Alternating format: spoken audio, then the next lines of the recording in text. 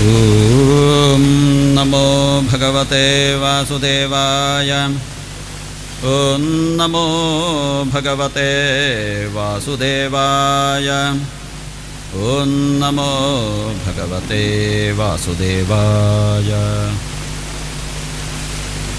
ಬ್ರಹ್ಮಸ್ಥಾನ ಸರೋಜಮಧ್ಯವಿಲಸಚ್ಛೇತಾಂ ಶತುಲ್ಯಪ್ರಭಂ ಸ್ಫೂರ್ಜತ್ಸೂರ್ಯತನಂ ವರಾಭಯಕರಂ ಕರ್ಪೂರಕುಂದೋಜ್ವಲಂ ಶ್ವೇತಸ್ರಗ್ವಸನಾನುಲೇಪನಯುತಂ ವಿದ್ಯುದ್ರುಚಾಕಾಂತಯ ಸಂಶ್ಲಿಷ್ಟಾರ್ಧತನಂ ಪ್ರಸನ್ನವದನಂ ವಂದೇ ಗುರುಂ ಸಾದರಂ.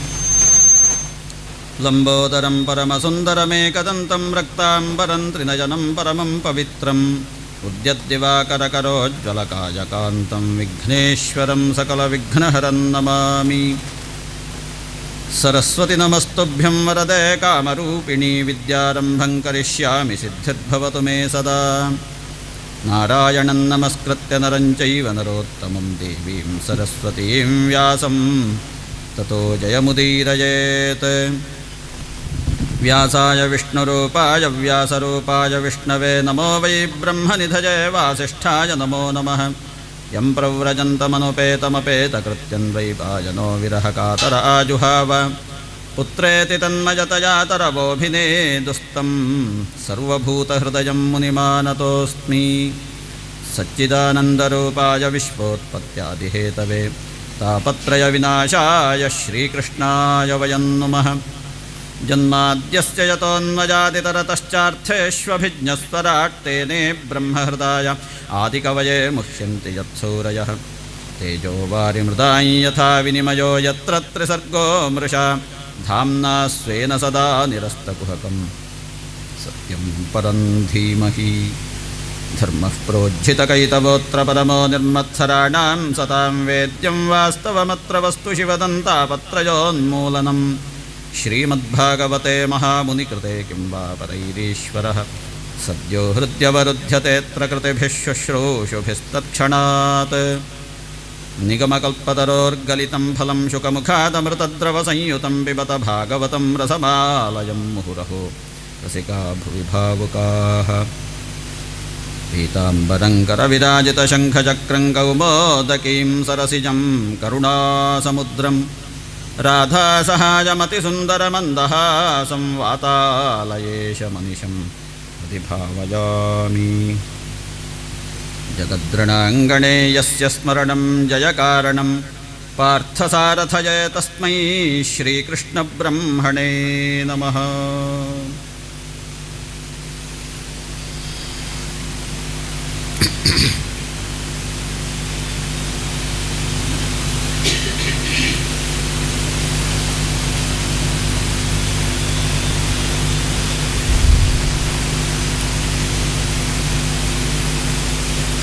ಸಕಲ ಚರಾಚರ ಪ್ರಪಂಚ ಹೃನ್ನಿವಾಸಿನಂ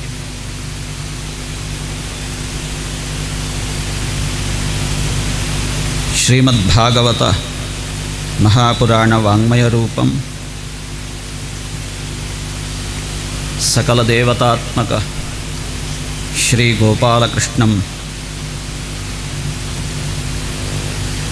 ಸಶ್ರದ್ಧಂ ಸಂಪ್ರಣಮ್ಯ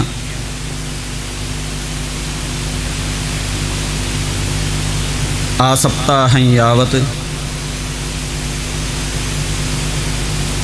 ನಿರಂತರಂ ಕೃಷ್ಣಕಥಾ ಶ್ರವಣ ದ್ವಾರ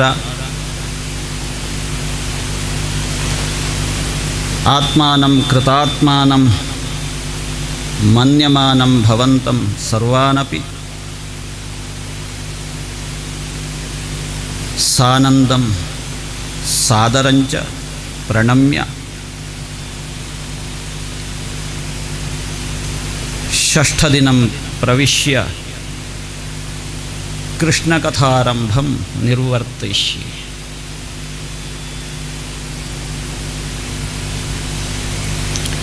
ಹೃದಯದ ಭಾಷೆ ಇದು.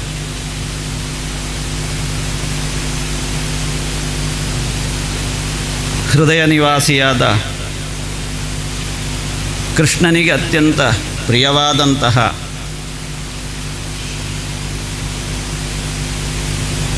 ಹೃದಯ ಭಾಷೆ. ಯಾಕೆ ಈ ದಿನ ಇದರಲ್ಲಿಯೇ ನಾವು ಪ್ರಾರಂಭ ಮಾಡಿದ್ದು ಅಂತಂದರೆ,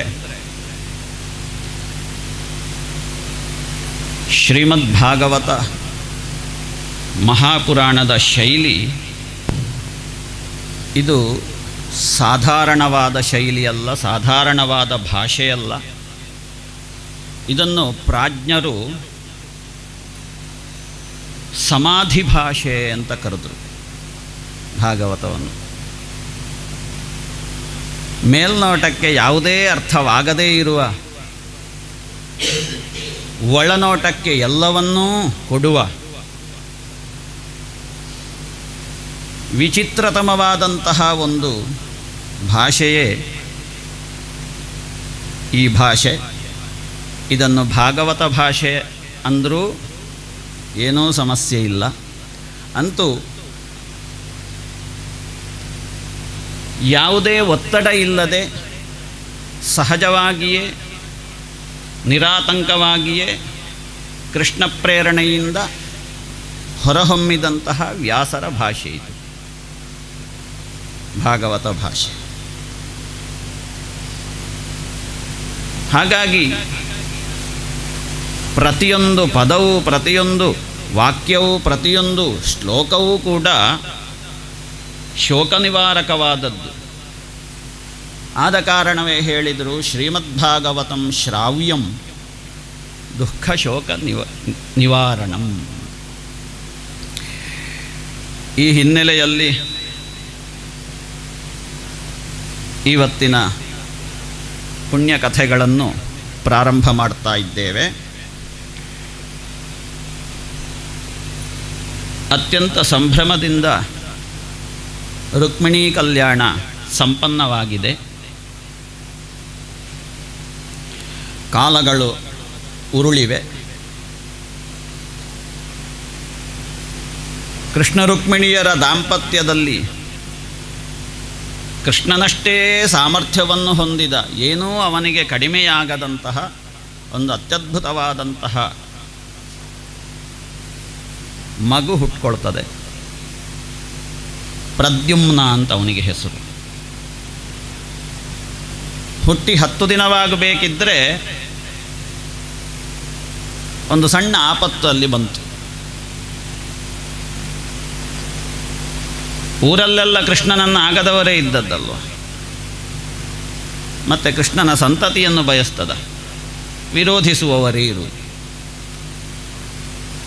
ಆ ಕಾಲದಲ್ಲಿ ಒಬ್ಬ ಇದ್ದ, ಶಂಬರಾಸುರ ಅಂತ. ಅವನಿಗೆ ಕೃಷ್ಣನನ್ನು ಕಂಡ್ರೆ ಆಗೋದಿಲ್ಲ, ಕೃಷ್ಣ ಸಂತತಿಯನ್ನು ಕಂಡ್ರೆ ಆಗೋದಿಲ್ಲ, ಎಲ್ಲರ ಕಲ್ಲು ಹೊಡೆದು ಉದುರಿಸಬೇಕು ಅಂತ. ಹುಟ್ಟಿ 10 ದಿವಸ ಆಗಲಿಲ್ಲ ಪ್ರದ್ಯುಮ್ನ. ಯಾರಿಗೂ ಗೊತ್ತಾಗದ ಹಾಗೆ ರುಕ್ಮಿಣಿಯ ಸೂತಿಕಾಗೃಹಕ್ಕೆ ಬಂದು ಆ ಮಗುವನ್ನು ತೆಕ್ಕೊಂಡು ಅಪಹರಣ ಮಾಡಿ ಅತ್ಲಾಗಿ ಸಮುದ್ರಕ್ಕೆ ಎಸಿತಾನೆ. ಅದು ಹೋಗ್ತದೆ, ಗೊತ್ತೇ ಇಲ್ಲ ಯಾರಿಗೂ. ಆ ಶಂಬರಾಸುರನ ಮನೆಯವರು ಬೇರೆ ಬೇರೆ ಜಾತಿಯವರಿದ್ದರು, ಮೀನು ಹಿಡಿಯೋರು, ಅಡುಗೆ ಮಾಡೋರು ಎಲ್ಲ. ಒಂದು ದಿವಸ ಮೀನು ಹಿಡಿಯುವವನಿಗೆ ಒಂದು ಮೀನು ಸಿಗ್ತದೆ ಗಾಳಕ್ಕೆ. ಆ ಸಿಕ್ಕಿದ ಮೀನು ಈ ಮಗುವನ್ನು ಮೊದಲೇ ತಿಂದು ಬಿಟ್ಟಿದೆ. ಆ ಮಗುವನ್ನು ನುಂಗಿದಂತಹ ಮೀನನ್ನು ಇವರು ಹಿಡ್ಕೊಂಡು ಬಂದರು ಮನೆಗೆ. ಮನೆಗೆ ಬಂದು ಪಾಚಕರಿಗೆ ಕೊಟ್ಟರು, ಅಡುಗೆ ಭಟ್ರಿಗೆ. ಏನಾದರೂ ಒಂದು ಸಾರು ಸಾಂಬಾರು ಯಾವುದಾದ್ರು ಒಂದು, ಇವತ್ತಿದು ಸುಧಾರಣೆ ಆಗ್ತದೆ, ನಿತ್ಯವೂ ಮತ್ತೆ ಎಷ್ಟು ತರಕಾರಿ ಅಲ್ವ.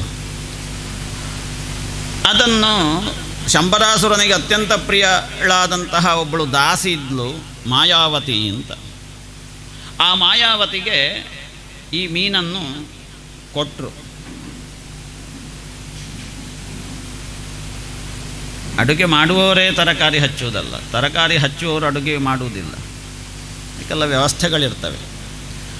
ಹಾಗಾಗಿ ಈ ಮಾಯಾವತಿ ಅತ್ಯಂತ ಪ್ರಿಯಳಾದವಳು ಶಂಬರಾಸುರನಿಗೆ. ಆ ಮೀನನ್ನು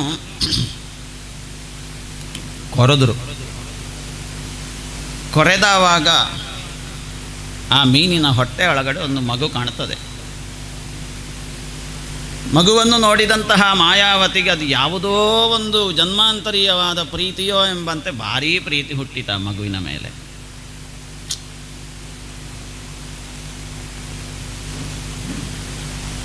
ಆ ಮಾಯಾವತಿ ಯಾರು ಅಂತ ಕೇಳಿದರೆ, ಪೂರ್ವಜನ್ಮದಲ್ಲಿ ಶಿವನ ಕೋಪಕ್ಕೆ ಗುರಿಯಾಗಿ ದಗ್ಧನಾಗಿ ಹೋಗಿದ್ದಂತಹ ಮನ್ಮಥನ ಮಡದಿ ರತಿದೇವಿ. ಆ ರತಿದೇವಿ ಕಾಯುತ್ತಾ ಇರ್ತಾಳೆ ಮನ್ಮಥನ ಆಗಮನಕ್ಕೆ. ಈ ಮಗುವನ್ನು ನೋಡಿದ ಕಾಲಕ್ಕೆ ಇವರು ನನ್ನವರೇ ಹೇಳುವಂತಹ ಭಾವನೆ ಆ ಮಾಯಾವತಿಯ ಮನದಲ್ಲಿ ಮೂಡಿತು. ಅತ್ಯಂತ ಪ್ರೀತಿಯಿಂದ ಸಾಕ್ತಾಳೆ. ಕೆಲವೇ ದಿವಸಗಳಲ್ಲಿ ಯೌವನತೆ ಬರ್ತದೆ ಪ್ರದ್ಯುಮ್ನನಿಗೆ. ಯೌವನತೆ ಬಂದ ಹಾಗೆ ಆ ಹುಡುಗನ ಮೇಲೆ ಅತ್ಯಂತ ಪ್ರೇಮ ಪ್ರೀತಿ ನಿರಂತರವಾಗಿ ಅಧಿಕವಾಗ್ತಾ ಹೋಗ್ತದೆ ಮಾಯಾವತಿಗೆ. ನಾನಾ ಪ್ರಕಾರದ ಶೃಂಗಾರದ ಭಾವವನ್ನು ಬೀರ್ತಾ ಇರ್ತಾಳೆ. ಇದನ್ನು ಕಂಡಂತಹ ಪ್ರದ್ಯುಮ್ನನಿಗೆ ಏನೋ ಒಂಥರ ಆಯಿತು. ಕೇಳ್ತಾನೆ, ಅಮ್ಮ, ನಿನ್ನಲ್ಲಿ ನನಗೆ ಮಾತೃಭಾವ ಇರುವಂಥದ್ದು ನಿರಂತರವಾಗಿ, ಯಾಕೆ ನೀನು ವಿಪರೀತವಾಗಿ ನನ್ನನ್ನು ಗಮನಿಸ್ತಾ ಇದ್ದಿ, ನೋಡ್ತಾ ಇದ್ದಿ? ಆವಾಗ ಅವಳು ಹೇಳ್ತಾಳೆ, ನೋಡಪ್ಪ, ನಾನು ಪೂರ್ವಜನ್ಮದಲ್ಲಿ ನಿನ್ನ ಅಧಿಕೃತವಾದಂತಹ ಹೆಂಡತಿಯಾಗಿದ್ದೆ. ಆ ಕಾಲದಲ್ಲಿ ಶಿವನ ಕೋಪಕ್ಕೆ ಗುರಿಯಾಗಿ ನೀನು ದಗ್ಧನಾಗಿ ಹೋದಂತಹ ಕಾಲದಿಂದ ನಾನು ನಿನ್ನ ನಿರೀಕ್ಷೆಯಲ್ಲಿಯೇ ಇದ್ದೆ. ಇನ್ನೊಂದು ಜನ್ಮದಲ್ಲಿ ಆದರೂ ಕೂಡ ನೀ ಸಿಗ್ಬೋದು ಅಂತ. ಆದ ಕಾರಣ ನೀನು ನನ್ನ ಗಂಡ, ನಾನು ನಿನ್ನ ಮಡದಿ. ಪ್ರದ್ಯುಮ್ನನಿಗೆ ಅರ್ಥ ಆಯಿತು.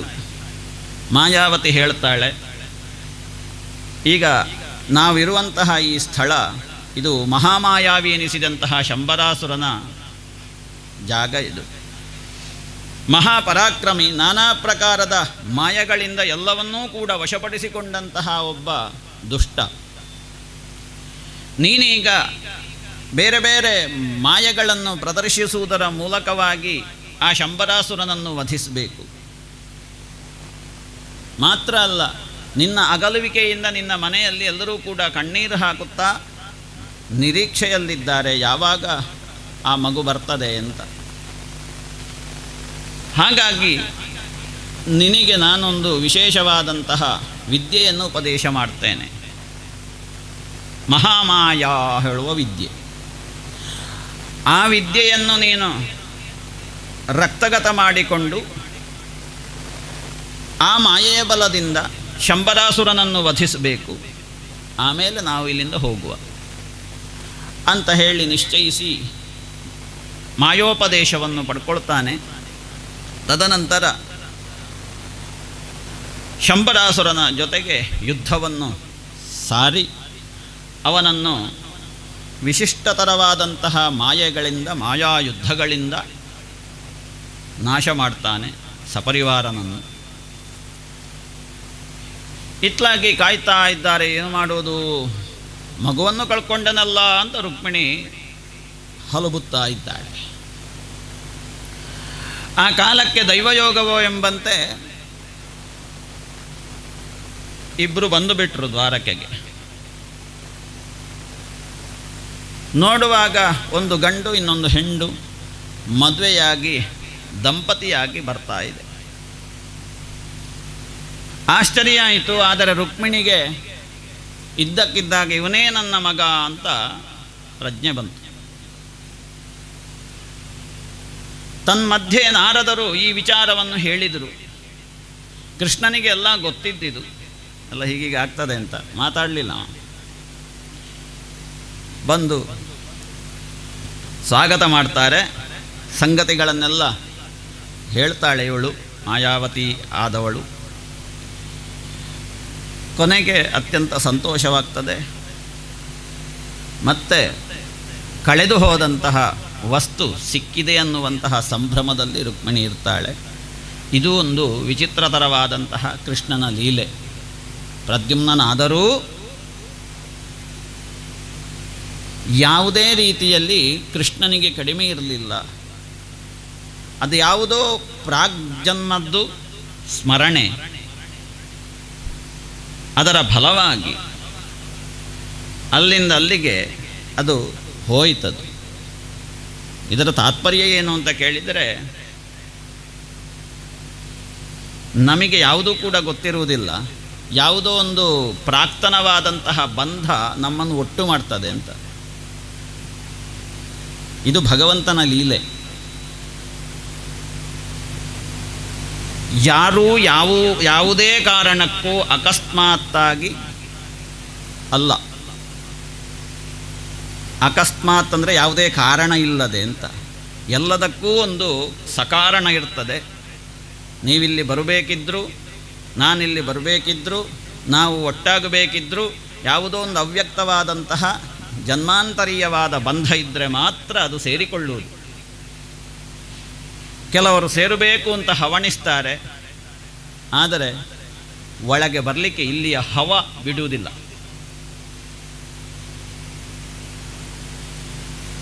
ಇಲ್ಲಿಯ ಹವ ಭಾಗವತದ ಹವ ಅಲ್ವ. ಎಷ್ಟೇ ಹವಣಿಸಿದರೂ ಕೂಡ ಆ ಬಂಧ ಇದ್ದರೆ ಮಾತ್ರ. ಯೋಗ ಅನ್ನುವುದಕ್ಕಿಂತಲೂ ಬಂಧ ಬೇಕಾಗ್ತದೆ. ಬಂಧ ಇಲ್ಲದೆ ಇದ್ದರೆ ಯಾವುದು ಎಲ್ಲಿಯೂ ಕೂಡ ಸೇರುವುದಿಲ್ಲ.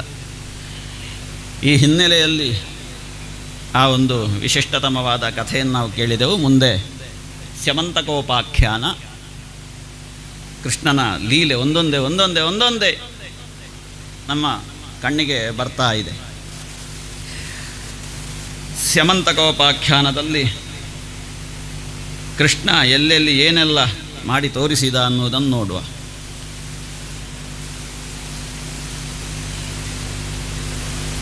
ಯದುಕುಲದಲ್ಲಿಯೇ ನಡೆದಂತಹ ಒಂದು ಘಟನೆ. ಯದುವಂಶದಲ್ಲಿ ಒಬ್ಬ ರಾಜ ಇದ್ದ. ರಾಜ ಅಂದರೆ ಅವರಿಗೆ ಸಿಂಹಾಸನದಲ್ಲಿ ಕೂತ್ಕೊಳ್ಳುವ ಅರ್ಹತೆ ಇಲ್ಲ, ಶಾಪ ಉಂಟು. ಸುಮ್ಮನೆ ಹೀಗೆ ಕೂತ್ಕೊಳ್ಬೋದಷ್ಟೆ, ಬಿಟ್ಟರೆ ರಾಜಸಿಂಹಾಸನ ಇಲ್ಲ ಯಾದವರಿಗೆ, ಯದುಗಳಿಗೆ. ಆದರೂ ಕೂಡ ಅಲ್ಲಿ ಅವರ ಒಂದು ವ್ಯಾಪ್ತಿಯ ಒಳಗಡೆ ಅವರಿಗೊಂದು ವ್ಯವಸ್ಥೆ ಬೇಕಲ್ಲ. ಅರಾಜಕತೆ ಉಂಟಾಗಬಾರ್ದಲ್ಲ, ಪರಸ್ಪರ ಹೊಡೆದಾಟ ಬಡಿದಾಟ ಆಗಬಾರ್ದಲ್ಲ, ಸಮಾಜ ಸ್ವಸ್ಥವಾಗಬೇಕು. ಹಾಗಾಗಿ ಒಂದು ವ್ಯವಸ್ಥೆಯ ಅಡಿಯಲ್ಲಿ ಇದ್ದರವರು. ನಿಮ್ನ ಅಂತ ಹೇಳುವವನ ಮಗ ಸತ್ರಾಜಿತ. ಸತ್ರಾಜಿತ ಸುಮ್ಮನೆ ನಮ್ಮ ಹಾಗಲ್ಲ, ಒಂದು ವಿಶಿಷ್ಟವಾದಂತಹ ಅಂತಃಶಕ್ತಿ ಅವನಲ್ಲಿತ್ತು. ಆ ಅಂತಃಶಕ್ತಿ ಏನು ಅಂತ ಕೇಳಿದರೆ ಸೂರ್ಯೋಪಾಸಕ ಸತ್ರಾಜಿತ. ಪ್ರತಿನಿತ್ಯವೂ ಕೂಡ ಸೂರ್ಯಾರಾಧನೆ. ಆ ಸೂರ್ಯಾರಾಧನೆಯ ಫಲವಾಗಿ ಅವನಲ್ಲಿ ಆ ಸೂರ್ಯನ ಶಕ್ತಿ ಅಂತಃಶಕ್ತಿಯಾಗಿ ಮಾರ್ಪಟ್ಟಿತ್ತು. ಎಲ್ಲರೂ ನಾವು ಮಾಡಬೇಕಾದದನ್ನೇ ತಾನೆ. ಅಂತಃಶಕ್ತಿ ಇಲ್ಲದೆ, ಅಂತರ್ಜ್ಯೋತಿಯ ಬೆಳಕು ಕಾಣದೆ ಹೊರಗಡೆ ಬೆಳಕನ್ನು ಹುಡುಕಿದ್ರೆ ಅದು ವಿಫಲ ಆದೀತು. ಹಗಲಿಗೂ ಬೆಳಕನ್ನು ಕೊಡುವ, ರಾತ್ರಿಗೂ ಕೂಡ ರಾತ್ರಿಯನ್ನು ಹೋಗಲಾಡಿಸುವ ಬೆಳಕು ಉಂಟು ಅಂತಾದರೆ ಅದು ಹೃದಯದಲ್ಲಿ ಮಾತ್ರ. ಹೃದಯದ ಜ್ಯೋತಿ, ಶುಕರು ಹಾಗೆ ಅಲ್ವಾ, ಹೃದಯದ ಜ್ಯೋತಿ ತೋರಿಸಿದ ಹಾಗೆ ಅವರು ಹೋಗುವುದು. ಆ ಹೃದಯದ ಜ್ಯೋತಿ ನೇರ ಗಂಗಾ ನದಿ ತೀರಕ್ಕೆ ಒಂದು ಪರೀಕ್ಷಿತನನ್ನು ಬೊಟ್ಟು ಮಾಡಿತು. ಇಲ್ಲಿ ಸ್ವಲ್ಪ ಕೆಲಸ ಉಂಟು ಅಂತ ಅಲ್ಲಿ ನಿಂತರು. ಈಗ ಅಂತರ್ಜ್ಯೋತಿಯ ಸ್ವರೂಪ ಹಾಗೆ. ಈ ಸತ್ರಾಜಿತನಲ್ಲಿ ಅಂತಹ ಒಂದು ಶಕ್ತಿ ವಿಮಲವಾಗಿತ್ತು, ಕಶ್ಮಲ ಇರಲಿಲ್ಲ ಅಂತ. ಇವನ ಉಪಾಸನೆಗೆ ಒಲಿದಂತಹ ಸೂರ್ಯದೇವ ಹೊರಗೂ ಒಂದು ಜ್ಯೋತಿ ಇರಲಿ ಅಂತ ಅಂದ್ಕೊಂಡ, ಒಳಗೆ ಮಾತ್ರ ಅಲ್ಲ ಹೊರಗೂ ಇರಲಿ ಅಂತ. ಹಾಗಾಗಿ ಸ್ಯಮಂತಕ ಮಣಿಯನ್ನು ಕೊಟ್ಟಿದ್ದ. ಅದನ್ನು ಪೂಜೆ ಮಾಡ್ತಾ ಇದ್ದ ನಿತ್ಯ. ಒಂದು ದಿವಸ ದನಿಗಳಿಗೆ ತೋರಿಸಬೇಕು ಅಂತ ಹೇಳಿಕೊಂಡು ಅದನ್ನು ಹಾಕಿಕೊಂಡು ದ್ವಾರಕೆಗೆ ಪ್ರವೇಶ ಮಾಡ್ತಾನೆ. ತಂವಿಲೋಕ್ಯ ಜನ ದೂರಾತ್ ತೇಜಸ ಮುಷ್ಟದೃಷ್ಟಯ. ಅವ ಹಾಕೊಂಡು ಬಂದ ಕೊರಳಿಗೆ. ಆ ಬರುವ ಕಾಲಕ್ಕೆ ನೋಡಬೇಕಿತ್ತು. ಆ ದ್ವಾರಕೆಯಲ್ಲಿರುವಂತಹ ಎಲ್ಲ ಜನರಿಗೂ ಕೂಡ ಆಶ್ಚರ್ಯ ಆಗ್ತದೆ. ಅವರನ್ನೇ ಕಣ್ಣುಗತ್ತಲೆ ಹೋಗಿ ಬೀಳಿಸುವ ಹಾಗೆ ಮಾಡ್ತದೆ ಅದು, ಆ ಸ್ಯಮಂತಕ ಮಣಿ. ಯಾರು ಅಂತ ಗೊತ್ತಾಗುವುದಿಲ್ಲ. ಈ ಮಣಿಯನ್ನು ಧರಿಸಿದ್ದರ ಫಲವಾಗಿ ಅದು ಬರ್ತಾ ಇರುವವನು ಯಾರು ಅಂತ ಗೊತ್ತಾಗಲಿಲ್ಲ. ಅವರಿಗೆ ಆಶ್ಚರ್ಯ ಆಗಿ ಅನುಮಾನ ಆಯಿತು.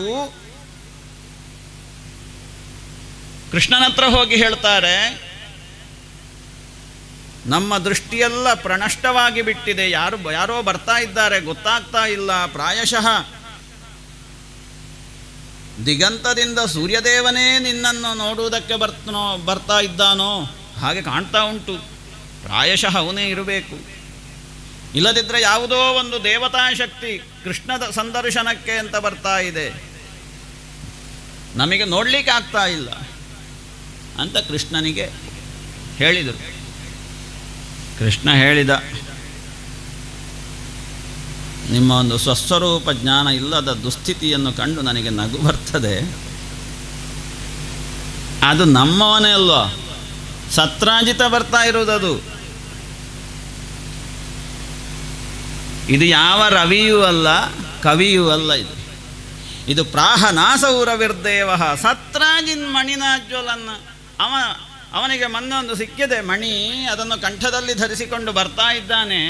ಹಾಗಾಗಿ ಸತ್ರಾಜಿತ್ ಅವ ನನ್ನನ್ನು ಮಾತಾಡಲಿಕ್ಕೆ ಅಂತ ಬರುವುದು, ಬರಲಿ.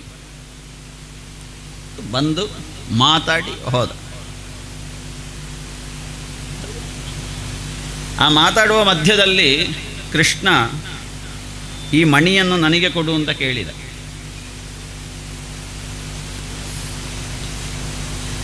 ಯಾರಾದರೂ ಕೊಟ್ಟಾರೆ? ಅಂಥದ್ದೊಂದು ಒಳ್ಳೆ ಸುವಸ್ತು ಸಿಕ್ಕಿದೆ ಅಂತ ಆದರೆ ಅಂಥದ್ದನ್ನು ಪ್ರದರ್ಶನಕ್ಕೆ ಅಂತ ಕೊರಳಲ್ಲಿಯೋ ಕೈಯಲ್ಲಿಯೋ ಕಟ್ಟಿಕೊಂಡು ಹೋಗಬಾರ್ದು. ಹೋದರೆ ಕೇಳಿದರೆ ಕೊಡಬೇಕು, ಇಲ್ಲದ್ರೆ ಹೋಗಬಾರ್ದು. ಇಲ್ಲದ್ರೆ ಮನೆಯಲ್ಲೇ ಇಡಬೇಕು.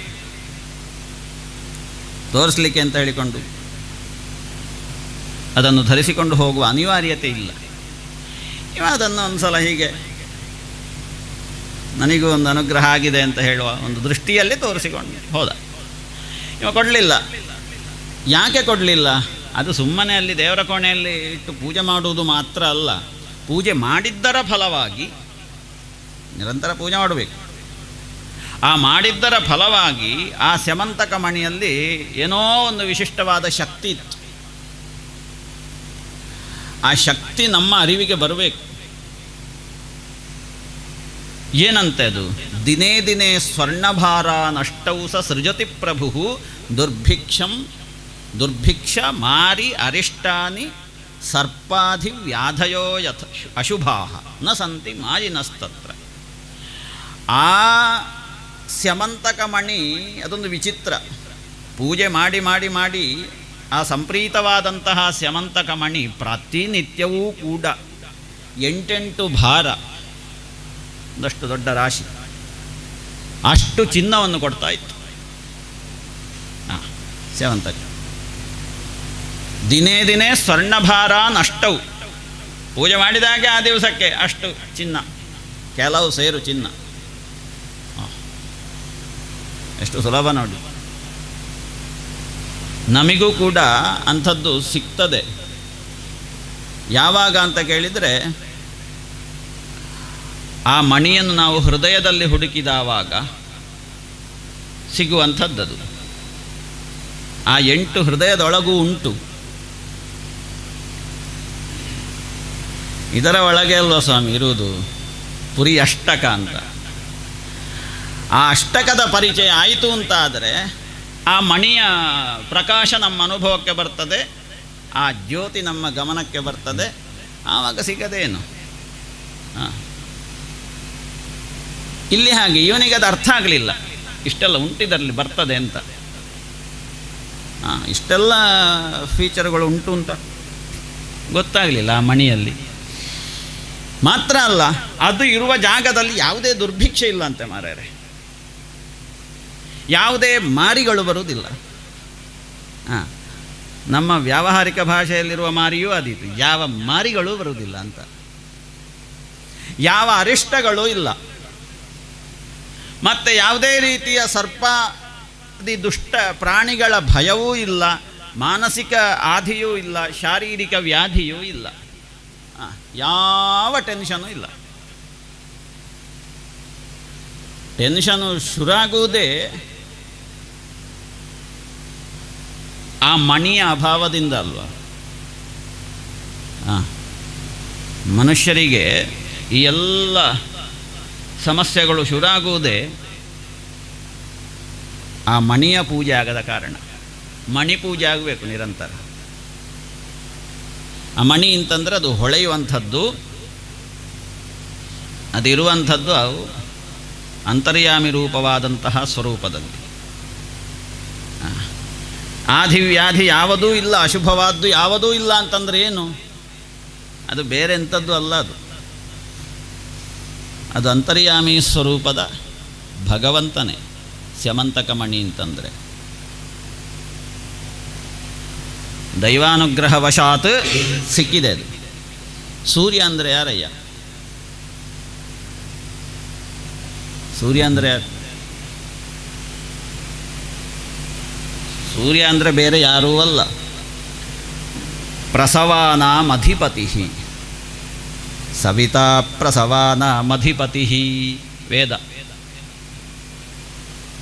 ಸಮಗ್ರ ಪ್ರಪಂಚದ ಸೃಷ್ಟಿಗೆ ಕಾರಣೀಭೂತವಾದಂತಹ ಒಂದು ಶಕ್ತಿಗೆ ಸವಿತಾ ಅಂತ ಹೆಸರು. ಅದನ್ನೇ ನಾವು ಯೋಗಾಭ್ಯಾಸ ಮಾಡುವವರು ಹೇಳ್ತೇವೆ, ಧ್ಯೇಯ ಸದಾ ಸವಿತೃಮಂಡಲ ಮಧ್ಯವರ್ತಿ ನಾರಾಯಣ ಸರಸಿಜಾಸನ ಸನ್ನಿವಿಷ್ಟ ಕೇಯೂರವಾನ್ ಮಕರಕುಂಡಲವಾನ್ ಕಿರೀಟಿ ಹಾರಿ ಹಿರಣ್ಮಯ ವಪುಹು ಧೃತ ಶಂಖಚಕ್ರ. ನೋಡಿ, ಸೂರ್ಯ ಅಂದರೆ ಅವನೇ ಅಲ್ಲ, ಸವಿತೃಮಂಡಲಾಂತರ್ಗತ. ಅದೊಂದು ಮಂಡಲ ಅಷ್ಟೇ, ಅದು ಪ್ರಕಾಶಮಾನವಾದಂತಹ ಮಂಡಲ. ಅದನ್ನೇ ವೇದದಲ್ಲಿ ಮತ್ತೊಂದು ಕಡೆ ನಾವು ನೋಡ್ತೇವೆ, ಇಡೀ ಹಿರಣ್ಮಯವಾದಂತಹ ಜ್ಯೋತಿಯಿಂದ ಆವೃತವಾದಂತಹ ಕೋಶ ಅಂತ. ಅಂತಹ ಒಂದು ಸ್ಥಾನದಿಂದ ಈ ಸತ್ರಾಜಿತನಿಗೆ ಸಿಕ್ಕಿದಂತಹ ಒಂದು ಮಣಿ ಅಂತ ಆದರೆ, ಸಹಜವಾಗಿಯೇ ಆರಾಧನೆಯ ಮೂಲಕವಾಗಿ ಉಪಾಸನೆಯ ಮೂಲಕವಾಗಿ ಲಭ್ಯವಾಗುವಂತಹ ಇಂಥದ್ದೆಲ್ಲ ಸಿದ್ಧಿಗಳೇನುಂಟು, ಅದರಿಂದ ನಾವು ಯಾವತ್ತೂ ಕೂಡ ದುರಭಿಮಾನಿಗಳಾಗಕೂಡದು. ಸಿದ್ಧಿ ಸಹಜವಾಗಿ ಬರ್ತದೆ. ಸರ್ವಾಸಾಮಪಿ ಸಿದ್ಧೀನಾಂ ಮೂಲಂ ತಚ್ಚರಣಾರ್ಚನ. ಎಲ್ಲ ಸಿದ್ಧಿಗೆ ಕಾರಣ ಅವನೇ ಅಲ್ವ, ಅವನ ಆರಾಧನೆ ಆಗಬೇಕು. ಅವನ ಆರಾಧನೆ ಅವನೇ ಇರುವ ಜಾಗದಲ್ಲಿ. ಹಾಗಾಗಿ ಹೇಳಿದರು ನೋಡಿ, ಏನು ವೃಷ್ಣಿಗಳು ಸಂಬಂಧದಿಂದ ಕೃಷ್ಣನನ್ನು ಒಲಿಸಿಕೊಂಡರು ಅಂತ. ಇವರೆಲ್ಲ ಈ ಸತ್ರಾಜಿತಾದಿಗಳೆಲ್ಲ ವೃಷ್ಣಿಗಳು, ಇವರೆಲ್ಲ ಸಂಬಂಧದಿಂದ ಕೃಷ್ಣನನ್ನು ಒಲಿಸಿಕೊಂಡರು. ಅದರ ಫಲವಾಗಿ ಇವನಿಗೆ ಸಿಕ್ಕಿದಂತಹ ಮಣಿ, ಅದರ ಫಲ ಅಷ್ಟುಂಟು. ನಸಂತಿ ಮಾಯಿನಸ್ತತ್ರ. ಯಾವುದೇ ರೀತಿಯ ಮಾಯಾ ಪ್ರಯೋಗಗಳು, ಆಭಿಚಾರಿಕ ವಾಮಾಚಾರ ಪ್ರಯೋಗಗಳು ಆ ದ್ವಾರಕೆಗೆ ಇಲ್ಲ. ಯಾಕೆ? ಇದ್ದಾನೆ, ಸ್ಯಮಂತಕ ಉಂಟು. ಯತ್ರಾಸ್ತೆ ಅಭ್ಯರ್ಥಿತೋ ಮಣಿ. ಪೂಜೆ ಆಗಬೇಕು ನಿರಂತರ. ಇದರ ಮಹತ್ವ ಅವನ ತಮ್ಮನಿಗೆ ಅರ್ಥ ಆಗಲಿಲ್ಲ, ಪ್ರಸೇನನಿಗೆ. ಹೀಗೆ ಇದ್ದ, ಬಾಹ್ಯಾರಾಮನಾಗಿದ್ದ. ಬಾಹ್ಯಾರಾಮರಾದವರಿಗೆ ಇಂಥದ್ದೆಲ್ಲ ಅರ್ಥ ಆಗುವುದಿಲ್ಲ. ಇದರ ಪವರ್ ಎಷ್ಟು ಅಂತ, ಸಪ್ತಾಹದ ಪವರ್ ಎಷ್ಟು ಅಂತ. ಒಂದು ಸಲ ಬಂದ ಹಾಗೆ ಮಾಡಿದರೂ ಕೂಡ ಕೂಡಲೇ ಅವರನ್ನು ಓಡಿಸ್ತದೆ ಈ ಆತ್ಮಾರಾಮದ ಪವರ್. ಬಂದ ಹಾಗೆ ಮಾಡೋದು, ಪುನಃ ವಾಪಸ್. ಬಾಹ್ಯಾರಾಮನಾದಂತಹ ಪ್ರಸೇನ ಒಂದು ದಿವಸ ಅದನ್ನು ಕೊರಳಿಗೆ ಹಾಕ್ಕೊಂಡು ಹೀಗೆ ಹೋಗ್ತಾನೆ ಬೇಟೆಗೆ ಅಂತ. ತಮೇಕದಾ ಮಣಿಂಕಂಠೆ ಪ್ರತಿಮುಚ್ಯ ಮಹಾಪ್ರಭಂ ಪ್ರಸೇನೋ ಹಜಮಾರುಹ್ಯ ಮೃಗಯಾಂ ವ್ಯಚರಧ್ವನೆ. ಕುದುರೆಯನ್ನೇರಿ ಕಾಡಿಗೆ ತೆರಳಿದ್ದಾನೆ. ಸ್ವಲ್ಪ ದೂರ ಹೋಗುವಾಗ ಎದುರಿಂದ ಒಂದು ಸಿಂಹ ಬಂತು. ಆ ಸಿಂಹ ಈ ಪ್ರಸೇನನನ್ನು, ಕುದುರೆಯನ್ನು ಕೊಂದು ಪ್ರಸೇನನ ಕೊರಳಿನಲ್ಲಿದ್ದಂತಹ ಮಣಿಯನ್ನು ಅಪಹರಣ ಮಾಡಿಕೊಂಡು ಅದು ಹೋಯಿತು.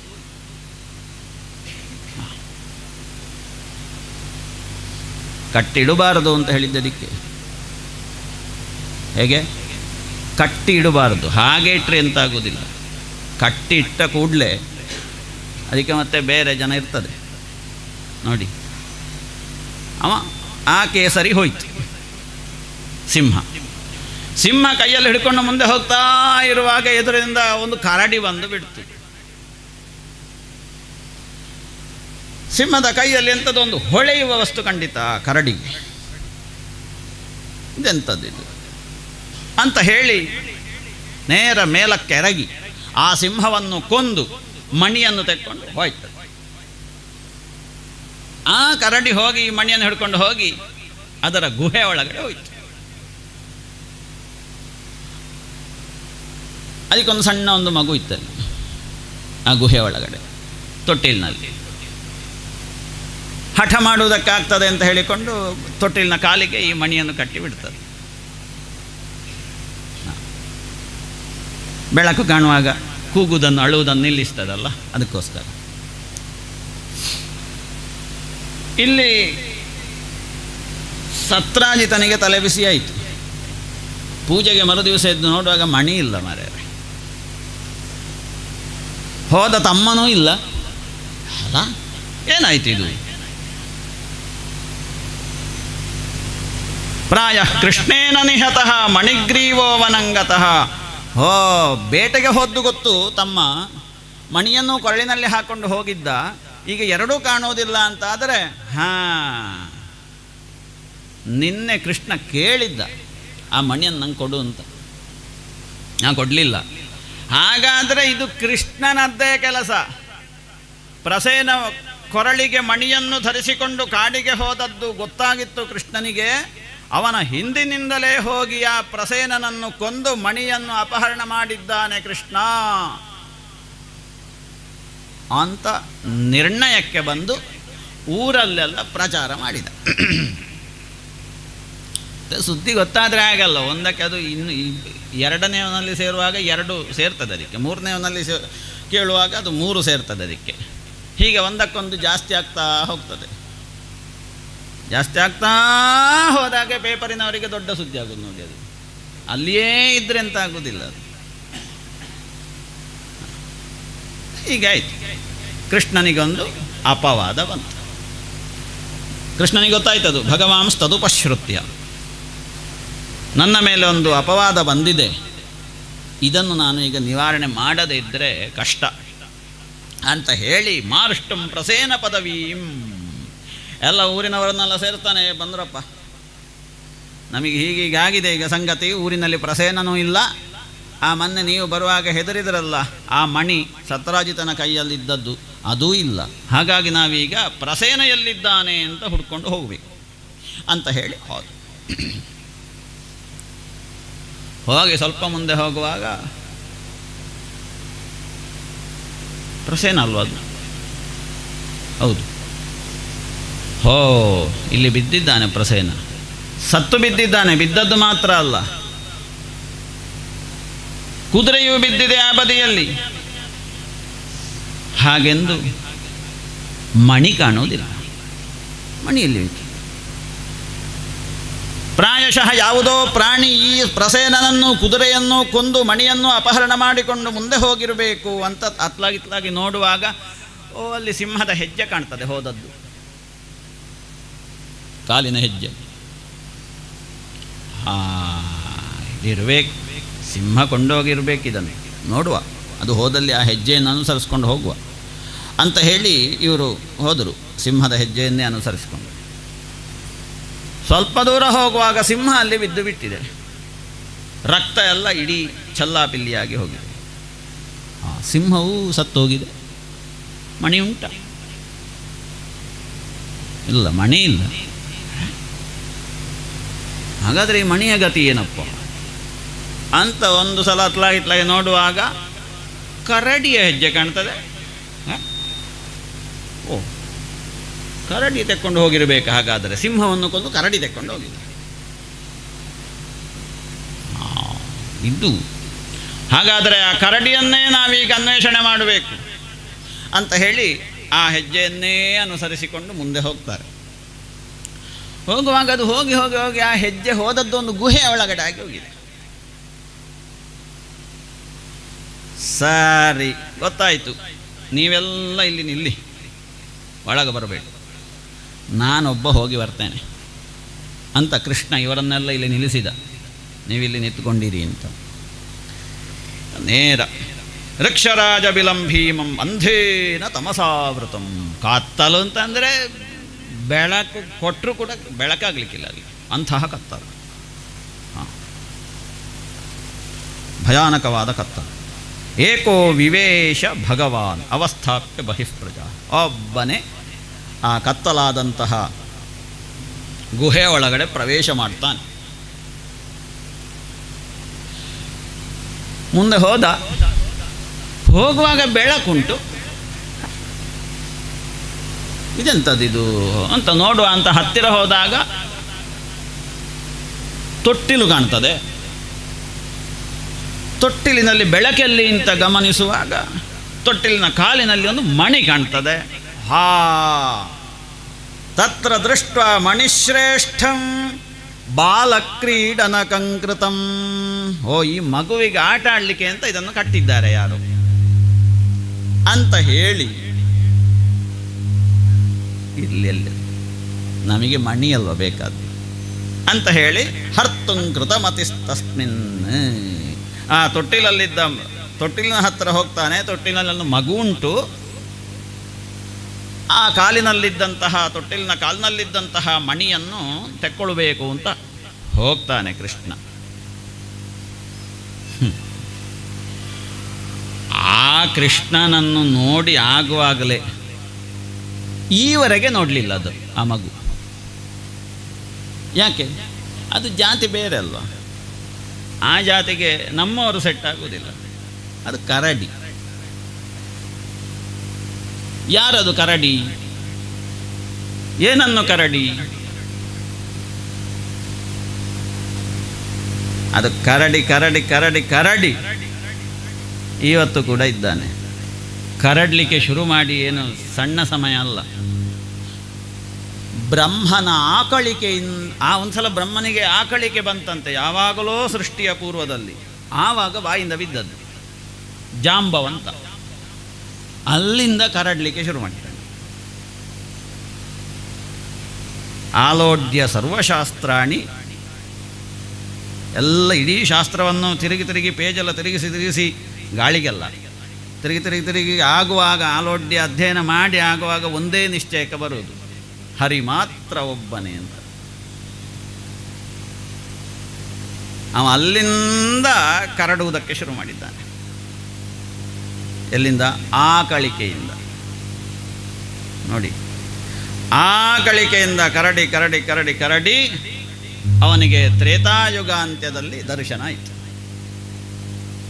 ಎಷ್ಟು ಸಮಯ, ಎಷ್ಟು ಕೋಟಿಗಟ್ಟಲೆ ವರ್ಷ. ಈ ರಾಮದರ್ಶನ ಆಗುವ ಕಾಲಕ್ಕೆ ಅವನಿಗೆ ಪ್ರಾಯ ಆಗಿಬಿಟ್ಟಿದೆ. ಆದರೂ ಕೂಡ ಸಾಮರ್ಥ್ಯಕ್ಕೆ ಕಮ್ಮಿ ಇರಲಿಲ್ಲ. 90 ಯೋಜನೆ ಹಾರ್ತೇನೆ ಅಂತ ಅಂದ. ಎಲ್ಲಿ? ಸಮುದ್ರವನ್ನು. ಈ ಅಂಗದನ ನೇತೃತ್ವದಲ್ಲಿ ಜಾಂಬವಂತನು ಹೋಗಿದ್ದ. ಹನುಮಂತ ಜಾಂಬವಂತೆಲ್ಲ ಇದ್ದರು.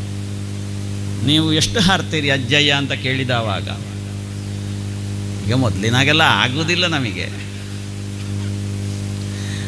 ಆದರೆ ಎಷ್ಟಾದರೂ ಕಮ್ಮಿ ಒಂದು 90 ಯೋಜನೆ ನಾನು ಹಾರ್ತೇನೆ.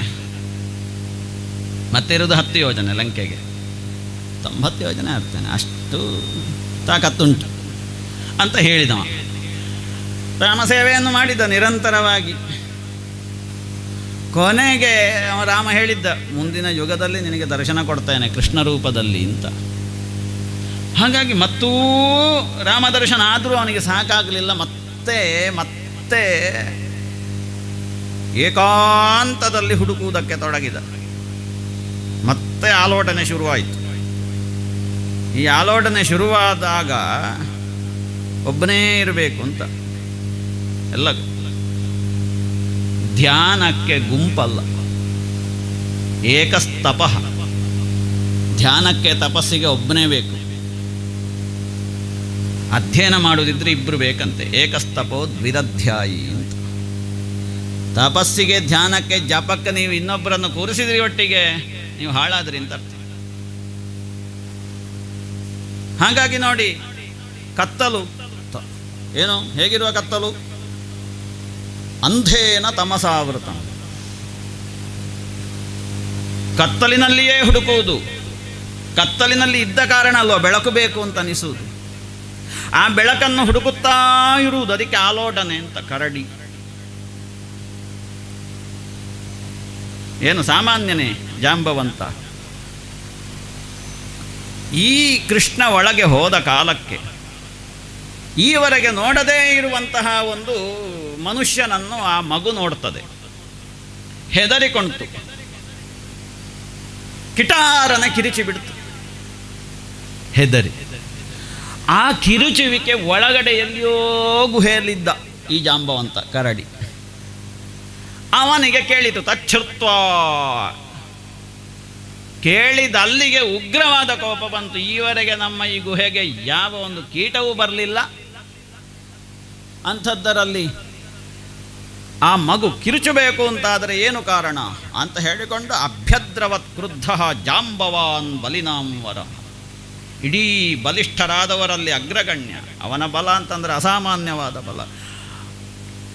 ಅವನ ಬಲಕ್ಕೆ ಹೆದರಿ ಯಾವುದು ಕೂಡ ಅಲ್ಲಿ ಒಳಗೆ ಪ್ರವೇಶ ಇಲ್ಲ. ಅಂತಹ ಕತ್ತಲು. ಅವನಿಗೆ ಕೇಳಿತು, ಕೋಪ ಬಂತು, ನೇರ ಬಂದ ಹೊರಗಡೆ. ಅವ ಇದ್ದಲ್ಲಿಂದ ಆ ಕಿರಿಚುವಿಕೆ ಕೇಳಿದಲ್ಲಿಗೆ. ನಮ್ಮ ಜಾತಿ ಅಲ್ಲ, ನಮ್ಮ ಜಾತಿ ಅಲ್ಲ ಅಂತಾದರೆ ಇದು ಯಾಕೆ ಬಂದದ್ದು ಇಲ್ಲಿಗೆ ಅಂತ ಹೋರಾಟ ಶುರುವಾಯಿತು. ಹೋರಾಟ, ದ್ವಂದ್ವ ಯುದ್ಧ, ನಿರಂತರವಾಗಿ ದ್ವಂದ್ವ ಯುದ್ಧ. ಕೈಯಿಂದಲೇ ಕೃಷ್ಣನಿಗೂ ಜಾಂಬವಂತನಿಗೂ ಕೃಷ್ಣನಿಗೂ. ಸುತುಮುಲಂ ಉಭಯೋಹೋ. ಜಾಂಬವಂತ ನಾನು ಗೆಲ್ಲಬೇಕು ಅಂತ, ಕೃಷ್ಣ ನಾನು ಗೆಲ್ಲಬೇಕು ಅಂತ. ಒಂದಷ್ಟು ಆಯುಧಗಳಿಂದ ನಿರಂತರವಾದ ಹೋರಾಟ. 28 ದಿನಗಳ ಕಾಲ ನಾನ್ ಸ್ಟಾಪ್ ಯುದ್ಧ. 28 ದಿನಗಳ ಕಾಲ ಯುದ್ಧ ಮಾಡಿದಂತಹ ಕಾಲಕ್ಕೆ ಕೃಷ್ಣ ಮುಷ್ಟಿ ವಿನಿಷ್ಪಾತ ನಿಷ್ಪಿಷ್ಟಾಂಗೋರು ಬಂಧನ. ಜೀವನದಲ್ಲಿ ಈವರೆಗೆ ಸೋಲನ್ನನುಭವಿಸದಂತಹ ಜಾಂಬವಂತನಿಗೆ ಒಂದೊಂದೇ ಸೋಲಿನ ಅನುಭವ ಆಯಿತು. ಅವನ ಶರೀರದ ಒಳಗಿರುವಂತಹ ಸಕಲ ನರಗಳೂ ಕೂಡ ಶಿಥಿಲಗೊಂಡವು. ನನ್ನನ್ನು ಸೋಲಿಸುವ ಈ ಪ್ರಪಂಚದಲ್ಲಿ ಹುಟ್ಟಿದ್ದಾನಲ್ಲ ಬ್ರಹ್ಮ ಸೃಷ್ಟಿಯಲ್ಲಿ, ಯಾರಿರ್ಬೋದು? ಕ್ಷೀಣ ಸತ್ವ. ದಿನೇ ದಿನೇ 28 ಕಳೆದ ಹಾಗೆ ಅವನ ಶರೀರದ ಎಲ್ಲ ಬಲಗಳು ಕ್ಷೀಣಿಸುವುದಕ್ಕೆ ಪ್ರಾರಂಭಿಸಿದವು. ಶರೀರದ ಇಡೀ ಅಂಗಾಂಗಗಳು ಥರಥರ ನಡುಗುವುದಕ್ಕೆ ಪ್ರಾರಂಭ ಆಯಿತು. ಆಶ್ಚರ್ಯಗೊಂಡ ಈವರೆಗೆ ಸೋಲನ್ನುಣ್ಣದೇ ಇರುವಂತಹ ಈ ಜಾಂಬವಂತನಿಗೆ ಈಗ ಸೋಲಾಗಿದೆ ಅಂತಾದರೆ ಆಶ್ಚರ್ಯಗೊಂಡಲ್ಲಿಗೆ ಅವನಿಗೆ ಯಾವುದೋ ಒಂದು ಅವ್ಯಕ್ತವಾದಂತಹ ದರ್ಶನ ಆಗ್ತದೆ. ಅವನನ್ನು ನೋಡುವಾಗ ಜಾನೇ ತ್ವಾಂ ಸರ್ವಭೂತಾನಾಂ ಪ್ರಾಣಃ ಓಜಸ್ಸಹೋ ಬಲಂ ವಿಷ್ಣುಂ ಪುರಾಣ ಪುರುಷಂ. ಸ್ವಾಮೀ, ಈವರೆಗೆ ನನ್ನ ಹುಟ್ಟಿನಿಂದ ಈ ಕ್ಷಣದವರೆಗೆ ನನ್ನನ್ನು ಯಾರೂ ಕೂಡ ಸೋಲಿಸಿದವರಿಲ್ಲ. ಇವತ್ತೊಬ್ಬ ಸೋಲಿಸುವನು ಹುಟ್ಟಿದ್ದಾನೆ ಅಂತಾದರೆ ಅರ್ಥ ಆಯಿತು ಸರ್, ಅರ್ಥ ಆಯಿತು. ನೀನೇ ಸಕಲ ಜಗತ್ತಿಗೆ ಅಧಿನಾಯಕನಾಗಿ ಸಕಲ ಜಗತ್ತನ್ನು ನಿಯಾಮಕನಾಗಿ ನಿಯಂತ್ರಿಸುವಂತಹ ಸ್ವಾಮಿಯಲ್ವೇ ನೀನು ಭಗವಂತ. ಪ್ರಪಂಚವನ್ನು ಸೃಷ್ಟಿಸುವಂತಹ ಕಾಲಕ್ಕೆ ಮನಸ್ಸಾಗಿ ಸೃಷ್ಟಿ ಮಾಡಿದೆ, ಪಾಲನೆ ಮಾಡಿದೆ, ಲಯ ಮಾಡಿದೆ. ತ್ವಂ ಹಿ ವಿಶ್ವಸೃಜಾಂ ಸೃಷ್ಟ. ಯಾರೆಲ್ಲ ಪ್ರಪಂಚವನ್ನು ಸೃಷ್ಟಿಸ್ತಾರೆ ಅವರಿಗೂ ಕೂಡ ನೀನು ಸೃಷ್ಟಿಕರ್ತನಾಗಿ ಕಾಲವನ್ನೇ ನಿನಗೆ ಬೇಕಾದ ಹಾಗೆ ಕೈಯೊಳಗಡೆ ಕುಣಿಸುವಂತಹ ನೀನು ಮಹಾಯಾಂತ್ರಿಕ ನಿಂತಿಸು.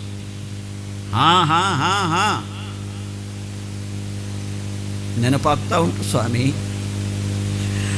ಅದೇ ನನ್ನ ಆರಾಧ್ಯ ದೈವ ರಾಮನಲ್ವೇ ನೀನು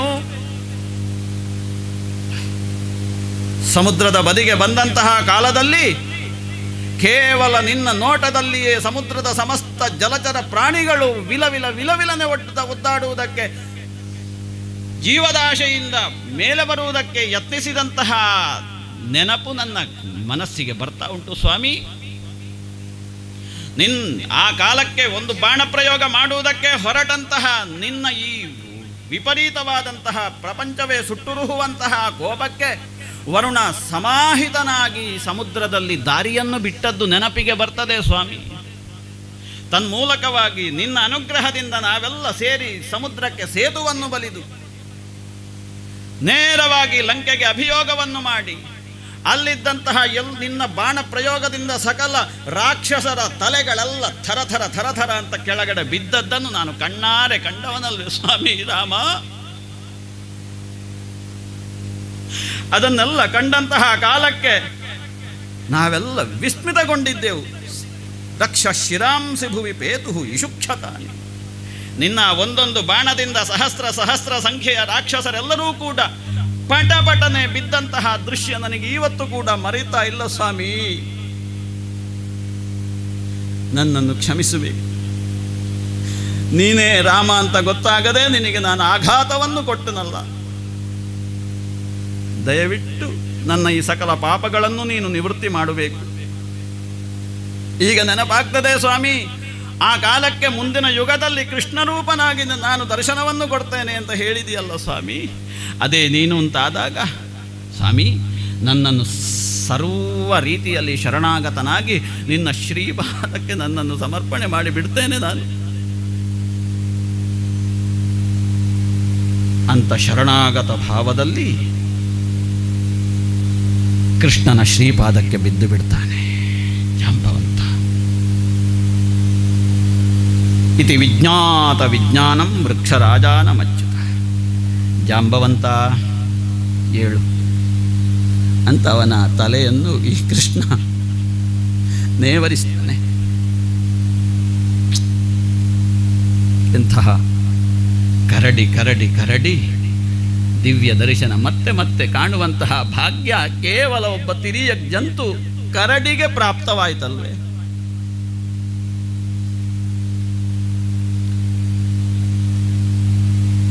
ದೇವಕಿ ಸುತನಾದಂತಹ ಕೃಷ್ಣ ಅಭಯವನ್ನು ಕೊಡ್ತಾನೆ. ಅಭಿಮೃಶ್ಯ ಅರವಿಂದಾಕ್ಷ ಪಾಣಿನ ಶಂಕರೇಣ ತಂ. ಶಂಕರೇಣ ಪಾಣಿನ, ಎಂಥ ಅದ್ಭುತವಾದ ಶಬ್ದ ಪ್ರಯೋಗ ನೋಡಿ. ಮಂಗಲವನ್ನು ಮಾಡುವಂತಹ ಕೈ ಅದು ಕೃಷ್ಣನದ್ದು. ಆ ಕೈಯಿಂದ ನೇವರಿಸಿದಲ್ಲಿಗೆ ಅವನಿಗೆ ಸಕಲ ಮಂಗಲ ಪ್ರಾಪ್ತಿಯಾಯಿತು ಅಂತಲ್ವೇ ಅರ್ಥ. ಕೃಪಯಾ ಪರಯ ಭಕ್ತಂ ಪ್ರೇಮ ಗಂಭೀರಯಾಗಿರ. ಜಾಂಬವಂತ, ನಿನ್ನೊಡನೆ ನಾ ಯುದ್ಧ ಮಾಡುವುದಕ್ಕೆ ಬಂದದ್ದಲ್ವಪ್ಪ. ಅದು ಆ ತೊಟ್ಟಿಲಿನ ಕಾಲಿನಲ್ಲಿ ಕಟ್ಟಿರುವಂತಹ ಮಣಿ, ಇದು ನಮ್ಮೂರಿನಲ್ಲಿರುವಂತಹ ಸತ್ರಾಜಿತನಿಗೆ ಸಿಕ್ಕಿದಂತಹ ಮಣಿಯಾಗಿತ್ತು. ಅದನ್ನೆಲ್ಲ ಸಂಗತಿ ಹೇಳಿ ಆ ಮಣಿ ಅದನ್ನು ಕೃಷ್ಣ ಅಪಹರಣ ಮಾಡಿದ್ದಾನೆ ಅಂತ ಊರಿನಲ್ಲೆಲ್ಲ ನನಗೆ ಮಿಥ್ಯಾಪವಾದ ಬರುವುದಕ್ಕೆ ಪ್ರಾರಂಭ ಆಯಿತು. ನನಗೆ ಬಂದಂತಹ ಮಿಥ್ಯಾಪವಾದವನ್ನು ದೂರೀಕರಿಸಬೇಕು ಅಂತ ಹೇಳುವ ಉದ್ದೇಶದಿಂದ ಮಣಿಹೇತೋ ಇಹ ಪ್ರಾಪ್ತ. ಆ ಮಣಿಯನ್ನು ಹುಡುಕಿಕೊಂಡು ನಾನು ಬಂದನಷ್ಟೇ. ಹೌದೇ ಸ್ವಾಮಿ, ಇದು ನಿನ್ನ ಕೈಯಲ್ಲಿದ್ದರೆ ಪ್ರಪಂಚದ ಕೈಯಲ್ಲಿದ್ದಾಗೆ. ಹಾಗಾಗಿ ಈ ಮಣಿಯನ್ನು ನೀನೇ ಸ್ವೀಕಾರ ಮಾಡು ಸ್ವಾಮಿ. ಮಾತ್ರ ಅಲ್ಲ, ಈ ಕಾಲಕ್ಕೆ ನನಗೆ ದಿವ್ಯವಾದಂತಹ ದರ್ಶನವನ್ನು ಕೊಟ್ಟೆಯಲ್ಲ ಸ್ವಾಮಿ. ಆದ ಕಾರಣ ನಾನು ಅತ್ಯಂತ ಪ್ರೀತಿಯಿಂದ ಸಾಕಿದಂತಹ ನನ್ನ ಮಗಳೊಬ್ಬಳಿದ್ದಾಳೆ ಜಾಂಬವತಿ ಅಂತ, ಅವಳನ್ನು ನಿನ್ನ ಶ್ರೀಪಾದಕ್ಕೆ ನಾನು ಸಮರ್ಪಣೆ ಮಾಡಿಬಿಡ್ತೇನೆ. ಎಂತಹ ಸಮರ್ಪಣೆ ಭಾವ ನೋಡಿ.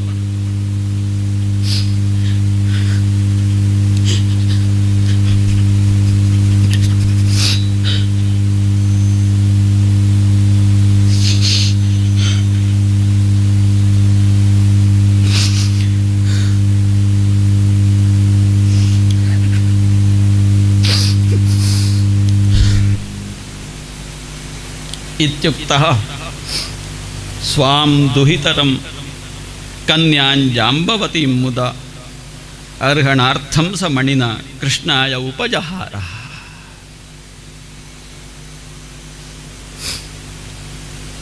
ನಮಗೆ ಯಾವುದು ಅತ್ಯಂತ ಜೀವನದಲ್ಲಿ ಪ್ರೀತಿಯೋ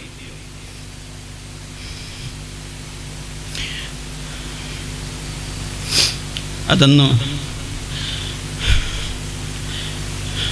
ಕೃಷ್ಣನಿಗೆ ಸಮರ್ಪಣೆ ಮಾಡಿಬಿಡಬೇಕು. ಮತ್ತೆ ಅವನ ಜೀವನದಲ್ಲಿ ಎಂದೂ ಕೂಡ ಕಣ್ಣೀರಿಲ್ಲ ಸಂಸಾರದಲ್ಲಿ. ಇದೆಲ್ವೇ ಜೀವನದ ಗುಟ್ಟು.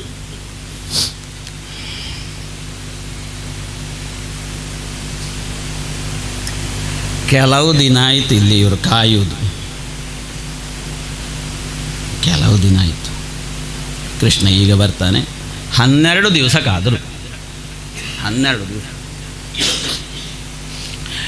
ಇನ್ನಿವ ಬರಲಿಕ್ಕಿಲ್ಲ. ಅಥವಾ ಇನ್ನೆಲ್ಲಿ ಯಾರು ಒಳದಾರಿ ಇದ್ದರೆ ದ್ವಾರಕ್ಕೆ ಎಲ್ಲರೂ ಹೋಗಿರ್ಲಿಕ್ಕೂ ಸಾಕು ಅಂತ ಹೇಳಿ 12 ದಿವಸ ಇದ್ದು ಅವರು ಮತ್ತೆ ಮನೆಗೆ ಹೋದರು. ಈ ಕೃಷ್ಣನನ್ನು ಎಷ್ಟು ಕಾಯೋದು ಅಂತ ಹೇಳಿ ಊರಿಗೋಗಿ ಗೊತ್ತಾಗುವಾಗ ಕೃಷ್ಣ ಇಲ್ಲ ಅಂತ ಆಯಿತು. ದೇವಿಗೆ ಹರ ಕೇಳಿದರು, ದೇವ್ಯುಪಸ್ಥಾನಾತ್. ದೇವಿಗೆ ಹರಕೆ ಹೇಳಿದರು, ಕೃಷ್ಣ ಬಂದರೆ ಒಂದು ಹಣ್ಣುಕಾಯಿ ಕುಂಕುಮಾರ್ಚನೆ ಮಾಡ್ತೇವೆ ಅಂತ. ಅಷ್ಟೊತ್ತಿಗೆ ಬಂದನಲ್ಲ, ದೇವಿಗೆ ಕುಂಕುಮಾರ್ಚನೆ ಮಾಡ್ತೇನೆ ಅಂತ ಹೇಳಿದಲ್ಲಿಗೆ ಹೋಗುವಾಗ ಇವರೆಲ್ಲ ಇದ್ದರು. ಅಂತೂ ಹೋಗುವಾಗ ಹೋದ ಒಬ್ಬ, ಬರುವಾಗ ಈಗ ಇಬ್ಬಾಗಿದೆ. ಸರಿಯಾಗಿ ನೋಡ್ತಾರೆ, ಇದು ಕಣ್ಣಿಗೆ ಇಬ್ಬನಿ ಕೂತದ್ದ ಅಂತ. ಅಲ್ಲ, ಸ್ಯಮಂತಕ ಮಣಿಯೂ ಕಾಣ್ತದೆ, ಅದರ ಒಟ್ಟಿಗೆ ಕನ್ಯಾಮಣಿಯೂ ಕಾಣ್ತದೆ. ಎಲ್ಲ ಹಲ್ಲು ಕಿಸಿತಾ ಬರ್ತಾ ಇದ್ದಾನೆ ಕೃಷ್ಣ. ಉಪಲಭ್ಯ ಹೃಷಿಕೇಶಂ ಮೃತಂ ಪುನರಿವಾಗತಂ, ಸತ್ತಮ ಮತ್ತೆ ಬಂದಿದ್ದಾನೆ ಅಂತ ತಿಳ್ಕೊಂಡ್ರಂತೆ. ಅದು ಕೂಡ ಸಹ ಪತ್ನ್ಯಾ ಮಣಿಗ್ರೀವಂ ಸರ್ವೇ ಜಾತ ಮಹೋತ್ಸವ, ಸಂಭ್ರಮ. ಕೊನೆಗೆ ಸತ್ರಾಜಿತನನ್ನು ಕರೆಸಿದರು, ಬಾರ ಇಲ್ಲ ಕೃಷ್ಣನ ಹತ್ರ ಬಂದಾಗ ತಲೆ ಎತ್ತುವುದಕ್ಕಾಗ್ತದ? ಸುಮ್ಮನೆ ಕೂತ್ಕೊಳ್ಬೇಕು. ಸಮಾಜದಲ್ಲಿ ಕೆಲವೊಂದಷ್ಟು ಘಟನೆಗಳು ನಿರಂತರವಾಗಿ ನಡೀತಾ ಇರ್ತದೆ, ನಾವು ಮಾತಾಡಲಿಕ್ಕೆ ಹೋಗಬಾರ್ದು. ಸಿಕ್ಕಿ ಬೀಳುವುದು ನಾವೇ ಮತ್ತೆ ಮಾತಾಡಿದವರು. ಸುಮ್ಮನೆ ಕೂರಬೇಕು. ಅದವ ಹೇಳಿದ್ದು ಅಂತ ಗೊತ್ತಾಯಿತು ಅಂತ ಆದರೆ ತಲೆ ಎತ್ತಲಿಕ್ಕೆ ಆಗ್ತದ. ಸ ಚಾತಿ ವ್ರೀಡಿತಃ ರತ್ನಂ ಗೃಹೀತ್ವ ವಾಂಗ್ಮುಖಸ್ತತಃ. ಕೃಷ್ಣ ಕೊಟ್ಟ, ಏಕ ಇದನ್ನು ಇಟ್ಟುಕ, ನೀನೇ ಇಟ್ಟುಕ ಅಂತ. ಸರಿ, ಅವ ಹಿಡ್ಕೊಂಡು ಹಾಗೆ ತಲೆ ಅಡಿಗೆ ಹಾಕೊಂಡು ಹೋದ. ತಲೆ ಬೀಸಿ ಇವನಿಗೆ, ಸತ್ರಾಜಿತನಿಗೆ ಏನು ಮಾಡೋದು ಈಗ? ಒಟ್ರಾಸಿ ಕೃಷ್ಣ ನನ್ನನ್ನು ನೋಟ್ ಮಾಡಿಕೊಂಡು ಇಟ್ಕೊಂಡಿದ್ದಾನೆ ಅಂತ. ಯಾವ ಒಂದು ದಿವಸ ಇದು ಅಪಾಯವೇ. ನನ್ನ ಈ ದುಸ್ಥಿತಿಯನ್ನು ನಾನು ಹೇಗೆ ನಿವಾರಣೆ ಮಾಡುವುದು? ನನ್ನ ಈ ಮನಸ್ಥಿತಿಯ ಒಂದು ಈ ಕ್ಲೇಶವನ್ನು, ಕೊಳಕನ್ನು ವಿಕ್ಷಿಪ್ತತೆಯನ್ನು ನಿವಾರಣೆ ಮಾಡುವುದು ಹೇಗೆ? ನನಗಿದೇ ಆಲೋಚನೆ, ನಿದ್ದೆ ಬರಲಿಕ್ಕಿಲ್ಲ. ಛೇ ಊರಿಗೆಲ್ಲ ಗೊತ್ತಾಯ್ತಲ್ಲ ಸತ್ರಾಜಿತ ಹೀಗೆ ಅಂತ. ಕಿಂಕೃತ್ವ ಸಾಧು ಮಹ್ಯಂ ಸ್ಯಾನ್ನ ತಪೇ ಶಪೇದ್ವ. ಊರಿನವರೆಲ್ಲ ಶಾಪ ಹಾಕಿಯಾರ. ಊರಿನವರು ಶಾಪ ಹಾಕೋದು ನಿಲ್ಲಬೇಕು ಅಂತಾದರೆ ಏನು ಮಾಡುವುದಪ್ಪ? ಪ್ರಾಯಕ್ಕೆ ಬಂದ ಮಗಳೊಬ್ಬಳಿದ್ದಾಳೆ, ಸತ್ಯಭಾಮೆ ಅಂತ. ಅವಳನ್ನೇ ಕೊಟ್ಟು ಬಿಡುವುದತ್ಲ ಕೃಷ್ಣನಿಗೆ. ಮತ್ತೆ ರಗಾಳಿಲ್ಲಲ್ಲ, ಮತ್ತೆ ಹೇಳಲಿಕ್ಕಿಲ್ಲಲ್ಲ ಅಂತ ಹೇಳಿ ದಾಸ್ಯೇ ದುಹಿತರಂತಸ್ಮೈ ಸ್ತ್ರೀರತ್ನಂ ರತ್ನಮೇವ, ಎರಡನ್ನು ಕೊಟ್ಟು ಬಿಡುವ. ಮಗಳನ್ನು ಕೊಡುವಾಗ ಮಗಳೊಟ್ಟಿಗೆ ಬಳುವಳಿಯ ಹಾಗೆ ಈ ಮಣಿಯನ್ನು ಕೊಟ್ಟು ಬಿಡುವ ಅತ್ಲಾಗಿ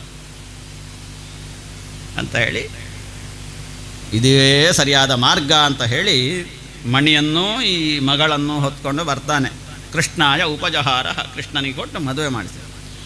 ಅವ ಕ್ರಮ ಪ್ರಕಾರವಾಗಿ ಶಾಸ್ತ್ರೋಕ್ತವಾದ ರೀತಿಯಲ್ಲಿ ಸತ್ಯಭಾಮೆಯನ್ನು ಮದುವೆಯಾದ. ಮಣಿಯನ್ನು ಕೊಡುವಾಗ ಕೃಷ್ಣ ಹೇಳಿದ, ಮಣಿ ಈಗ ಸ್ಯಾಮಂತಕ ಮಣಿ ಇದು ನನಗೆ ಬೇಡ, ಇದು ನನಗೆ ಕೊಟ್ಟಿದ್ಯಲ್ಲ ಅದು ಆ ಮಣಿ ಸಾಕು, ಸಾಕದು. ಇದನ್ನು ಇಟ್ಟರೆ ನಾವು ಪೂಜೆ ಮಾಡಬೇಕಲ್ಲ, ಪೂಜೆ ಮಾಡಲಿಕ್ಕೆ ನಮಗೆಲ್ಲಿ ಪುರುಸೊತ್ತಿರ್ತದೆ? ನಾವು ನಿತ್ಯ ತಿರುಗಾಟವೆಲ್ಲ ಸ್ವಾಮಿ, ನಿತ್ಯ ಒಂದಲ್ಲ ಒಂದು ಕಾರ್ಯಕ್ರಮ, ಒಂದು ಮುಗಿಗ ಮತ್ತೊಂದಕ್ಕೆ ಹೋಗಬೇಕು ಕಾರ್ಯಕ್ರಮಕ್ಕೆ. ಈ ಪೂಜೆ ಎಲ್ಲ ಮಾಡಿಕೊಂಡಿರ್ಲಿಕ್ಕೆ ಆಗ್ತದ? ಭಗವಾನಾಹನ ಮಣಿಂ ಪ್ರತೀಚ್ಛಾಮೋ ವಯಂ. ಪೂಜೆ ಮಾಡಲಿಕ್ಕೆ ನಮಗೆ ಪುರುಸೊತ್ತಿಲ್ಲ, ಈ ಮಣಿಯನ್ನು ನೀನು ಹಿಡ್ಕೊಳ್ಬೇಕು, ಮನೆಯಲ್ಲಿ ನೀನು ನಿತ್ಯ ಪೂಜೆ ಮಾಡು, ಶ್ರದ್ಧಾವಂತ ನೀನು. ಆದರೆ ಅದರಲ್ಲಿ ಎಲ್ಲ ಬರ್ತದಲ್ಲ ದಿನಕ್ಕೆ ಇಂತಿಷ್ಟು ಸೇರು ಚಿನ್ನ, ಅದನ್ನು ನಮಗೆ ತಂದು ನಮ್ಮ ಭಂಡಾರಕ್ಕೆ ಕೊಡು. ಬೇರೆಂತ ಬೇಡ ನಮಗೆ, ಆ ಬರುವುದನ್ನೆಲ್ಲ ಭಂಡಾರಕ್ಕೆ ಒಪ್ಪಿಸು. ತವಾಸ್ತಾಂ ದೇವಭಕ್ತಸ್ಯ ವಯಂಚ ಫಲಭಾಗಿನಃ, ವಯಂಚ ಫಲಭಾಗಿನಃ, ಅದರಿಂದ ಬರುವುದಕ್ಕೆ ನಾವು ಕೂಡ ಬಾಧ್ಯರು, ಹಾಗೆ ನಮಗೆ ಅದನ್ನು ತಂದುಕೊಡು. ಸರಿ ಆಯಿತು ಅಂತೇಳಿ ನಾವು ಹೋದ, ಬೇರೆ ಉಪಾಯ ಇಲ್ಲ, ಇಲ್ಲದ್ರೆ ಮತ್ತೆ ಊರಲ್ಲಿ ಇನ್ನೊಂದು ಪ್ರಚಾರ ಆಗ್ತದೆ. ಹಾಗಾಗಿ ಸರಿ, ಅದಲ್ಲಿಗೆ ಮುಗಿಯಿತು. ಆ ಸಮಯಕ್ಕಾಗುವಾಗ ಪಾಂಡವರು ಅರಗಿನ ಮನೆಯಲ್ಲಿ ಸುಟ್ಟು ಹೋಗಿದ್ದಾರೆ ಅನ್ನುವ ವಿಷಯ ಇವನ ಕಿವಿಗೆ ಬಿತ್ತು. ಸುಟ್ಟು ಹೋಗಲಿಲ್ಲ, ಇವನ ಕಿವಿಗೆ ಬಿದ್ದಾಗೆ ಮಾಡಿದ. ಬಾರಿ ಏನು ಕಣ್ಣೀರು ಗೊತ್ತುಂಟ ಕೃಷ್ಣನಿಗೆ, ಯಾಬ್ಬ ಕೃಷ್ಣನ ಕಣ್ಣೀರನ್ನು ನೋಡಬೇಕು. ಸೋದರತ್ತೆ ಅಲ್ಲಿ ಇದ್ದಾಳೆ, ಎಲ್ಲ ಕಷ್ಟದಲ್ಲಿದ್ದಾರೆ ಅಂತ ಹೇಳಿಕೊಂಡು ಈ ಕೃಷ್ಣ ಬಲರಾಮನನ್ನು ಕರ್ಕೊಂಡು ಹೋಗ್ತಾನೆ. ಅವರೊಟ್ಟಿಗೆ ದುಃಖದಲ್ಲಿ ಭಾಗಿಯಾಗ್ತಾನೆ. ಓ ಪಾಂಡವರು ಹೋದರು, ಪಾಂಡವರು ಹೋದರು ಅಂತ. ತುಲ್ಯ ದುಃಖವು ಚ ಸಂಗಮ್ಯ ಹಾ ಕಷ್ಟಮಿತಿ ಹೋಚತು. ಛ ಎಂತ ಮಾಡೋದೀಗ?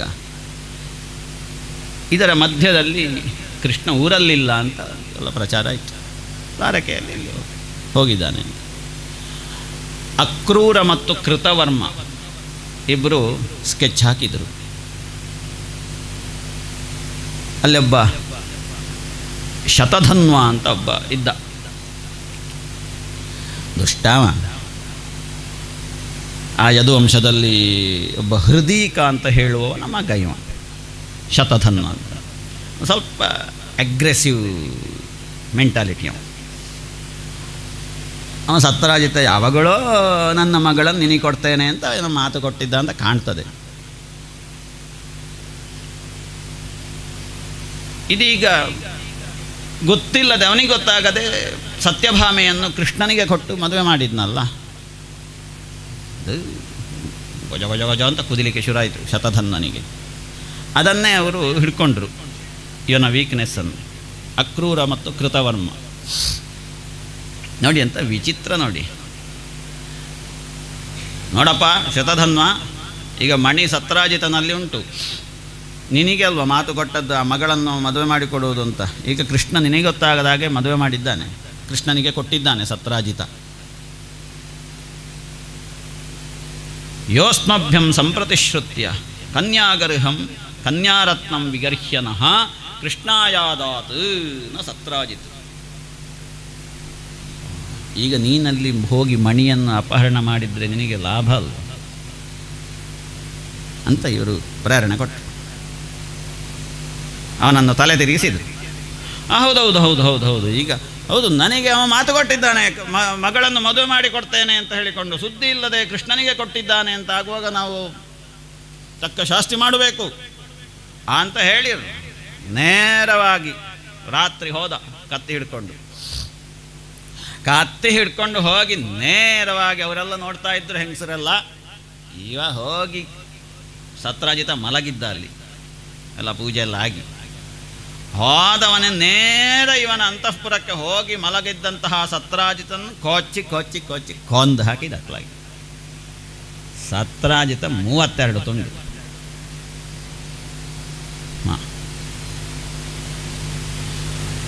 ಸತ್ಯಭಾಮೆ ಆವಾಗ ಅಪ್ಪನ ಮನೆಗೆ ಬಂದಿದ್ಲು. ಅಂದರೆ ಕೃಷ್ಣ ಅಲ್ಲಿಗೆ ಹೋಗಿದ್ನಲ್ಲ, ಹಾಗೆ ಹೀಗೆ ಒಂದ್ಸಲ ಸುಮಾರು ದಿವಸ ಆಯಿತು ಹೋಗುತ್ತೆ ಅಪ್ಪನ ಮನೆಗೆ ಒಂದ್ಸಲ ಹೋಗುವಂತ. ಇವಳಿಗೆ ತಡ್ಕೊಳ್ಳಿಕ್ಕಾಗಲಿಲ್ಲ, ಅಟ್ಟಹಾಸವನ್ನು ಕೊಡ್ತಾ ಅಳುವುದಕ್ಕೆ ಪ್ರಾರಂಭಿಸ್ತಾಳೆ. ಸತ್ಯಭಾಮಾಚ ಪಿತರಂ ಹತಂ ವೀಕ್ಷ್ಯ ಶುಚಾರ್ಪಿತ, ಅಪ್ಪ ಅಂತ ಹೇಳಿಕೊಂಡು ಅಪ್ಪನ ಹೆಣದ ಮೇಲೆ ಹೊರಳಾಡ್ತಾಳೆ. ಕೊನೆಗೆ ತೈಲದ್ರೋಣ್ಯಾಂ, ಎಣ್ಣೆಯ ಕೊಪ್ಪರಿಗೆಯಲ್ಲಿ ಈ ಅಪ್ಪನ ಹೆಣವನ್ನು ರಕ್ಷಣೆ ಮಾಡಿಕೊಂಡು ಇಟ್ಟು ಕೃಷ್ಣ ಬಲರಾಮರಿಗೆ ಈ ಸಂಗತಿಯನ್ನು ತಿಳಿಸಬೇಕು ಅಂತ ಹೇಳಿಕೊಂಡು ಓಡ್ತಾಳೆ ಹಸ್ತಿನಾವತಿಗೆ. ಕೃಷ್ಣನಿಗೆ ಗೊತ್ತಾಗಿದೆ ಇದು ಮೊದಲೇ ಸಂಗತಿ, ಹೀಗೆಲ್ಲ ಆಗ್ತದೆ ಅಂತ. ಕೃಷ್ಣಾಯ ವಿದಿತಾರ್ಥಾಯ, ಅಲ್ಲಿ ಹೋಗಿ ಕೃಷ್ಣನಿಗೆ ಸಂಗತಿಯನ್ನು ಹೇಳ್ತಾಳೆ. ಹೀಗೂ ಆಯ್ತಲ್ಲ, ಪರಮಂ ಕಷ್ಟಂ ಅಂತ ಕೃಷ್ಣ ಹೇಳೋದು. ಸರಿ, ಅಲ್ಲಿಂದ ನೇರ ಬರ್ತಾರೆ.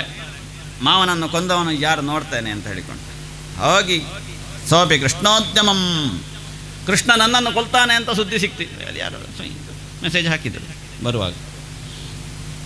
ಇವನಿಗೆ ತಲೆ ಬಿಸಿ ಆಯಿತು, ಎಲ್ಲ ಬೆವರಿ ಒದ್ದೆ. ಇನ್ನೇನು ಮಾಡೋದು, ಕೃತವರ್ಮನ ಹತ್ರ ಸೀದಾ ಬಂದ. ದಮ್ಮಯ್ಯ, ನನ್ನ ಪ್ರಾಣವನ್ನು ರಕ್ಷಣೆ ಮಾಡುವುದಕ್ಕೆ ನೀ ಸಹಾಯ ಮಾಡಬೇಕು, ದಯವಿಟ್ಟು ಕಾಲಿಗೆ ಅಡ್ಡ ಬೀಳ್ತೇನೆ. ಇಲ್ಲ, ಅವ ಕೃಷ್ಣ ಅಂತ ನನಗೆ ಗೊತ್ತುಂಟು, ನಾನು ಅವನ ಸುದ್ದಿಗೆ ಬರುವುದಿಲ್ಲ. ಹೌದು ನೋಡಿ, ಮೊದಲು ಪ್ರೇರಣೆ ಕೊಟ್ಟವನೇ ಈ ಕೃತವರ್ಮ ಮತ್ತು ಅಕ್ರೂರ. ಇವರಿಗೆ ಆವಾಗ ಕೃಷ್ಣ ಅಂತ ಗೊತ್ತಾಗಲಿಲ್ವಾ, ಇವಾಗ ಕೃಷ್ಣ ಅಂತ ಗೊತ್ತಾಯಿತು. ಎಷ್ಟು ಒತ್ತಾಯ ಮಾಡಿದರೂ ಕೃತವರ್ಮ ಕೇಳುವ ಹಾಗಿರಲಿಲ್ಲ. ಸರಿ ಅಂತ ಹೇಳಿ ಇನ್ನೇ ಅಕ್ರೂರ ಇದ್ದಾನೆ, ಇದಕ್ಕೆಲ್ಲ ಒತ್ತಾಯ ಮಾಡಿ ತಲೆ ಹಾಳು ಮಾಡಿದವರು ಅವರೇ ಅಲ್ಲ. ಹಾಗೆ ಅಕ್ರೂರನ ಕೈಲಿ ಬಂದ, ನನ್ನ ಪ್ರಾಣ ರಕ್ಷಣೆ ಮಾಡಬೇಕು. ನೀನು ಎಂತ ಹೇಳ್ತೀಯ ಮಾರಾಯ, ನಾನು ಕೃಷ್ಣನನ್ನು ಎದುರು ಹಾಕಿಕೊಂಡು ನನ್ನ ಉಸಿರೇ ಇಲ್ಲ, ನನಗೆಲ್ಲವೂ ಕೃಷ್ಣ. ಇಡೀ ಪ್ರಪಂಚದ ಸಕಲ ಚರಾಚರವನ್ನು ಸೃಷ್ಟಿ ಮಾಡುವಂತಹ, ಪಾಲನೆ ಮಾಡುವಂತಹ, ಲಯ ಮಾಡುವಂತಹ ಕರ್ತೃ ಅಂತಾದ ಮೇಲೆ ನಾವು ಯಾವ ಕೆಲಸವನ್ನು ಮಾಡಿದರೂ ಕೂಡ ಅವನಿಗೆ ಗೊತ್ತಾಗ್ತದೆ. ಹಾಗಾಗಿ ನಾನು ಆ ವಿಷಯದಲ್ಲಿ ಇಲ್ಲ, ನೀನು ಎಂತ ಬೇಕಾದರೂ ಮಾಡು. ಎಲ್ಲ ಕೈ ಕೊಟ್ಟರಲ್ಲ ಮಾರ್ಯಾರೆ. ಮೊನ್ನೆ ಭಾರೀ ಸ್ತುತಿ ಮಾಡಿದ್ನಲ್ಲ ಅಕ್ರೂರ, ನೀರಿನಲ್ಲಿ ನಿಂತುಕೊಂಡು ಕೇಳಿದಾಗ ಹೇಳಿದ, ನಿನ್ನನ್ನು ನೋಡಿದಾಗ ಮತ್ತೆಲ್ಲವನ್ನು ನೋಡಿದಾಗೆ ಅಂತ. ಇವಾಗ ಇಲ್ಲಿ ತಲೆ ತಿರುಗಿಸಿದ ಶತಧನ್ವನನ್ನು. ಎಂಥದ್ದಿದು, ಆಲೋಚನೆ ಮಾಡಿ ಕೂತ್ಕೊಂಡು.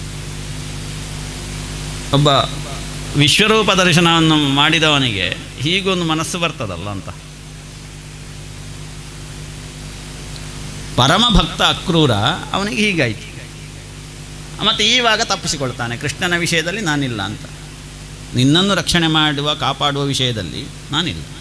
ಕೊನೆಗೆ ಎಂಥದೋ ಮಾಡಿ ಆ ಸ್ಯಮಂತಕ ಮಣಿಯನ್ನು ಇವನ ಕೈಗೆ ಕೊಟ್ಟು, ಅಕ್ರೂರನ ಕೈಗೆ ಕೊಟ್ಟು, ಶತಧನ್ವ, ಒಂದು ದಿನಕ್ಕೆ 100 ಯೋಜನೆಯಷ್ಟು ವೇಗದಲ್ಲಿ ಹೋಗುವ ಕುದುರೆಯನ್ನೇರಿ ಓಡ್ತಾನೆ.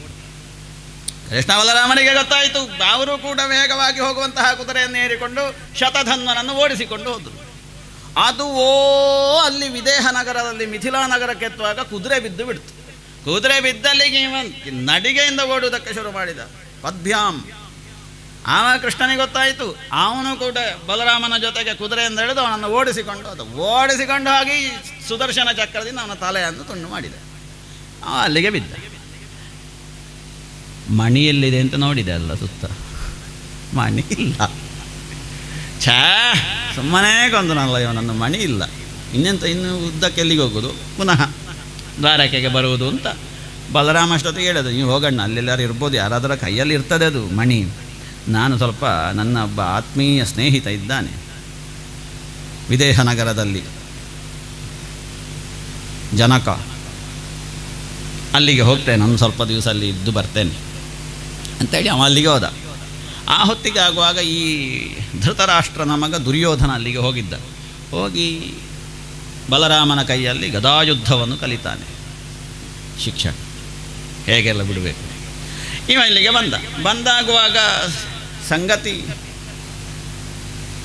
ಮಣಿ ಇಲ್ಲ, ಅದು ಹೋಯಿತು ಶತಧನ್ವ. ಅಕ್ರೂರನಿಗೆ ಗೊತ್ತಾಯಿತು, ಈಗ ಒಟ್ರಾಸಿ ಶತಧನ್ವನನ್ನು ಕೊಂದು ಬಂದಿದ್ದಾನೆ, ಮಣಿ ಇಲ್ಲ ಅಂತ ಆಗುವಾಗ ಇನ್ನು ನೇರವಾಗಿ ನನ್ನ ಮೇಲೆ ಇವ ಬಂದು ಹಿಡ್ಕೊಂಡು ನಾಲ್ಕು ಬಡಿತಾನೆ ಈಗ ಅಂತ ಹೇಳಿ ಅವ ಊರು ಬಿಟ್ಟ. ಅಕ್ರೂರ ಊರು ಬಿಟ್ಟ ಅಲ್ಲಿಗೆ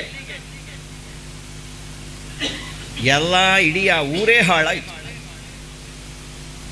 ಶಾರೀರ ಮಾನಸಾಸ್ತಾಪಾ ಮುಹುರ್ದೈವಿಕ ಭೌತಿಕಾ. ಅಕ್ರೂರ ಆ ಊರು ಬಿಟ್ಟದ್ದೇ ತಡ. ಆ ಊರಲ್ಲಿ ಎಲ್ಲ ಶಾರೀರಿಕವಾದ ರೋಗಗಳು, ಮಾನಸಿಕವಾದಂತಹ ತಲೆಬಿಸಿಗಳು, ಇಂಥದ್ದೆಲ್ಲ ಕಣ್ಣಿಗೆ ಕಾಣುವುದು ಕಾಣದೇ ಇದ್ದದ್ದು ಎಲ್ಲ ಆಪತ್ತುಗಳು ಬಂತು. ಅದೊಂದು ಪವರ್ ಇತ್ತು ಅವನಿಗೆ, ಅಕ್ರೂರನಿಗೆ. ಅವನ ಅಪ್ಪ ಶ್ವಫಲ್ಕ ಅಂತ, ಅವನಿಗೆ ಆ ಸಾಮರ್ಥ್ಯ ಇತ್ತು.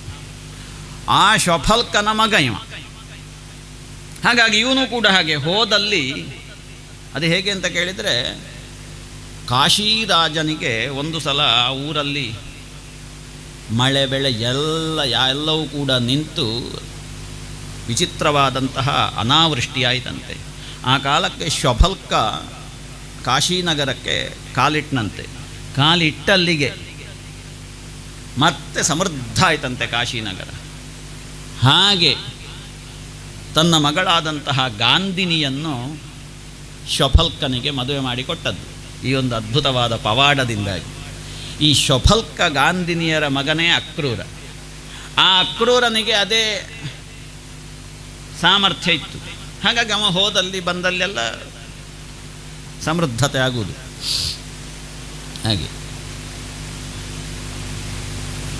ದೇವೋಭಿವರ್ಷತೆ ತತ್ರ ನೋಪತಾಪ ನ ಮಾರಿಕಾ. ಅವ ಇದ್ದಲ್ಲಿ ಎಲ್ಲ ಸರಿ ಇರ್ತದೆ. ಹಾಗಾಗಿ ಅಕ್ರೂರ ಮನೆ ಬಿಟ್ಟಿದ್ದಾನೆ, ಊರು ಬಿಟ್ಟಿದ್ದಾನೆ ಅಂತ ಕೃಷ್ಣನಿಗೆ ಗೊತ್ತಾಯಿತು.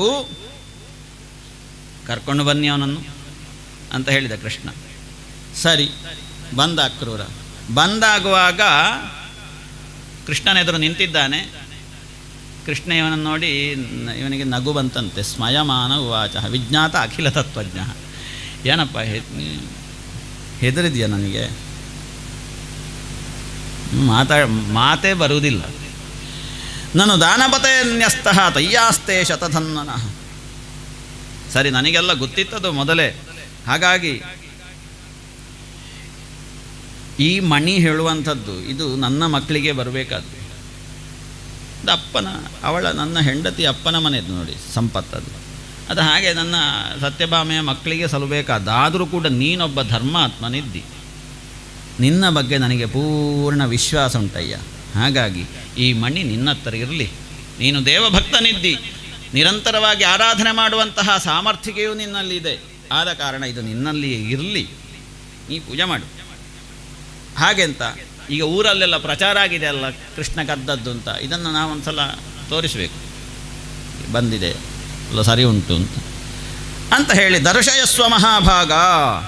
ನೋಡಪ್ಪ, ಆ ಬಲರಾಮನಿಗೆ ಅವನಿಗೂ ನನ್ನ ಮೇಲೆ ಅಸಮಾಧಾನ ಉಂಟು. ಈ ಕೃಷ್ಣ ಹೋದಲ್ಲಿ ಬಂದಲ್ಲೆಲ್ಲ ಇಂಥದ್ದೇನಾದರೂ ಕಿತಾಪತಿ ಮಾಡ್ಕೊಂಡಿರ್ತಾನೆ ಅಂತ. ಹಾಗಾಗಿ ಅವನಿಗೆ ಮತ್ತು ಊರಿನವರಿಗೆಲ್ಲ ತೋರಿಸಬೇಕು. ನೋಡ್ರಪ್ಪ, ಶತಧನ್ವನ ಒಂದು ಸಂಗತಿಯಿಂದಾಗಿ ಎಲ್ಲ ಕೆಲವೊಂದಷ್ಟು ದುರ್ಘಟನೆಗಳಾಯಿತು. ಇವಾಗ ಅದೇ ನೀವು ಏನು ಹೇಳಿದ್ದೀರಿ, ಕೃಷ್ಣ ಕದ್ದಿದ್ದಾನೆ ಸ್ಯಮಂತಕಮಣಿಯನ್ನು ಅಂತ. ಅವ ಕೃಷ್ಣ ಕದ್ದದ್ದಲ್ಲ, ಇದು ಸಿಕ್ಕಿದೆ ಈಗ ಪುನಃ, ಇದಕ್ಕೆ ಹೀಗೆ ಸಂಗತಿ ಆಯಿತು ಅಂತ ಹೇಳಿ ಸ್ಯಮಂತಕಮಣಿಯನ್ನು ತೋರಿಸ್ತಾನೆ ಅಕ್ರೂರ. ಸಿಕ್ಕಿದೆ, ಇನ್ನು ಕೃಷ್ಣನ ಬಗ್ಗೆ ಹೀಗೆಲ್ಲ ಮಾತಾಡಬಾರ್ದು. ಸರಿ ಅಂತ ಹೇಳಿ ಏವಂ ಸಾಮಭಿರಾಲಬ್ಧ ಶ್ವಫಲ್ಕತನಯೋ ಮಣಿಂ ಆದಾಯ ವಾಸಸಾಚ್ಛನ್ನಂ ದದೌ ಸೂರ್ಯ ಸಮಪ್ರಭಂ.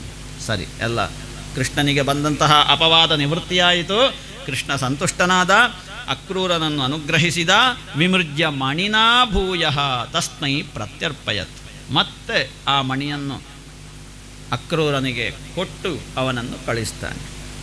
ಹೀಗೆ ಇಂತಹ ಒಂದು ವಿಶೇಷ ಭಕ್ತಿಪ್ರದವಾದಂತಹ ಸ್ಯವಂತಕೋಪಾಖ್ಯಾನವನ್ನು ಕೇಳಿದವರಿಗೆ ಜೀವನದಲ್ಲಿ ಬರುವಂತಹ ಅನೇಕ ದುಷ್ಕೀರ್ತಿಗಳು ಏನಿದ್ದರೂ ಕೂಡ ಅವೆಲ್ಲ ನಿವೃತ್ತವಾಗ್ತವೆ. ದುಷ್ಕೀರ್ತಿಂ ದುರಿತಂ ಅಪೋಹ್ಯ ಯಾತಿ ಶಾಂತಿಂ. ಮುಂದೆ ಇವಾಗ ಕೃಷ್ಣನಿಗೆ ರುಕ್ಮಿಣಿ, ಜಾಂಬವತಿ, ಸತ್ಯಭಾಮೆ ಮೂರಾಯ್ತು. ಈಗ ಮದುವೆ ಮೂರನ್ನು ಹಿಡ್ಕೊಂಡ. ಇನ್ನು ಹೀಗೆ ಪಾಂಡವರ ಮೇಲೆ ಭಾರೀ ಒಂದು ಪ್ರೀತಿ. ಮಮ ಪ್ರಾಣಾಹಿ ಪಾಂಡವಾಹ, ನನ್ನ ಪ್ರಾಣಗಳೇ ಪಾಂಡವರು ಅಲ್ವಾ ಅಂತ ಹೇಳಿಕೊಂಡು ಹೋದ. ಇಂದ್ರಪ್ರಸ್ಥಕ್ಕೆ ಹೋಗಿ ಎಲ್ಲ ಕೃಷ್ಣನ ಸ್ವಾಗತ ಎಲ್ಲ ಆಯಿತು. ಅವ ಒಂದು ಮಳೆಗಾಲ ಅಲ್ಲಿಯೇ ಇದ್ದ. ಆ ಮಳೆಗಾಲದಲ್ಲಿ ಅದಾದ ನಂತರ ಒಂದು ಸಲ ಹೀಗೆ ವಿಶಿಷ್ಟವಾದಂತಹ ರಥವನ್ನೇರಿ ಮುಂದೆ ಸಾಕ್ತಾನೆ. ಮುಂದೆ ಅರ್ಜುನನ ಒಟ್ಟಿಗೆ.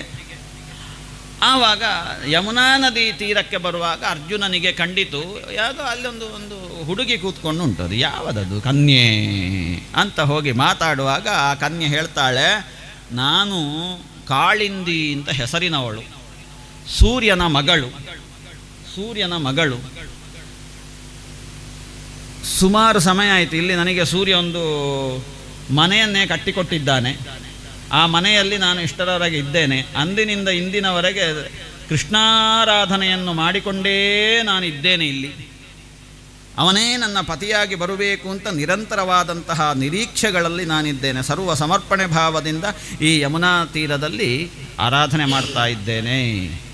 ಇದನ್ನು ಕೃಷ್ಣನಿಗೆ ಹೇಳಿದ ಅರ್ಜುನ. ಹೌದು, ನನಗೆ ಗೊತ್ತಿತ್ತ ಸಂಗತಿ ಅಂತಂದ ಕೃಷ್ಣ. ಹಾಗೆ ಅವಳನ್ನು ಕರ್ಕೊಂಡು ಹಸ್ತಿನಾವತಿಗೆ, ಇಂದ್ರಪ್ರಸ್ಥಕ್ಕೆ ಹೋಗಿ ಅವಳನ್ನಲ್ಲಿ ಬಿಟ್ಟು ಪುನಃ ಬರ್ತಾರೆ ಇವರು. ಕಾಳಿಂದಿಯನ್ನು ಮದುವೆ ಆದ. ಹಾಗೆ ಮುಂದೆ ಹೋಗ್ತಾ ಇರುವಾಗ ಕೋಸಲ ದೇಶಕ್ಕೆ ಬಂದರು. ಕೋಸಲ ದೇಶದಲ್ಲಿ ಒಬ್ಬ ನಗ್ನಜಿತ್ ಅಂತ ಹೇಳುವ ರಾಜ. ಆ ರಾಜನಿಗೆ ಒಬ್ಬಳು ಸತ್ಯ ಅಂತ ಹೇಳುವ ಮಗಳಿರ್ತಾಳೆ. ಮಗಳು ಪ್ರಾಯಕ್ಕೆ ಬಂದಿದ್ದಾಳೆ. ಒಂದು ಪಣವನ್ನಿಟ್ಟು ಮಗಳನ್ನು ಮದುವೆ ಮಾಡಿಕೊಡುವುದು ಅಂತ ತೀರ್ಮಾನ. ಏನು ಅಂತ ಕೇಳಿದರೆ, ಬಲಾಢ್ಯವಾದಂತಹ 7 ಗೂಳಿಗಳು.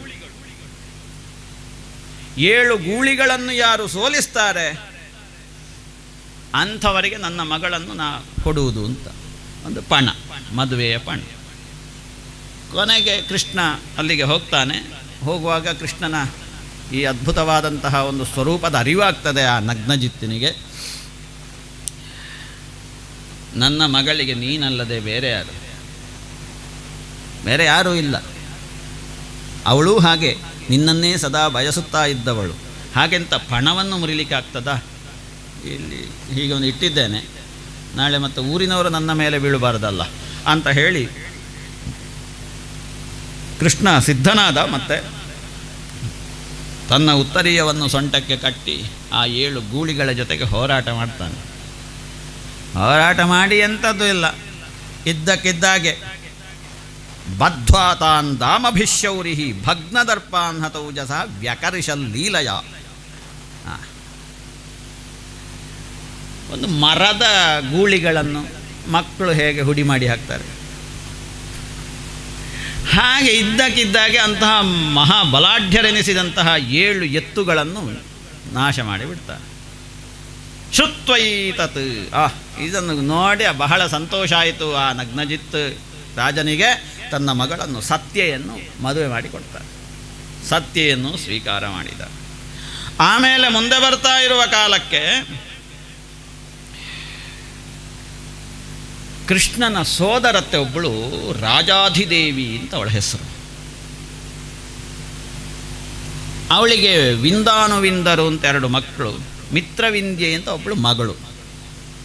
ಆ ಮಿತ್ರವಿಂದೆ ನಿರಂತರವಾಗಿ ಇದೇ ಈ ಕೃಷ್ಣನನ್ನು ಬಯಸ್ತಾ ಇದ್ಲು.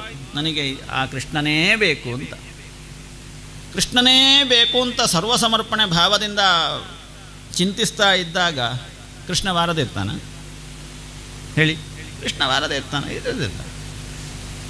ನಾವು ಕೂಡ ಕೃಷ್ಣನೇ ಬೇಕು ಅಂತ ನಿರಂತರ ಅನ್ನಾಹಾರಗಳನ್ನು ಬಿಟ್ಟು ಕೂತ್ರೆ, ಚಿಂತೆ ಮಾಡ್ತಾ ಕೃಷ್ಣನನ್ನು ಚಿಂತೆ ಮಾಡ್ತಾ ಕೂತ್ರೆ ನಮ್ಮ ಎದುರು ಬಂದು ಬಿಡ್ತಾನೆ. ಕೃಷ್ಣನೇ ಬೇಕು ಅಂತ ಬಯಸುವಾಗ ಕೆಲವೊಂದಷ್ಟು ಅಡೆತಡೆಗಳೆಲ್ಲ ಬರ್ತದೆ. ಈ ವಿಂದಾನುವಿಂದರು ಮಹಾ ಧೂರ್ತರವರು, ಕೃಷ್ಣನಿಗೆ ಕೊಡಬಾರದವಳನ್ನು ಅಂತ ನಿಶ್ಚಯ ಮಾಡಿಬಿಟ್ಟು, ಆದರೂ ಕೂಡ ಕೃಷ್ಣನನ್ನು ಎದುರು ಹಾಕೊಳ್ಳಿಕ್ಕೆ ಆಗಲಿಲ್ಲ. ವಿಂದಾನುವಿಂದರನ್ನು ಸೋಲಿಸಿ ಮಿತ್ರವಿಂದ್ಯೆಯನ್ನು ಕೈ ಹಿಡಿತಾನೆ ಕೃಷ್ಣ. ಅಲ್ಲಿಗೆ ಮಿತ್ರವಿಂದ್ಯೆ ಕೃಷ್ಣನಿಗೆ ಸಮರ್ಪಿತಳಾದಳು. ಮುಂದೆ ಕೇಕಯ ದೇಶಕ್ಕೆ ಬಂದಾಗ ಅಲ್ಲಿಯೂ ಕೂಡ ಒಬ್ಬಳು ಸೋದರತ್ತೆ. ಸೋದರತ್ತೆಗೆ ಒಬ್ಬಳು ಮಗಳು ಭದ್ರ ಅಂತ. ಅವಳಿಗೂ ಕೂಡ ಅಣ್ಣಂದರಿದ್ದರು, ಸಂತರ್ಧನರು ಅಂತ. ಕೃಷ್ಣನ ಸಂಗತಿ ಅವರಿಗೆ ಗೊತ್ತಿತ್ತು. ಆ ಸಂತರ್ಧನರು ಸೇರಿಕೊಂಡು ಇವಳನ್ನು ಕೃಷ್ಣನಿಗೆ ಕೊಡುವುದು ಅಂತ ಪುಣ್ಯಕ್ಕೆ ಮರ್ಯಾದೆಯಲ್ಲಿ ಕೃಷ್ಣನಿಗೆ ಭದ್ರೆಯನ್ನು ಕೊಟ್ಟು ಮದುವೆ ಮಾಡಿಸಿದರು. ಹಾಗೆ ಸ್ವಲ್ಪ ಮುಂದೆ ಬರುವಾಗ ಮದ್ರದೇಶದಲ್ಲಿ ಒಬ್ಬ ರಾಜ ಇದ್ದ. ಆ ರಾಜನಿಗೊಬ್ಬಳು ಲಕ್ಷ್ಮಣೆ ಅಂತ ಒಬ್ಬಳು ಮಗಳು, ಲಕ್ಷ್ಮಣ ಅಂತ. ಅಲ್ಲಿಯೂ ಹಾಗೆ ಸ್ವಲ್ಪ ಅಡೆತಡೆ ಎಲ್ಲ ಇತ್ತು, ಸಣ್ಣ ಸಣ್ಣ ಕಿರಿಕಿರಿಗಳು. ಯಾರಿಗೂ ಗೊತ್ತಾಗದ ಹಾಗೆ ಆ ಲಕ್ಷ್ಮಣೆಯನ್ನು ಕೂಡ ಲಕ್ಷಣವಾಗಿ ಹಿಡ್ಕೊಂಡು ಬಂದ ಕೃಷ್ಣ. ಅಂತೂ ಅಷ್ಟ ಮಹಿಷಿಯರು ಅವರು, ಆ ಮೊದಲಿನ ಮೂರು ಸೇರಿ ರುಕ್ಮಿಣಿ, ಜಾಂಬವತಿ, ಸತ್ಯಭಾಮೆ, ಕಾಳಿಂದಿ, ಮಿತ್ರವಿಂದೆ, ಹಾಗೆ ಲಕ್ಷ್ಮಣೆ, ಭದ್ರೆ, ಸತ್ಯ, ಇವರು ಅಷ್ಟ ಮಹಿಷಿಯರಾದರು, ಪಟ್ಟದ ರಾಣಿಯರು. ಇವರೆಲ್ಲ ಕ್ರಮ ಪ್ರಕಾರ ಮದುವೆ ಆದದ್ದು. ಸರಿ, ವಿವಾಹ ಮಹೋತ್ಸವ ಎಲ್ಲ ಆಯಿತು, ಮುಗೀತು. ಮುಂದೆ ರಾಜ ಪ್ರಶ್ನೆ ಮಾಡ್ತಾನೆ, ಪರೀಕ್ಷಿತ ಅದು ಅಷ್ಟೇ ಅಲ್ಲಂತೆ ಮದುವೆ ಆದದ್ದು, ಮತ್ತು ಸುಮಾರು ಮದುವೆ ಆಗಿದ್ದ ಅಂತ ಹೇಳೋದು ಕೇಳಿದ್ದೇವೆ ನಾವು, ಅದು ಕಥೆ ಹೇಳಬೇಕು ನೀವು ಅಂತ. ಶುಕ ಮಹರ್ಷಿಗಳು ಭೌಮಾಸುರನ ಕಥೆಯನ್ನು ಹೇಳಲಿಕ್ಕೆ ಶುರು ಮಾಡಿದರು. ನರಕಾಸುರ ವಧೆ. ನರಕಾಸುರ ಭೂದೇವಿಯ ಮಗ, ಹಾಗೆ ಅವನಿಗೆ ಭೌಮಾಸುರ ಅಂತ ಒಂದು ಹೆಸರುಂಟು. ಆ ಭೌಮಾಸುರನಿಗೆ ಅಂತ ಕೇಳಿದರೆ, ನಿನ್ನ ಕೈಯಲ್ಲಿರುವುದು ಅವನಿಗೆ ಕಾಣಲಿಕ್ಕೆ ಆಗುವುದಿಲ್ಲ, ನಿನ್ನ ಕೈಯಲ್ಲಿರೋದು ಬೇಕು. ಅದು ಕೆಲವರಿದ್ದಾರೆ, ಅವರ ಕೈಯಲ್ಲಿ ಇರ್ತದೆ, ನಿಮ್ಮ ಕೈಯಲ್ಲಿರುವ ವಸ್ತು ಅವರ ಕೈಯಲ್ಲಿ ಇರ್ತದೆ, ಆದರೆ ನಿಮ್ಮ ಕೈಯಲ್ಲಿ ಇರಬಾರ್ದು, ಅದು ನಮ್ಮ ಕೈಯಲ್ಲಿ ಬೇಕದು. ಅಂಥದ್ದೊಂದು ಕೆಟ್ಟ ಗುಣ ಉಂಟು ನಮ್ಮಲ್ಲಿ. ಅವ ಸ್ವಲ್ಪ ಆ ಸ್ವಭಾವದವನು ಭೌಮಾಸುರ. ಹಾಗಾಗಿ ಇಂದ್ರನ ಕೈಯಲ್ಲಿ ಒಂದು ವಿಶೇಷವಾದ ಕೊಡೆ ಇತ್ತು, ಛತ್ರ. ಆ ಛತ್ರವನ್ನು ವರುಣನ ಶ್ವೇತಛತ್ರ, ಅದು ಆ ವರುಣನ ಶ್ವೇತಛತ್ರವನ್ನು ಅಪಹರಣ ಮಾಡಿದ್ದ. ದೇವತೆಗಳ ತಾಯಿಯಾದಂತಹ ಅದಿತಿದೇವಿಯ ಕುಂಡಲಗಳನ್ನು ಅಪಹರಿಸಿದ್ದ. ಮತ್ತೊಂದು ವಿಶಿಷ್ಟತಮವಾದಂತಹ ಒಂದು ಪರ್ವತ ಇತ್ತು, ಮಣಿಪರ್ವತ ಅಂತ. ಆ ಪರ್ವತ ಹೇಳುವಂತಹ ಆ ಭಾಗವನ್ನು ಅಪಹರಣ ಮಾಡಿಬಿಟ್ಟಿದ್ದ. ಅವನ ಕೋಟೆ ಅಂತಂದರೆ ಎಂಥದ್ದದು, ಪ್ರಾಗ್ಜ್ಯೋತಿಷ ಅಂತ ಅದಕ್ಕೆ ಹೆಸರು. ಪ್ರಾಗ್ಜ್ಯೋತಿಷ ಅಂತ ಒಳ್ಳೆ ಶಬ್ದ ನೋಡಿ. ಪ್ರಾಗ್ಜ್ಯೋತಿಷಪುರದಲ್ಲಿ ಇವ ಇದ್ದಾನೆ. ಸಂಗತಿ ಕೃಷ್ಣನಿಗೆ ಗೊತ್ತಾಯಿತು. ಗೊತ್ತಾದಾಗ ಒಬ್ಬನೇ ಹೋಗೋದು ಸರಿಯಲ್ಲಲ್ಲ ಅಂತ ಹೇಳಿಕೊಂಡು ಸತ್ಯಭಾಮೆಯನ್ನು ಒಟ್ಟಿಗೆ ಕರ್ಕೊಂಡ. ಅಂತಕಾರ ಆಗ್ತದೆ ಕೆಲಸಕ್ಕೆ ಅಂತ ಗರುಡಾರೂಢನಾಗಿ ನೇರ ಪ್ರಾಗ್ಜ್ಯೋತಿಷಪುರಕ್ಕೆ ಬಂದ.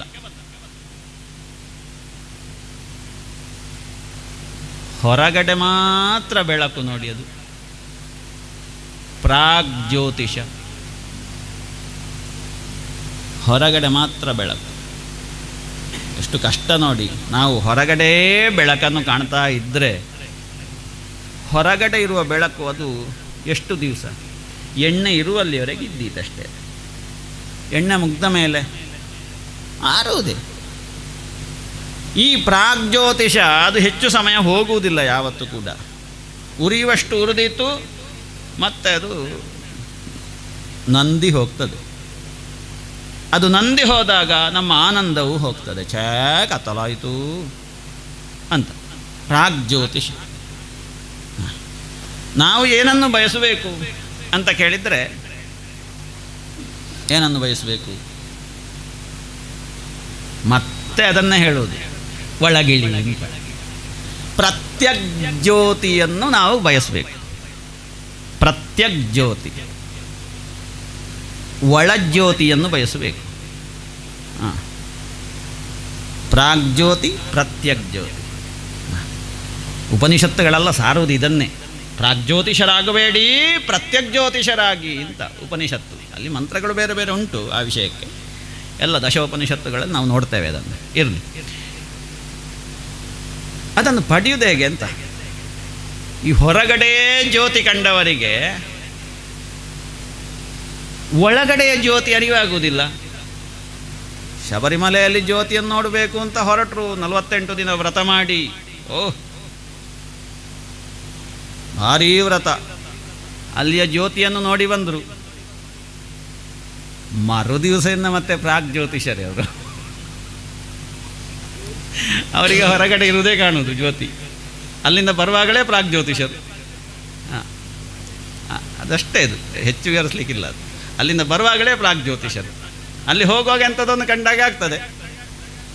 ಪ್ರತ್ಯಗ್ಜ್ಯೋತಿಯ ಇನ್ನು ಯಾವ ಜ್ಯೋತಿ ಗೊತ್ತಿಲ್ಲ. ಅರ್ಥ ಮಾಡಿಕೊಳ್ಳುವವರಿಗೆ ಅದು ಪ್ರತ್ಯಗ್ಜ್ಯೋತಿ. ಹೌದೌದು, ಅರ್ಥ ಮಾಡಿಕೊಳ್ಳುವವರಿಗೆ ಅದು ಪ್ರತ್ಯಗ್ಜ್ಯೋತಿ. ಆವಾಗ ಅದು ಹೌದು ಅಂತ ಅನಿಸುವುದು ಈ ವ್ರತ ಸರಿಯಾಗಿದ್ದಾಗ. ಅದನ್ನೇ ಮತ್ತೆ ಕಾಪಿಟ್ಟುಕೊಳ್ಳಬೇಕು ಅಂತ ಈ ಭಾಗವತ ಹೇಳುವುದು ಅದನ್ನೇ. ಒಂದು ಸಲ ಸಿದ್ಧವಾದ್ದನ್ನು ಮತ್ತೆ ಅದನ್ನು ಕಳ್ಕೊಳ್ಬಾರದು.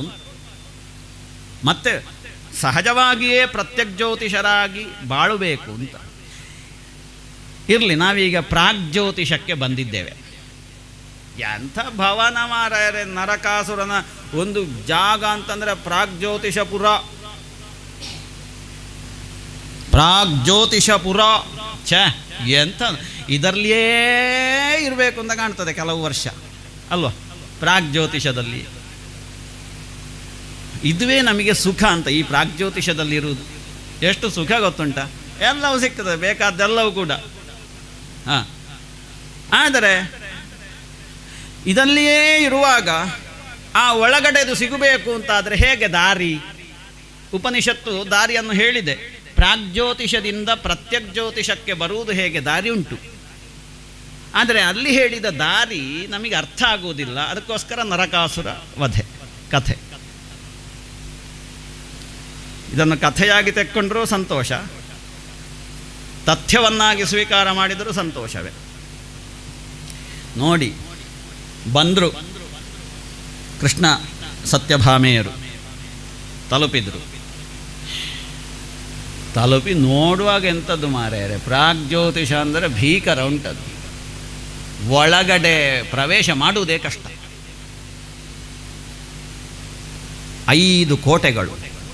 ಒಂದು ಪರ್ವತಗಳಿಂದ ನಿರ್ಮಿತವಾದಂತಹ ಕೋಟೆ, ಎರಡನೇದು ಶಸ್ತ್ರಗಳಿಂದ ನಿರ್ಮಿತವಾದಂತಹ ಕೋಟೆ, ಮೂರನೇದು ಜಲದಿಂದ ನಿರ್ಮಿತವಾದಂತಹ ಕೋಟೆ, ನಾಲ್ಕನೇದು ಅಗ್ನಿಯಿಂದ ನಿರ್ಮಿತವಾದಂತಹ ಕೋಟೆ, 5ನೇದು ವಾಯುವಿನಿಂದ ನಿರ್ಮಿತವಾದಂತಹ ಕೋಟೆ. ಈ ಕೋಟೆಯನ್ನು ದಾಟಿ ಮುಂದೆ ಸಾಗಬೇಕು. ಅಲ್ಲಿ ಅಷ್ಟೊತ್ತಿಗಾಗುವಾಗ ಮತ್ತೆ ಒಂದು ಎದುರಾಗ್ತದೆ. 10,000 ಭಯಂಕರವಾದಂತಹ ಸರಪಳಿಗಳಿಂದ ಬಿಗಿಯಲ್ಪಟ್ಟಂತಹ ಮುರ ಪಾಶಗಳು. ಎಂತ ಮಾಡೋದು ಈಗ? ಒಳಗೆ ಹೋಗುವುದೋ ಬೇಡ? ಹೋಗದಿದ್ದರೆ ವ್ಯರ್ಥ ಅಲ್ವಾ ಬಂದದ್ದು ಇಲ್ಲಿಗೆ? ಎಲ್ಲಿಗೆ? ಇಲ್ಲಿಗೆ, ಪ್ರಾಗ್ಜ್ಯೋತಿಷಕ್ಕೆ. ಹಾಗಾಗಿ ಬಂದವರಲ್ಲಿಯೇ ನಾವು ಒಳಗೆ ಹೋಗಬೇಕೀಗ. ಒಳಗೆ ಹೋಗದಿದ್ದರೆ ಸಾಧ್ಯವೇ ಇಲ್ಲ. ಹಾಗಾಗಿ ಪ್ರಯತ್ನ ಮಾಡಬೇಕು. ಗಿರಿದುರ್ಗೈ ಶಸ್ತ್ರದುರ್ಗೈ ಜಲಾಗ್ನಿ ಅನಿಲ ದುರ್ಗಮಂ ಮುರ ಪಾಶಾಯುತೈರ್ಘೋರೈ ದೃಢೈ ಸರ್ವತಾವೃತ. ಒಳಗೆ ಹೋಗುವುದೇಗೆ? ಬಿಡ್ತವ ಈ ದುರ್ಗಗಳು? ಒಂದನ್ನು ಗಿರಿ ದುರ್ಗವನ್ನು ನಾಶ ಮಾಡಬೇಕು, ಮತ್ತೆ ಮುಂದೆ ಎದುರಾದಾಗ ಶಸ್ತ್ರದುರ್ಗ ಸಿಗ್ತದೆ, ಅದನ್ನು ನಾಶ ಮಾಡಿ ಮುಂದೊತ್ತಿ ಬಂದಾಗ ಜಲದುರ್ಗಗಳು ಸಿಗ್ತವೆ, ಅದನ್ನು ಮುಂದೆ ಎತ್ತಿ ಬಂದಾಗ ಅಗ್ನಿದುರ್ಗ, ಅದನ್ನು ದಾಟಿ ಮುಂದೆ ಬಂದಾಗ ಅನಿಲ ದುರ್ಗ. ಎಲ್ಲವನ್ನು ದಾಟುವುದು ಹೇಗೆ? ನಾಶ ಮಾಡಿಯೇ ಕ್ರಮಿಸಬೇಕು, ಇಲ್ಲದಿದ್ದರೆ ಸಾಧ್ಯ ಇಲ್ಲ. ದಾಟುವುದು ಹೇಗೆ? ಪ್ರವೇಶ ಮಾಡಬೇಕು. ಕೃಷ್ಣ ಬಂದ. ಕೃಷ್ಣ ಬಂದಾಗೆ ತನ್ನ ವಿಶಿಷ್ಟತಮವಾದಂತಹ ಕೌಮೋದಕಿ ಗದೆಯಿಂದ ಗಿರಿದುರ್ಗವನ್ನು ನಾಶ ಮಾಡಿದ. ಬಾರ್ದು ಪುಡಿ ಪುಡಿ ಆಯ್ತದೆ. ಆಮೇಲೆ ಶಸ್ತ್ರದುರ್ಗವನ್ನು ಹಾಗೆ ವಿಶೇಷವಾದಂತಹ ಬಾಣದಿಂದ ಶಸ್ತ್ರದುರ್ಗದ ನಾಶ ಆಯಿತು. ಉಳಿದಂತಹ ಜಲದುರ್ಗ, ಅಗ್ನಿದುರ್ಗ, ಅನಿಲದುರ್ಗ, ಈ 3 ದುರ್ಗವನ್ನು ಸುದರ್ಶನ ಚಕ್ರದಿಂದ ನೆಲ ಸಮ ಮಾಡಿದ. ಅಲ್ಲದ್ರೆ ಅದನ್ನೆಲ್ಲ ದಾಟಲಿಕ್ಕೆ ಸಾಧ್ಯ ಇಲ್ಲ. ಸ್ವಲ್ಪ ಒಳಗೆ ಬಂದ. ಎಲ್ಲಿಗೆ?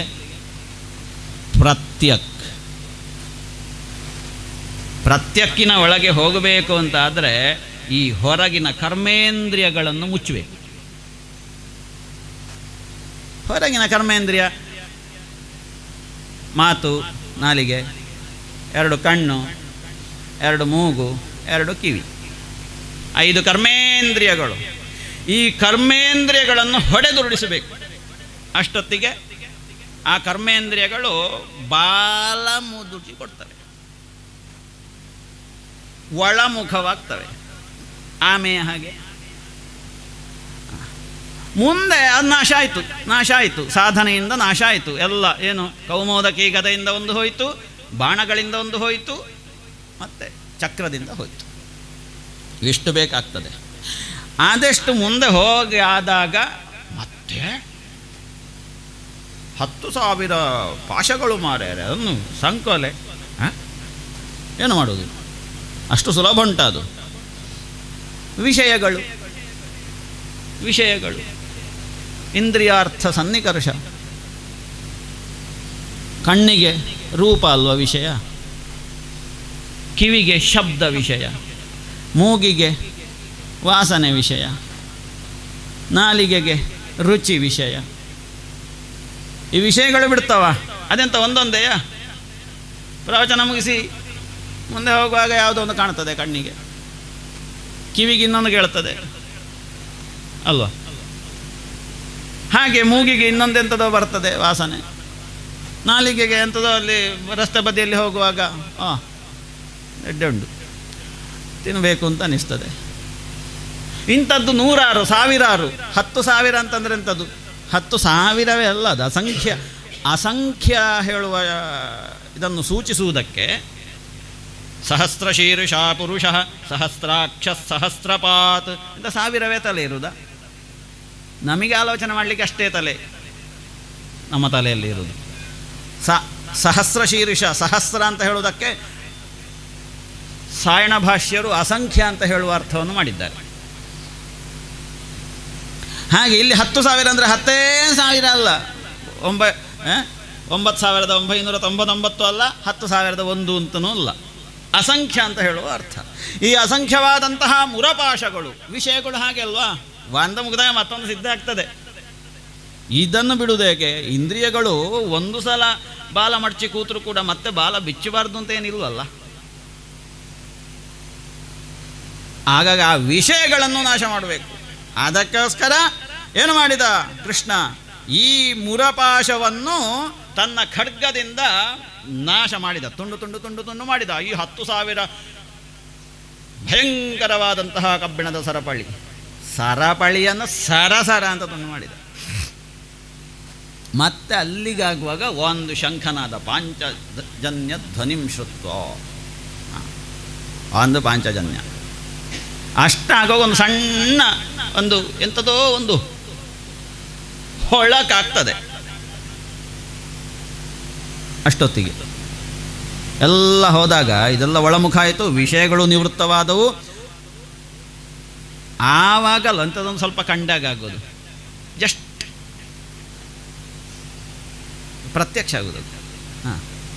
ಒಂದು ಸಲ ಮಿಂಚಿನ ಹಾಗೆ, ಅದಕ್ಕೆ ಶಂಖನಾದ ಅಂತ ಹೇಳೋದು. ಒಂದು ಸಲ ಶಂಖನಾದ ಮಾಡೋದು. ಒಳಗೆ ಹೋದಾಗ ನಾವೀಗ ಎಲ್ಲಿ ಹೋಗ್ತಾ ಇದ್ದೇವೆ? ಪ್ರಾಗ್ಜ್ಯೋತಿಷದಿಂದ ಸ್ವಲ್ಪ ಒಳಗೆ ಬಂದು ಆ ಪ್ರತ್ಯಗ್ಜ್ಯೋತಿಷನ ಅನ್ವೇಷಣೆಯಲ್ಲಿ ಅರ್ಧದಲ್ಲಿದ್ದೇವೆ.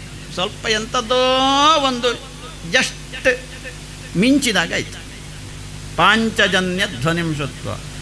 ಅಷ್ಟೊತ್ತಿಗೆ ಆಗುವಾಗ ಇವನಿಗೆ ಎಚ್ಚರ ಆಯಿತು, ಮುರಾಸುರನಿಗೆ 5 ತಲೆ ಮಾರ. ನಮಗೆ ಒಂದು ತಲೆಗೆ ಅರ್ಥ ಆಗುವುದಿಲ್ಲ ಎಂಥದ್ದು ಕೂಡ ಕೆಲವೆಲ್ಲ ಸಂಗತಿಗಳು. ಇವನಿಗೆ 5 ತಲೆ ಅಂತೆ. ಪಾಂಚಜನ್ಯ ಧ್ವನಿಂ ಶ್ರುತ್ವ ಯುಗಾಂತ ಶನಿ ಭೀಷಣಂ ಮುರಹ ಶಯಾನ. ಅವ ನಿದ್ದೆ ಮಾಡ್ತಾ ಇದ್ದ ಮುರಾಸುರ.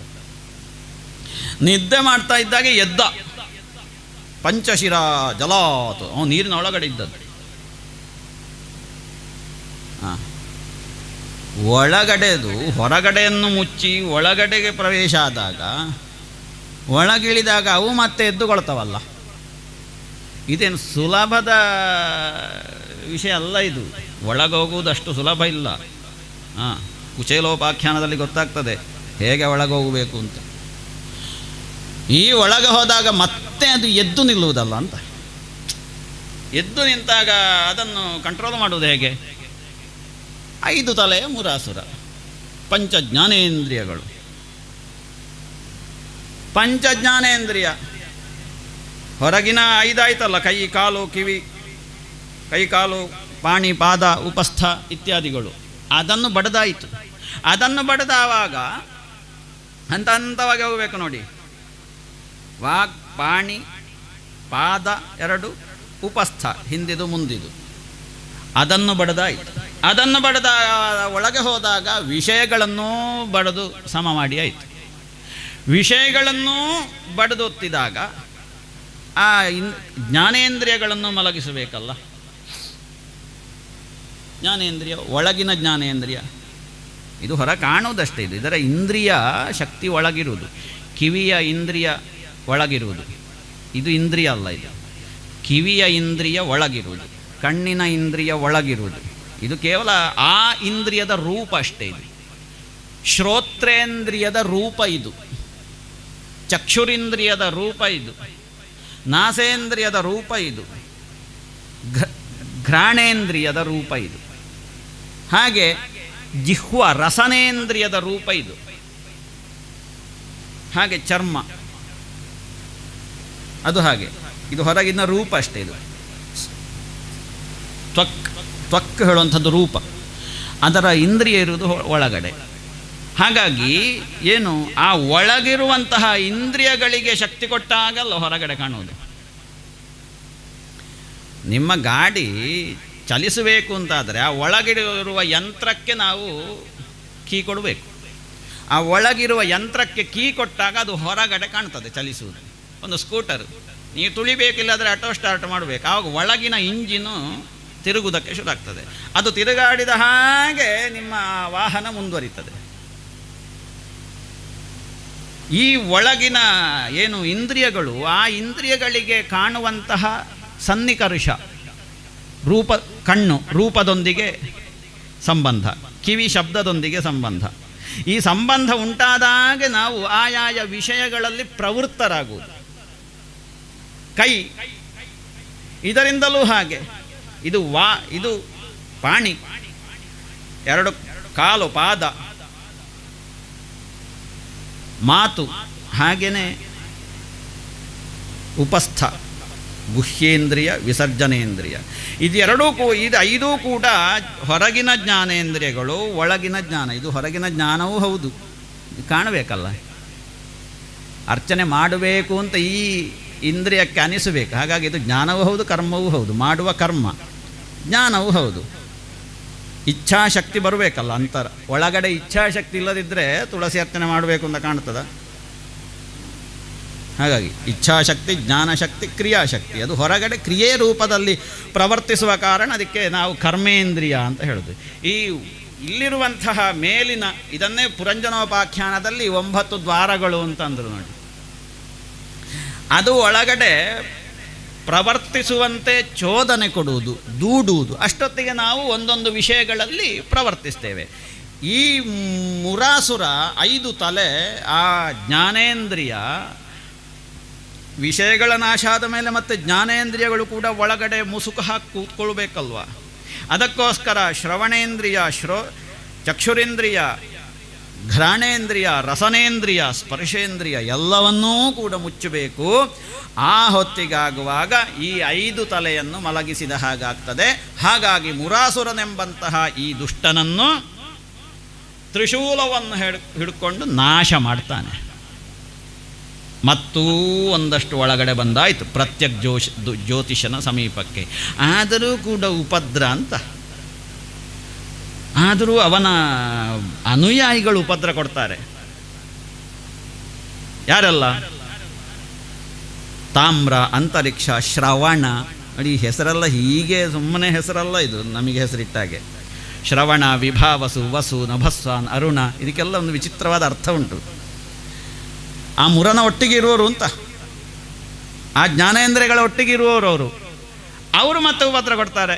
ಅವರು ಎದ್ರಲ್ಲ, ಎದ್ದ ಹಾಗೆ ಆ 7 ಕೂಡ ಏಳದ ಹಾಗೆ ಮಾಡಿದ. ಅಷ್ಟೊತ್ತಿಗೆ ಒಳಗಿದ್ದಂತಹ ನರಕ ಎದ್ದು ನಿಂತ. ಇದು ಹೋದಷ್ಟು ಮುಗಿಯುವುದಿಲ್ಲ ಅಂತ ನಾವು ಹೇಳ್ತಾವಲ್ಲ, ಈಗ ಸುಮಾರು ಬಂದಾಗಿದೆ, ಇನ್ನೂ ಹೋಗಲಿಕ್ಕೆ ಹೆಚ್ಚು ದೂರ ಇಲ್ಲ ಅಂತ. ಅದು ಸುಮ್ಮನೆ ಅದು ಸುಮಾರು ದೂರ ಬಂದಾಗಿದೆ, ಇನ್ನೀಗ ತಲುಪುವುದಕ್ಕೆ ಹೆಚ್ಚು ದೂರ ಇಲ್ಲ ಅಂತ. ಅದು ಸುಮ್ಮನೆ ಹೇಳೋದು ದೊಡ್ಡ ಮನುಷ್ಯ ಆಗಲಿಕ್ಕೆ. ಈಗ ನಾವು ಎಷ್ಟು ಬಂದಿದ್ದೇವೆ, ಇದಕ್ಕಿಂತ 100 ಪಟ್ಟು ಇನ್ನು ಮುಂದೆ ಹೋಗುವುದಕ್ಕುಂಟು. ಅದನ್ನು ಅರ್ಥ ಮಾಡಿಕೊಳ್ಳಿ. ಇದೆಲ್ಲ ಕಥೆಯನ್ನು ನೀವು ಕಥೆ ಹಾಗೆ ತೆಕ್ಕೊಂಡ್ರೆ ಕಥೆಯಾಗಿ ಆನಂದದಲ್ಲಿ ಮತ್ತೆ ಇಂದ್ರಿಯಾರ್ಥ ಸನ್ನಿಕರ್ಷ ಎಲ್ಲ ಬರ್ತದೆ ನಿಮಗೆ. ಕಥೆಯನ್ನು ಈ ರೀತಿಯಲ್ಲಿ ಸ್ವೀಕಾರ ಮಾಡಬೇಕು. ಯಾಕೆ ಕೇಳಿದರೆ ವೇದೋಪನಿಷದಾಂಸಾರಾತ್ ಜಾತ ಭಾಗವತೀ ಕಥಾ ಅಂತ. ಇದೆಲ್ಲ ಪ್ಯೂರ್ ವೇದಗಳು, ಉಪನಿಷತ್ತುಗಳು. ಅದನ್ನೇ ನಮ್ಮಂಥವರಿಗೆ ಅರ್ಥವಾಗುವುದಕ್ಕೆ ಬೇಕಾಗಿಯೇ ಕಥಾನಕಗಳ ರೂಪದಲ್ಲಿ. ಎಲ್ಲ ಉಪನಿಷತ್ತುಗಳು ಒಂದೊಂದು ಕ್ಯಾಪ್ಸೂಲನ್ನು ಕೊಟ್ಟು ಬಿಡ್ತಾರೆ ಅವರು ವ್ಯಾಸರು ಅರ್ಥ ಮಾಡುವುದರಲ್ಲಿ. ಹಾಗಾಗಿ ನಾನು ಹೇಳಿದ್ದು ಪ್ರಾರಂಭದಲ್ಲಿ ಸಮಾಧಿ ಭಾಷೆ ಅಂತ, ಅಥವಾ ಗುಹ್ಯ ಭಾಷೆ ಅಂತಲೂ ಕರೀತಾರೆ ಇದನ್ನು. ಈ ನರಕಾಸುರ ಎದ್ದು ನಿಂತ. ನರಕಾಸುರ ಎದ್ದು ನಿಂತಲ್ಲಿಗೆ ಮತ್ತೆ ಕೇಳಬೇಕಾ? ಮತ್ತೆ ಪುನಃ ಹೋರಾಟ, ಸಂಗ್ರಾಮ. ಯಾಕೆ ಕೇಳಿದರೆ ಶನೈರುಪರಮೇತ್ ಬುದ್ಧಿಯ ಧೃತಿಗೃಹೀತಯ. ಗೀತೆಯಲ್ಲಿ ಶನೈರುಪ ಅರ್ಜೆಂಟ್ ಮಾಡಲಿಕ್ಕಿಲ್ಲ, ಹದಾಕೆ ಹೋಗಬೇಕು. ಒಂದೊಂದನ್ನೇ ಕಿತ್ತು ಬೀಸಾಡಿ, ಅದು ಮತ್ತೆ ಏಳಬಾರ್ದು, ಬುಡ ಸಮೇತ ಬೇರು ಸಮೇತ ಹೋಗಬೇಕು. ಆ ಮೂಲ ಆಗಬೇಕು. ಆ ಶನೈ ಧೃತಿಗೃಹೀತಯ. ನಂಬಿಕೆ ಬೇಕು, ಧೈರ್ಯ ಬೇಕು. ನೋಡಿ, ಅದು ಆ ಮಾತಿಗೂ ಉಪನಿಷತ್ತು ಮಾತಿಗೂ ಇಲ್ಲಿಗೆ ಎಷ್ಟು ಒಂದು ಸಂಬಂಧ ನೋಡಿ. ನಂಬಿಕೆ ಬೇಕು, ಧೈರ್ಯ ಬೇಕು. ಇದು 2 ಇಲ್ಲದಿದ್ದರೆ ಮುಂದೆ ಹೋಗುವುದಕ್ಕೆ ದಾರಿ ಕಾಣುವುದಿಲ್ಲ. ಮತ್ತೆ ಇವರೆಲ್ಲ ಎದ್ದು ನಿಂತ್ಕೊಳ್ತಾರೆ. ಮುರಾಸುರ, ಅವನ ಅನುಚರರು 7 ಜನ, ಮತ್ತು ಪಾಶಗಳು ಎಲ್ಲ ಅಲ್ಲಲ್ಲಿ ಹುಟ್ಟಿಕೊಳ್ತವೆ. ಸಪ್ತ ತಾಳಗಳು ವಾಲಿ ಕಡಿದು ಬಿಸಾಡಿದಾಗ ಮತ್ತೆ ಹುಟ್ಟಿಕೊಂಡಾಗೆ. ಮತ್ತೆ ಹುಟ್ಟದಾಗೆ ಮಾಡಬೇಕಿದ್ರೆ ರಾಮ ಬರಬೇಕಾಯ್ತು ನೋಡಿ. ಹಾಗೆ ಇಲ್ಲಿ ಇವ ಎದ್ದ, ನರಕಾಸುರ ಎದ್ದ ಹಾಗೆ ಕೃಷ್ಣನ ಜೊತೆಗೆ ಹೋರಾಟ ಆಯಿತು. ಹೋರಾಟ ಆಗಿ ಸರ್ವನಾಶ ಆಗ್ತದೆ. ಮತ್ತೆ ಒಂದಷ್ಟು ಆ ಧೃತಿಗೃಹೀತಯ, ಆ ಧೃತಿ ಇರ್ತದೆ ನೋಡಿ. ಕೃಷ್ಣ ಪ್ರವೇಶ ಮಾಡಿದ, ಪ್ರತ್ಯಕ್ ಜ್ಯೋತಿಷದ ಒಳಗಡೆ ನೇರವಾಗಿ ಇಳಿದಲ್ಲಿಗೆ ಅವನಿಗೊಂದು ನೆಲೆ ಸಿಕ್ತು ಪ್ರತ್ಯಕ್ ಜ್ಯೋತಿಷದಲ್ಲಿ. ಆ ನೆಲೆ ಸಿಕ್ಕಿದಲ್ಲಿಗೆ ಆತ್ಯಂತಿಕವಾದಂತಹ ನರಕದ ನಿವೃತ್ತಿ, ಆತ್ಯಂತಿಕವಾದಂತಹ ದುಃಖ ನಿವೃತ್ತಿ ಅಂತ ಉಪನಿಷದ್ದು ಭಾಷೆ. ನಮ್ಮೆಲ್ಲರ ಪ್ರಯತ್ನ ಎಲ್ಲಿಗೆ ಅಂತ ಕೇಳಿದರೆ ಆತ್ಯಂತಿಕವಾದಂತಹ ದುಃಖ ನಿವೃತ್ತಿಯ ಕಡೆಗೆ. ಅದು ಸಿದ್ಧವಾಗಬೇಕು ಅಂತಾದರೆ ಹಂತವಾಗಿ ಒಂದೊಂದನ್ನೇ ದಾಟಿ ಒಳಗೊಳಗೆ ಇಳಿಬೇಕು. ಅದನ್ನು ಸಂದೇಶ ರೂಪದಲ್ಲಿ, ಕಥೆಯ ರೂಪದಲ್ಲಿ ಹೇಳುತ್ತದೆ. ಮುಂದೆ ನರಕವನ್ನೂ ಕಳೆದು, ನರಕವನ್ನೂ ದಾಟಿ ಪ್ರತ್ಯಗ್ಜ್ಯೋತಿಷದ ಒಳಗಡೆ ಮತ್ತೆ ಹುಡುಕಿಕೊಂಡು ಬರಬೇಕು. ಆನಂದೋ ಬ್ರಹ್ಮೇತಿ ವ್ಯಜಾನಾತ್ ಆನಂದಾಧ್ಯೇವ ಖಲ್ವಿಮಾನಿ ಭೂತಾನಿ ಜಾಯಂತೆ ಆನಂದೇ ನ ಜಾತಾನಿ ಜೀವಂತಿ ಆನಂದಂ ಪ್ರಯಂತ್ಯಭಿಸಂವಿಶಂತಿ ಸೈಷಾ ಭಾರ್ಗವೀವಾರುಣೀ ವಿದ್ಯಾ ಪರಮೇ ವ್ಯೋಮನ್ ಪ್ರತಿಷ್ಠಿತ. ಇದನ್ನು ತಿಳಿದವರು ಸಕಲ ಬ್ರಹ್ಮವರ್ಚಸ್ವಿಗಳಾಗ್ತಾರೆ, ಸಕಲ ಸಂಪತ್ತನ್ನು ಪಡೀತಾರೆ ಅಂತ. ಹಾಗಾದರೆ ಅಲ್ಲಿಂದ ಮುಂದೆ ಸಾಗಬೇಕು. ನರಕವಧೆ ಆಯಿತು, ಸತ್ಯಭಾಮೆಯ ಜೊತೆಗೆ ಸೇರಿ ನರಕವಧೆ ಆಯಿತು. ನರಕವಧೆಯಾಗಿ ಮುಂದೆ ಸಾಗಬೇಕು. ನರಕಾಸುರನ ಮಗ ಭಗದತ್ತ ಅಂತ ಒಬ್ಬ ಇದ್ದ, ಅವನಿಗೆ ಭಯ ಆಯಿತು. ಅಷ್ಟೊತ್ತಿಗೆ ನರಕಾಸುರನ ಅಮ್ಮ ಬಂದು ಸ್ತುತಿ ಮಾಡ್ತಾಳೆ, ಕೃಷ್ಣನನ್ನು ಸ್ತುತಿ ಮಾಡಿ, ಇವ ಕದ್ದಿದ್ದಂತಹ ವರುಣನ ಶ್ವೇತಛತ್ರ, ಅದಿತಿಯ ಕರ್ಣಕುಂಡಲ, ಹಾಗೆ ಆ ಮಣಿಮಯ ಪರ್ವತ ಎಲ್ಲವನ್ನು ಕೃಷ್ಣಾರ್ಪಣಗೊಳಿಸ್ತಾಳೆ ಪೃಥಿವಿ, ಭೂದೇವಿ. ಕೊನೆಗೆ ಭಗದತ್ತನನ್ನು ಅನುಗ್ರಹಿಸ್ತಾನೆ ಕೃಷ್ಣ. ಅದಾದ ಮೇಲೆ ಪ್ರತ್ಯಗ್ಜ್ಯೋತಿಷ್ಯದ ಒಳಗಡೆ ಇಳಿದ ಹಾಗೆ ಮತ್ತೆ ನಮಗೆ ಸಿಗುವುದು ಪೂರ್ಣತೆ. ಎಂಥದ್ದು ಪೂರ್ಣತೆ? ವಾಲ್ಮೀಕಿಗಳು ನಾರದರಲ್ಲಿ ಪ್ರಶ್ನೆ ಮಾಡ್ತಾರೆ, ಕೋನ್ವಸ್ಮಿನ್ ಸಾಂಪ್ರತಂ ಲೋಕೆ ಗುಣವಾನ್ ಕಶ್ಚ ವೀರ್ಯವಾನ್ ಧರ್ಮಜ್ಞಶ್ಚ ಕೃತಜ್ಞಶ್ಚ ಸತ್ಯವಾಕ್ಯೋ ದೃಢವ್ರತಃ. ರಾಮಾಯಣದಲ್ಲಿ ಈ 16 ಗುಣಗಳಿಂದ ಪೂರಿತನಾದಂತಹ ಒಬ್ಬ ಮನುಷ್ಯ ಈ ವರ್ತಮಾನ ಕಾಲದಲ್ಲಿ ಯಾರಿದ್ದಾನೆ ಅಂತ.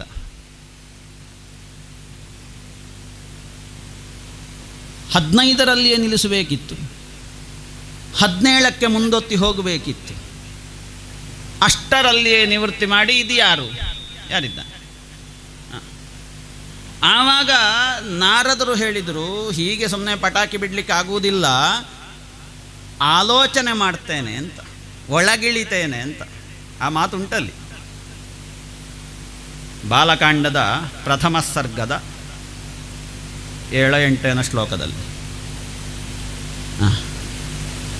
ವಾಲ್ಮೀಕಿ ಎಷ್ಟರ ಮಟ್ಟಿಗೆ ಹೇಳ್ತಾನೆ ಅಂತ ಕೇಳಿದರೆ, ತ್ವಂ ಸಮರ್ಥೋಸಿ, ನೀನು ಸಮರ್ಥನಾಗಿದ್ದಿ. ಆಲೋಚನೆ ಮಾಡಿ ಇದರಲ್ಲಿ, ನೀನು ಸಮರ್ಥನಾಗಿದ್ದಿ ಈ ಇಂತಹ ವ್ಯಕ್ತಿಯನ್ನು ತಿಳಿಯುವುದಕ್ಕೆ ಅಂತ. ಯಾಕೆ ಅವನೊಟ್ಟಿಗೆ ಇದ್ದವರಲ್ಲ ನಾರದರು. ನೀನು ಸಮರ್ಥನಾಗಿದ್ದಿ, ಬುದ್ಧ್ವಾ ಅಂತ ಪ್ರಯೋಗ. ಒಳಗಿಳಿದು ಹೇಳ್ತೇನೆ ಅಂತ, ಇನ್ನೊಬ್ಬರ ಹತ್ರ ಕೇಳಿ ನಾಳೆ ಹೇಳ್ತೇನೆ ಅಂತಲ್ಲ. ಬುದ್ಧ್ವಾ, ಒಳಗಿಳಿತೇನೆ. ಮತ್ತೆ ಮತ್ತೆ ಮತ್ತೆ ಮತ್ತೆ ಅರಸುತ್ತಾ ಮುಂದೆ ಸಾಗಿದವಾಗ ಪರಿಪೂರ್ಣತೆಯ ಅನುಭವ ಮನುಷ್ಯನಿಗೆ ಬರ್ತದೆ. ಅದನ್ನೇ 16 ಅಂತಂದರೆ ಚಂದ್ರನ ಹುಣ್ಣಿಮೆಯ ದಿವಸ ಚಂದ್ರನಿಗೆ 16 ಕಲೆಗಳು ಪೂರ್ಣವಾಗಿ ಆ ಬೆಳಕನ್ನು ಕೊಡುವುದು.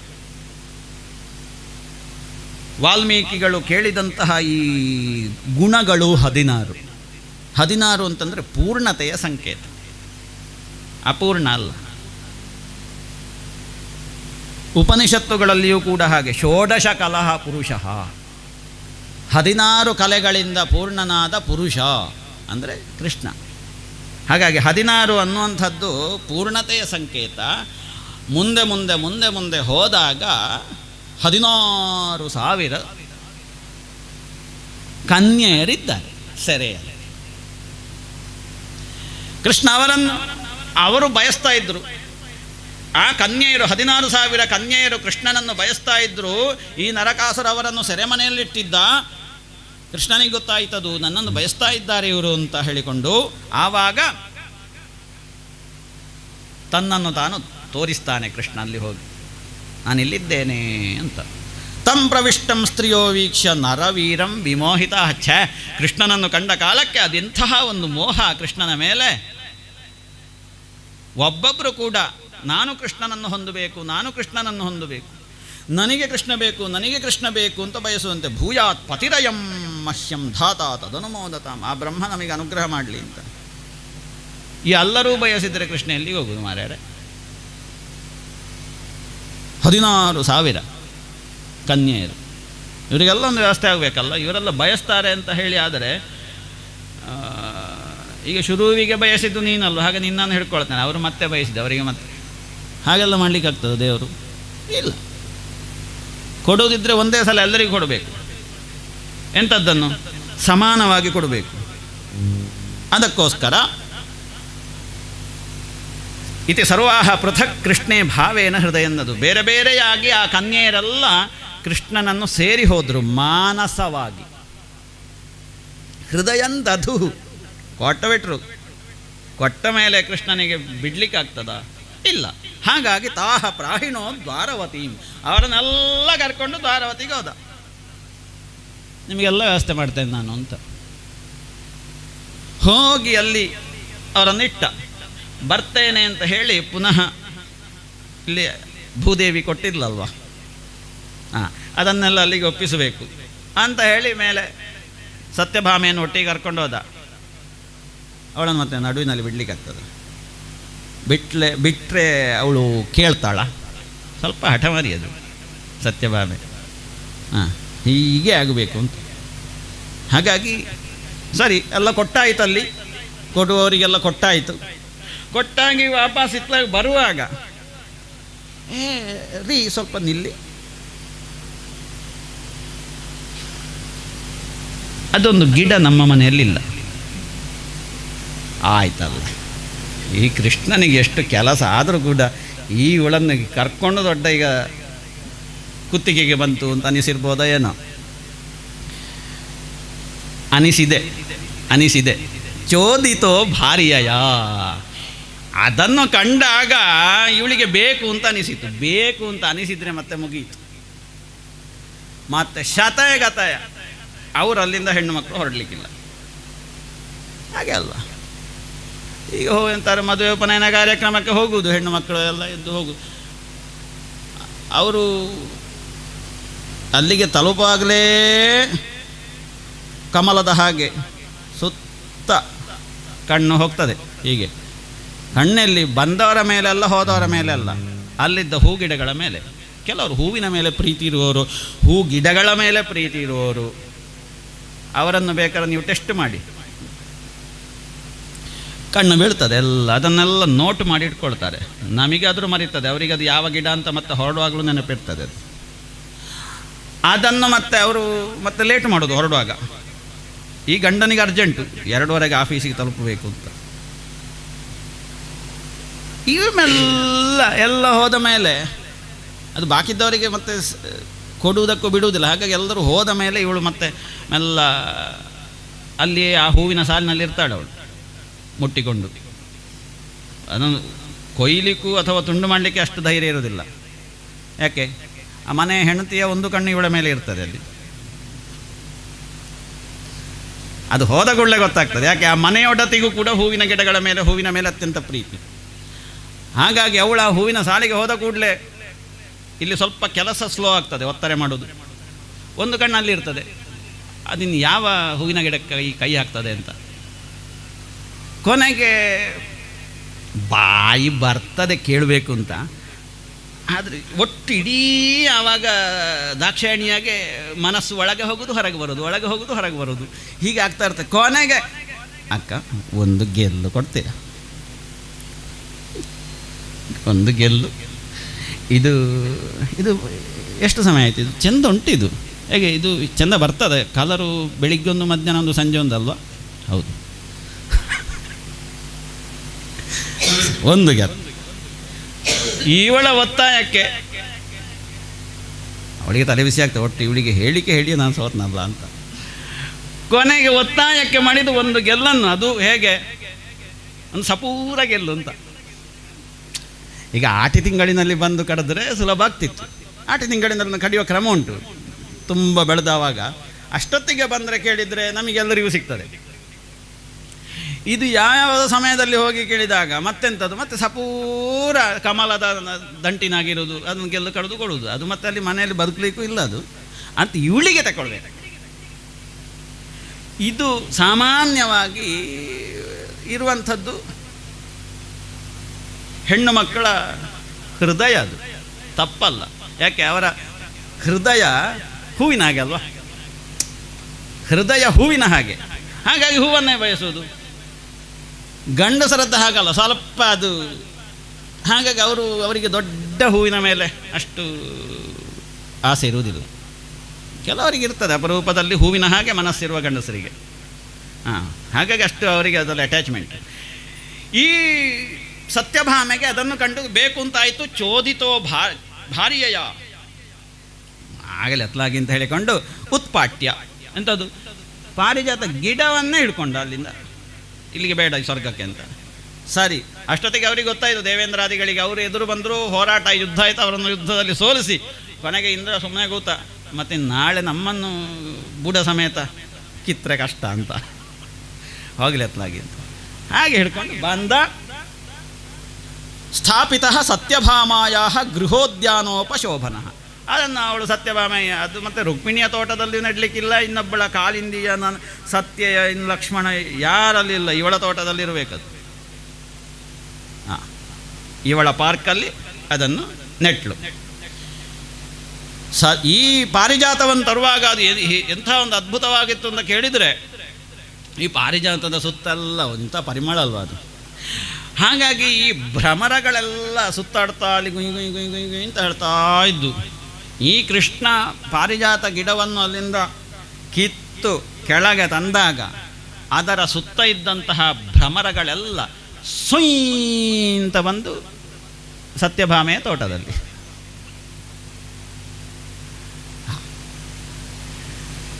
ಸರಿ, ಅದಾಯಿತು. ಇದೀಗ 16 ಅಲ್ಲಿಯೇ ಉಂಟು.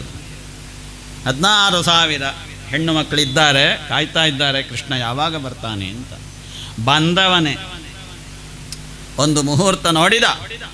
ಅಥೋ ಮುಹೂರ್ತ ಏಕಸ್ಮಿನ್ ಒಂದು ಮುಹೂರ್ತ ನೋಡಿದ. ಎಂಥದಕ್ಕೆ? ಮದುವೆ ಆಗಲಿಕ್ಕೆ.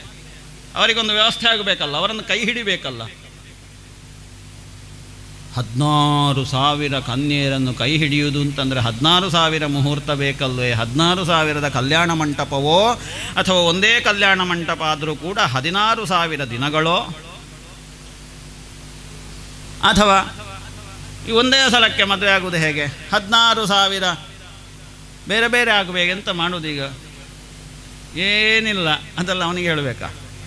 ಅಥೋ ಮುಹೂರ್ತ ಏಕಸ್ಮಿನ್ ನಾನಾಗಾರೇಶು ತಾಸ್ತ್ರೀಯ 16,000 ಅಂತಃಪುರ ಸಿದ್ಧಿ ಆಯಿತು.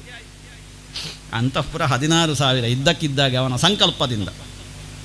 ನಾನಾಗಾರೇಶು ತಾಸ್ತ್ರೀಯ ಯಥೋಪಯೇಮೆ, ಹೇಗೆ ಬೇಕೋ ಹಾಗೆ ಕ್ರಮ ಪ್ರಕಾರ ವೇದೋಕ್ತವಾದಂತಹ ರೀತಿಯಲ್ಲಿಯೇ ಒಂದೇ ಮುಹೂರ್ತದಲ್ಲಿ 16,000 ಅರಮನೆಯಲ್ಲಿ ಕೃಷ್ಣ ಇವರನ್ನು ಮದುವೆಯಾದನಂತೆ. ಹೇಗೆ ಮದುವೆಯಾದ? ತಾವದ್ರೂಪಧರ, ಅಷ್ಟೇ 16,000 ಕೃಷ್ಣರಾಗಿ ಮದುವೆಯಾದ. ಎಂಥ ಅದ್ಭುತ ಮಾರಾಯ! ಯಾರಿಗೂ ಬೇಜಾರಾಗಲಿಕ್ಕಿಲ್ಲಲ್ಲ.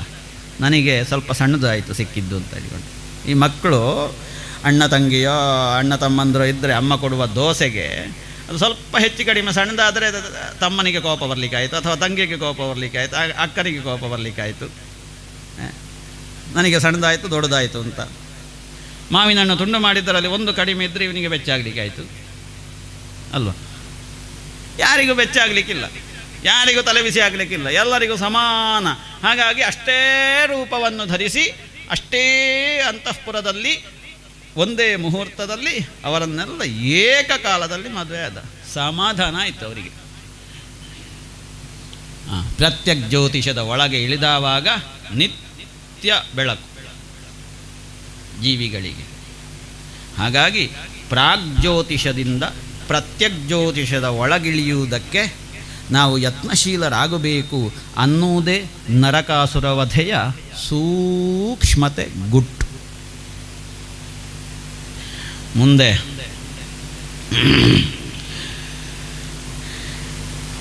ಸಂತತಿ ಬೇಕಾದಷ್ಟಾಗ್ತದೆ.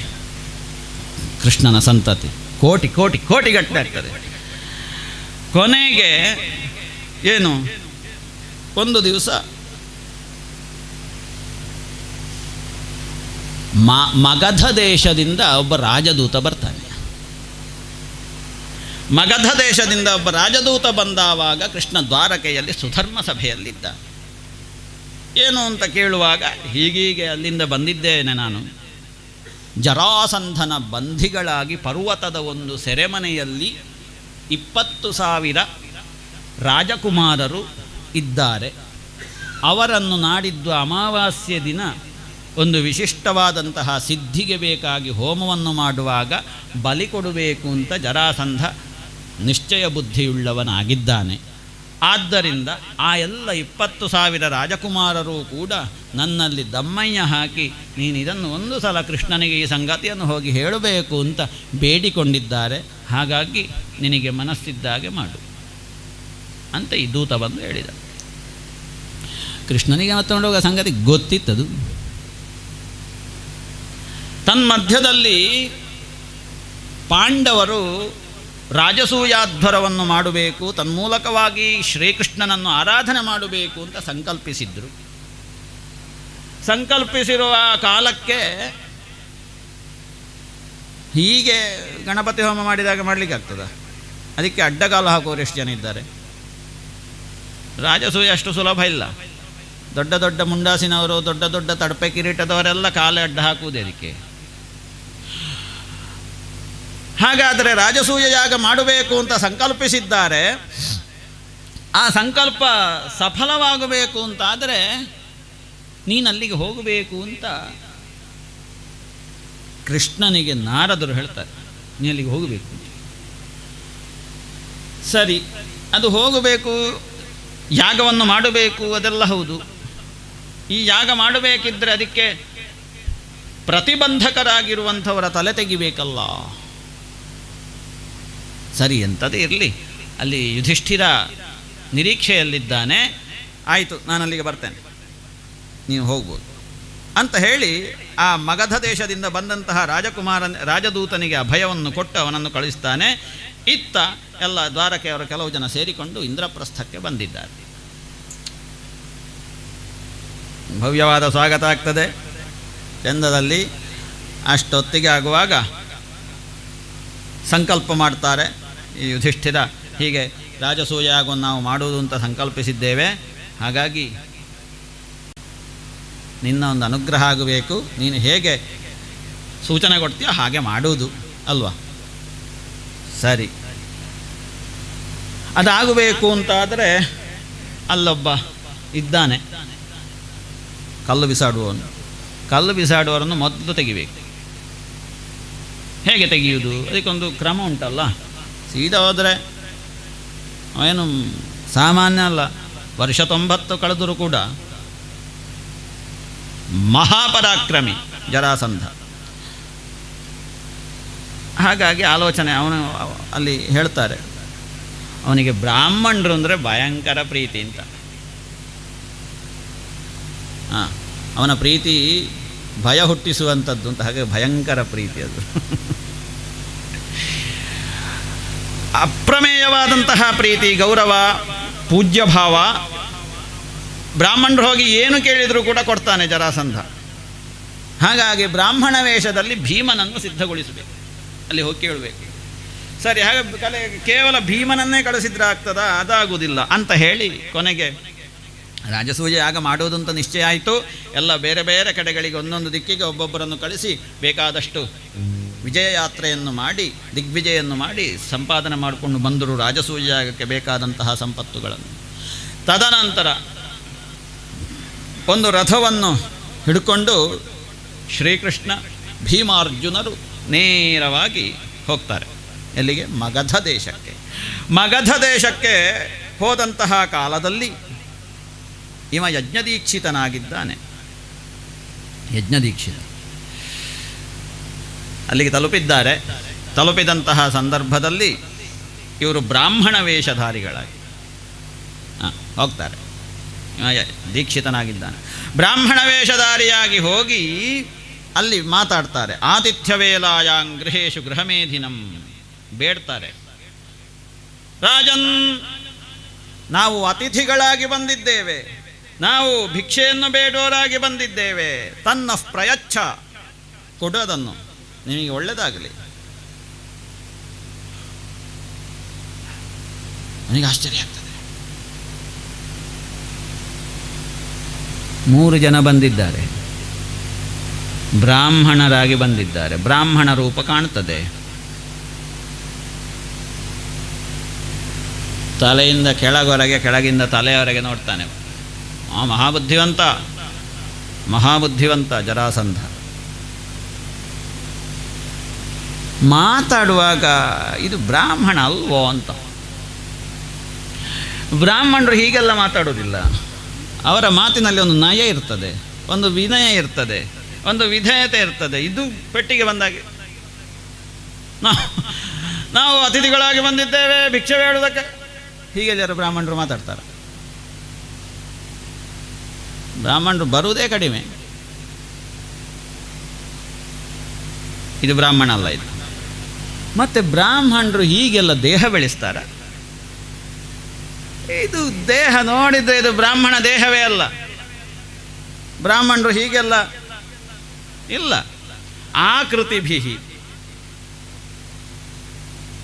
ಒಂದೊಂದೇ ಅಂಗವನ್ನು ನೋಡ್ತಾನೆ ಜರಾಸಂಧ.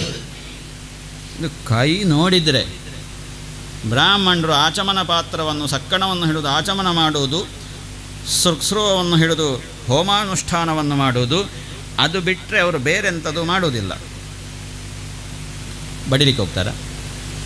ಬೇರೆಂಥದ್ದು ಮಾಡುವುದಿಲ್ಲ. ಅಂದರೆ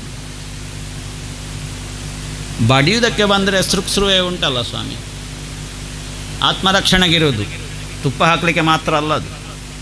ಇನ್ನು ಮುಂದಿನ ದಿನಗಳಲ್ಲಿ ನೀವು ಅದನ್ನು ಹಿಡ್ಕೊಳ್ಬೇಕು. ಹೀಗೆ ಅನಿವಾರ್ಯ ಆದಾಗ ಕತ್ತಿಯಲ್ಲಿ ಕಡಿಲಿಕ್ಕೆ ನಮಗೆ ರೈಟ್ ಇಲ್ಲಲ್ಲ ಬ್ರಾಹ್ಮಣರಿಗೆ.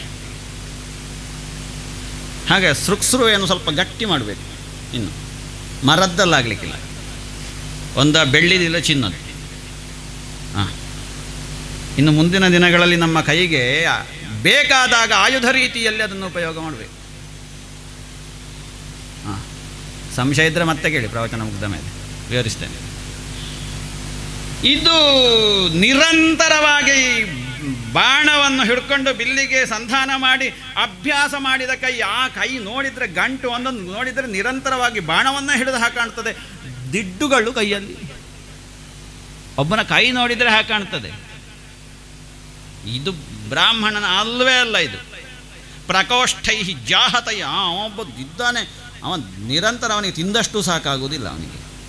ಇವ ಬ್ರಾಹ್ಮಣ ಅಲ್ವೇ ಅಲ್ಲ. ಅವನು ನಿರಂತರ ಒಂದಷ್ಟು ಯೋಗಾಭ್ಯಾಸ ಮಾಡಿ ಕೈಯಲ್ಲಿ ಏನು ಬಂದಿದೆ ಪರ್ವತದ ಹಾಗುಂಟು. ಬ್ರಾಹ್ಮಣರು ಹಾಗೆ ಯೋಗಾಭ್ಯಾಸ ಮಾಡ್ತಾರ? ಅವರು ಒಳಗಿಳಿಯುವುದು ಮಾತ್ರ. ಕ್ಷತ್ರಿಯರು ಒಳಗಿಳಿಯುವುದಿಲ್ಲ. ಎಲ್ಲಿಯೋ ಜನಕನ ಹಾಗಿದ್ದವರು ಒಳಗಿಳಿದ್ರಷ್ಟೇ. ಮತ್ತೆಲ್ಲಿದ್ದಾರೆ ಕ್ಷತ್ರಿಯರು ಒಳಗಿಳಿದವರು? ಅವರು ಒಳಗಿಳಿದರೆ ನಾವು ಒಳಗಿಳಿಯುವುದು ಹೇಗೆ? ನಾವು ಒಳಗಿಳಿದಾಗ ಹೊರಗಡೆ ಬೀಳದ ಹಾಗೆ ನಮಗೆ ರಕ್ಷಣೆಯನ್ನು ಕೊಡುವವರು ಕ್ಷತ್ರಿಯರು. ಅವರು ಒಳಗಿಳಿದರೆ ಹೇಗೆ? ಅವರು ಒಳಗಿಳಿಲಿಕ್ಕಿಲ್ಲ. ಇದು ಒಳಗಿಳಿದ ಜೀವ ಅಲ್ಲ. ಇದು ಹೊರಗೆ ಕಾಣುವ ಜೀವ. ಇದು ಬ್ರಾಹ್ಮಣ ಅಲ್ಲ. ಮತ್ತೆ ಬ್ರಾಹ್ಮಣದು ವೇಷ. ಇದು ವೇಷ. ಇದು ಸರಿ ಜನಿವಾರ, ಅದು ಹತ್ತಿಯ ಜನಿವಾರ ಅಲ್ಲ. ಅದು ಬ್ರಾಹ್ಮಣನಿಗೆ ಹತ್ತಿಯ ಜನಿವಾರ ಅಲ್ಲ. ಎಲ್ಲಿಯೋ ತಪ್ಪಿದ್ದಾರೆ ಅವರು ಜನಿವಾರ ಹಾಕುವಾಗ.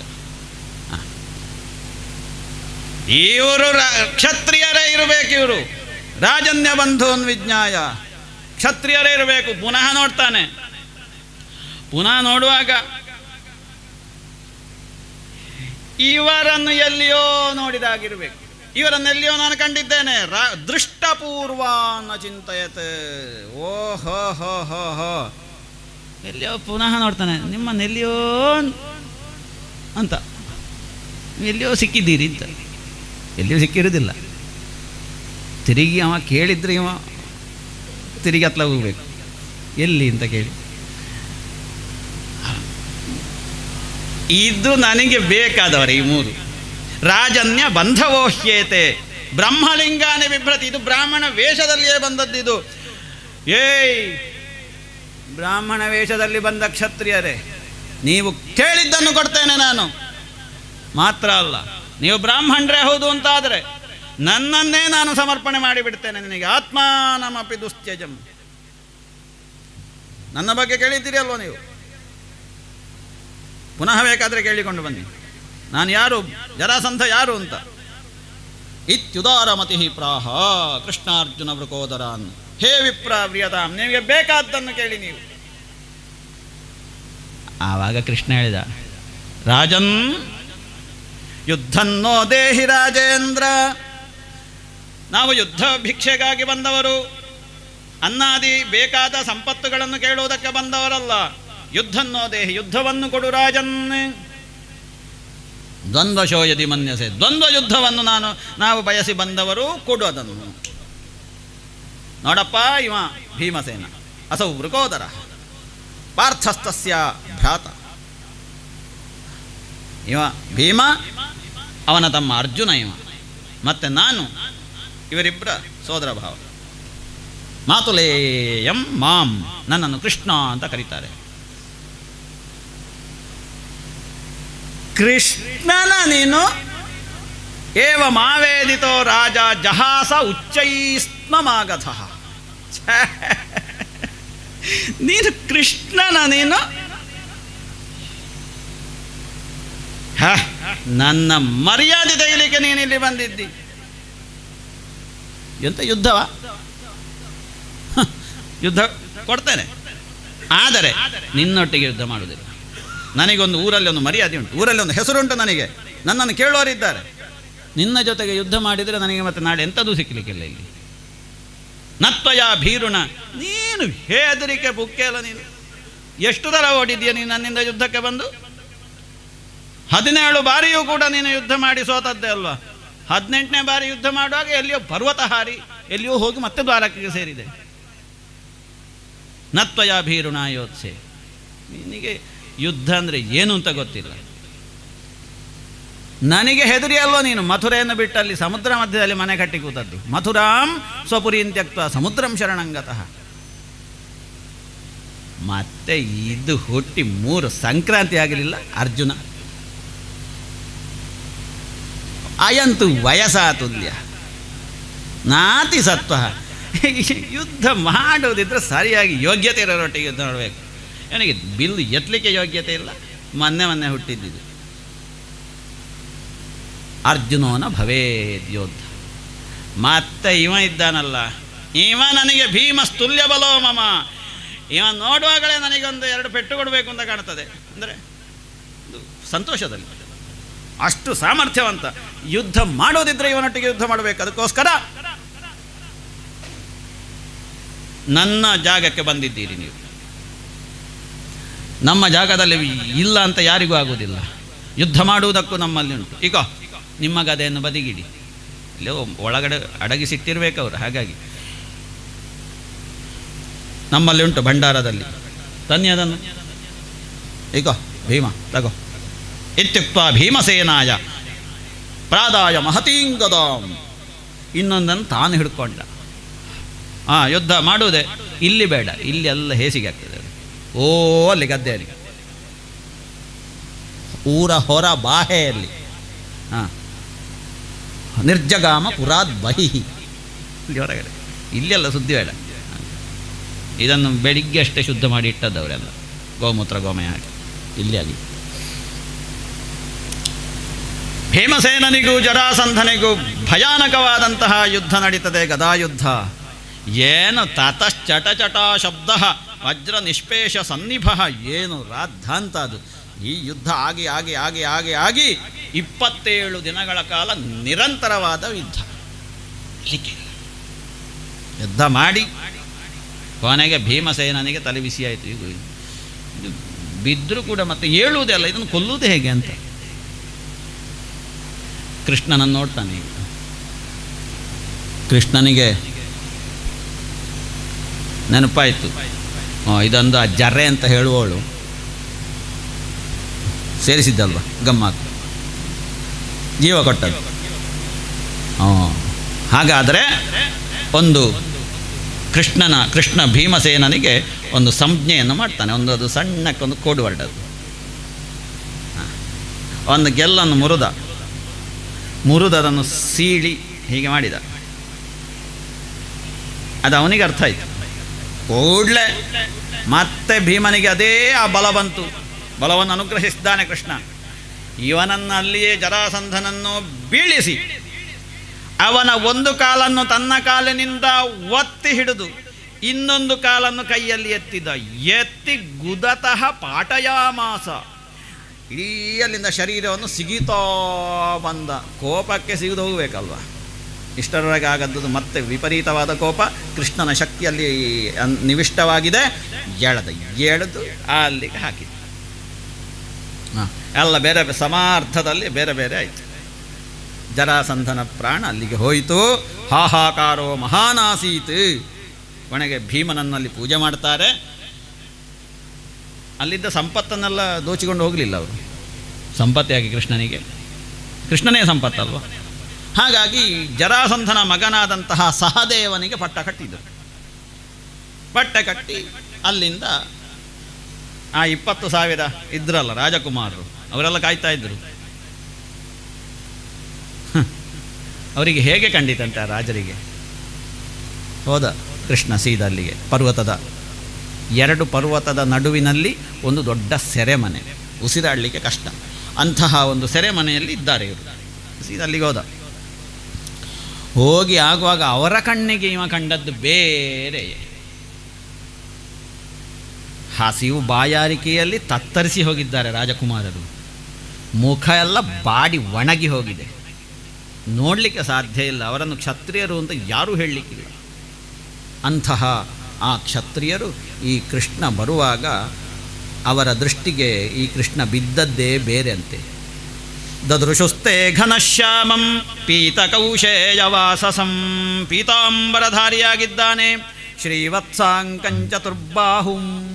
ಶ್ರೀವತ್ಸಾಂಕಿತ ವಕ್ಷಸನಾಗಿ 4 ಕೈಗಳನ್ನು ಧರಿಸಿ, ಆ ಕೈಗಳಲ್ಲಿ ಶಂಖಚಕ್ರ ಗದಾಪದ್ಮಗಳನ್ನು ಧರಿಸಿದಂತಹ ಚಾರು ಪ್ರಸನ್ನ ವದನಂ ಸ್ಫುರನ್ ಮಕರಕುಂಡಲಂ ಪದ್ಮಹಸ್ತಂ ಗದಾಶಂಖ ರಥಾಂಗೈರುಪಲಕ್ಷಿತಂ ಕಿರೀಟಹಾರ ಕಟಕ ಕಟಿಸೂತ್ರಾಂಗದಾಚಿತಂ ಭ್ರಾಜದ್ವರ ಮಣಿಗ್ರೀವಂ ನಿವೀತಂ ವನಮಾಲಯ ಪಿಬಂತ. ಈ ರೀತಿಯಾಗಿ ತನ್ನ ವಿಶ್ವರೂಪ ಹೇಗೆ ಹುಟ್ಟುವಾಗ ಕೃಷ್ಣ ಅವತರಿಸುವಾಗ ಹೇಗೆ ವಿಶ್ವರೂಪವನ್ನು ದೇವಕಿಗೆ ತೋರಿಸಿದ್ನೋ ಅದೇ ಆ ವಿಶ್ವರೂಪ ಇವಾಗ 20,000 ರಾಜಕುಮಾರರ ದೃಷ್ಟಿಗೆ ಕಾಣ್ತದೆ. ಹೀಗೆ ಕಣ್ಣಿನಿಂದಲೇ ಕುಡಿತೇವೆ ಅಂತ ಕುಡಿಯುವಂತೆ ನೋಡಿದರಂತೆ ಕೃಷ್ಣನನ್ನು. ನಾಲಿಗೆಯಿಂದಲೇ ನೆಕ್ಕಬೇಕು ಕೃಷ್ಣನನ್ನು. ಲಿಹಂತ ಇವ ಜಿಹ್ವಯ. ಆಹ, ಎಂಥ ಒಂದು ಶರಣಾಗತಿ. ತಮ್ಮ ಮೂಗಿನಿಂದ ಆ ಕೃಷ್ಣನ ದಿವ್ಯ ಸುಗಂಧ ಪರಿಮಳವನ್ನು ಆಘ್ರಾಣಿಸಬೇಕು. ಜಿಘ್ರಂತ ಇವನಾಸಾಭ್ಯಾಂ. ತಮ್ಮ ಕೈಗಳಿಂದ ಕೃಷ್ಣನ ದಿವ್ಯ ಶರೀರವನ್ನು ಅಪ್ಪಿ ಹಿಡ್ಕೊಳ್ಬೇಕು ಅಂತ ಭಾವಿಸಿದರಂತೆ. ಹಾಗೆ ಬಂದು ಪ್ರಣೇಮು ಹತಪಾಪ್ಮಾನಃ. ಕೃಷ್ಣನನ್ನು ನೋಡಿದ ತತ್ಕ್ಷಣದಲ್ಲಿಯೇ ಅವರ ಸಕಲ ಪಾಪಗಳು ಕೂಡ ಹತಪಾಪ್ಮಾನಃ, ಪಾಪಗಳು ನಿವೃತ್ತವಾಗಿವೆ. ಅತ್ಯಂತ ಶುದ್ಧ ಮಾನಸರಾಗಿದ್ದಾರೆ, ಹೊರಗೂ ಒಳಗೂ. ಅವರು ಬಂದು ಸಾಷ್ಟಾಂಗ ನಮಸ್ಕಾರವನ್ನು ಮಾಡ್ತಾರೆ. ಕೃಷ್ಣ ಮೂರ್ಧಭಿ ಪಾದಯೋ ಹರೇ. ಶ್ರೀಕೃಷ್ಣನ ದಿವ್ಯ ಪಾದಗಳಲ್ಲಿ ತಮ್ಮ ತಲೆಯನ್ನು ಕೈಗಳನ್ನಿಟ್ಟು ಕೃಷ್ಣ ರಕ್ಷಿಸು ಅಂತ.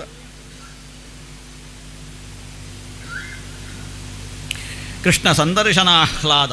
ಆಹಾ, ಎಂಥ ಮತ್ತೆ ಮತ್ತೆ ನೋಡಬೇಕು ಹೇಳುವಂತಹ ಒಂದು ಅಮೇಯವಾದಂತಹ ಸ್ವರೂಪ.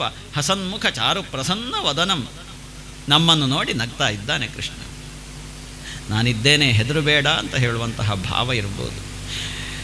ಕೃಷ್ಣ ಸಂದರ್ಶನಾಹ್ಲಾದ ಧ್ವಸ್ತ ಸಂರೋಧನ ಕ್ಲಮ. ಎಲ್ಲ ನೋವುಗಳು ಹಸಿವುಗಳು ಎಲ್ಲವೂ ಕೂಡ ಕೃಷ್ಣನನ್ನು ನೋಡಿ ಆದಾಗ ನಿವೃತ್ತ. ಸ್ತುತಿ ಮಾಡ್ತಾರೆ. ನಾವು ಶರಣಾಗಿದ್ದೇವೆ, ರಕ್ಷಣೆ ಕೊಡು ಕೃಷ್ಣ. ನಮಗೆಲ್ಲ ಗೊತ್ತಿರುವಂತಹ ಶ್ಲೋಕ ಅದು. ಈ ಭಾಗದಲ್ಲಿಯೇ ಇಲ್ಲಿಯೇ ರಾಜಕುಮಾರರು ಮಾಡುವಂತಹ ಸ್ತುತಿ. ಕೃಷ್ಣಾಯ ವಾಸುದೇವಾಯ ಹರಯೇ ಪರಮಾತ್ಮನೇ ಪ್ರಣತ ಕ್ಲೇಶ ನಾಶಾಯ ಗೋವಿಂದಾಯ ನಮೋ ನಮಃ. ಸರ್ವ ಶರಣಾಗತರಾಗಿ ಕೃಷ್ಣನನ್ನು ಸ್ತುತಿ ಮಾಡ್ತಾರೆ. ಅವರ ಮೇಲೆ ಅತ್ಯಂತ ಕರುಣಾಮಯಿಯಾದಂತಹ ಕೃಷ್ಣ, ಶರಣರನ್ನು ರಕ್ಷಿಸುವುದರಲ್ಲಿಯೇ ಅತ್ಯಂತ ನಿರತನಾದಂತಹ ಶರಣ್ಯನಾದಂತಹ ಕೃಷ್ಣ ಹೇಳ್ತಾನೆ, ಹೇ ರಾಜಕುಮಾರರೇ, ಇಂದಿನಿಂದ ನಿಮಗೆ ನಿರಂತರವಾಗಿ ನನ್ನಲ್ಲಿ ಅನನ್ಯವಾದಂತಹ ಭಕ್ತಿ ಬರಲಿ. ಸುದೃಢ ಜಾಯತೆ ಭಕ್ತಿ. ದಿಷ್ಟ್ಯ ವ್ಯವಸಿತಂ ಭೂಪಾಹ ಭವಂತಹ ರಥಭಾಷಿಣಃ. ನನ್ನನ್ನು ನಿರಂತರವಾಗಿ ನೀವು ಅಂದಿನಿಂದೆಂದಿನವರೆಗೆ ಸ್ತುತಿ ಮಾಡಿದಿರಿ, ಶರಣಾಗತರಾದಿರಿ, ನೆನೆಸುತ್ತಾ ಇದ್ರಿ. ಹಾಗಾಗಿ ನಿಮಗೆ ವಿಶೇಷವಾದಂತಹ ಅನುಗ್ರಹ ಆಗ್ತದೆ, ಹೆದರಬೇಡಿ.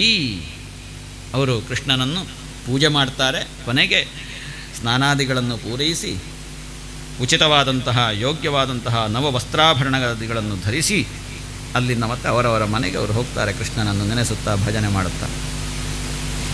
ಆಮೇಲೆ ಇತ್ಲಾಗಿ ಬರ್ತಾರೆ, ಇಂದ್ರಪ್ರಸ್ಥಕ್ಕೆ ಬಂದಿದ್ದಾರೆ. ಎಲ್ಲ ಸರ್ವ ಸಿದ್ಧತೆಗಳಿಂದ ಯುಧಿಷ್ಠಿರ ಸಿದ್ಧನಾಗಿದ್ದಾನೆ ರಾಜಸೂಯಾಧ್ವರವನ್ನು ಮಾಡುವುದಕ್ಕೆ. ರಾಜಸೂಯಾಧ್ವರದಲ್ಲಿ ಯಾರಿಗೆ ಅಗ್ರಪೂಜೆಯನ್ನು ಕೊಡುವುದು ಅಂತ ಆಲೋಚನೆ ಮಾಡ್ತಾರೆ. ಎಲ್ಲ ಒಬ್ಬೊಬ್ಬರ ಹೆಸರನ್ನು ಹೇಳಿದರು. ಕೊನೆಗೆ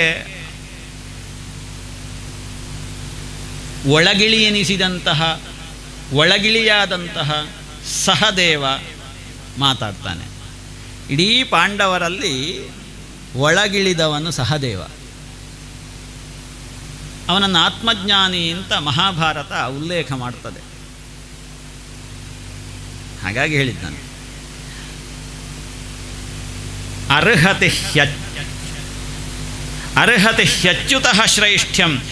ಸಮಗ್ರ ಇಲ್ಲಿ ಯಾರೇ ದೊಡ್ಡ ದೊಡ್ಡ ಮನುಷ್ಯರು, ದೊಡ್ಡ ದೊಡ್ಡ ಕಿರೀಟ ಇಟ್ಟವರಿರಲಿ, ಆದರೆ ಇವತ್ತು ಈ ರಾಜಸೂಯಾಧ್ವರದಲ್ಲಿ ಶ್ರೀಕೃಷ್ಣನೇ ಅಗ್ರಪೂಜೆಗೆ ಯೋಗ್ಯನಾದವನು. ಯದಾತ್ಮಕಮಿದಂ ವಿಶ್ವಂ, ಇವನೊಳಗಡೆ ಸರ್ವ ವಿಶ್ವವೂ ಇದೆ. ನಾವು ಮಾಡುವಂತಹ ರಾಜಸೂಯವೋ ಹೋಮಾದಿಗಳೋ ಎಲ್ಲವೂ ಕೂಡ ಈ ಕೃಷ್ಣನ ಒಳಗಡೆ ಇದೆ. ಆಹುತಿ ಇರ್ಬೋದು, ಮಂತ್ರ ಇರ್ಬೋದು, ತತ್ವಗಳಿರ್ಬೋದು, ಏನೆಲ್ಲ ಪ್ರಪಂಚದಲ್ಲಿರುವಂತಹ ಚರಾಚರಗಳು ಎಲ್ಲವೂ ಕೂಡ ಕೃಷ್ಣನಲ್ಲಿದೆ.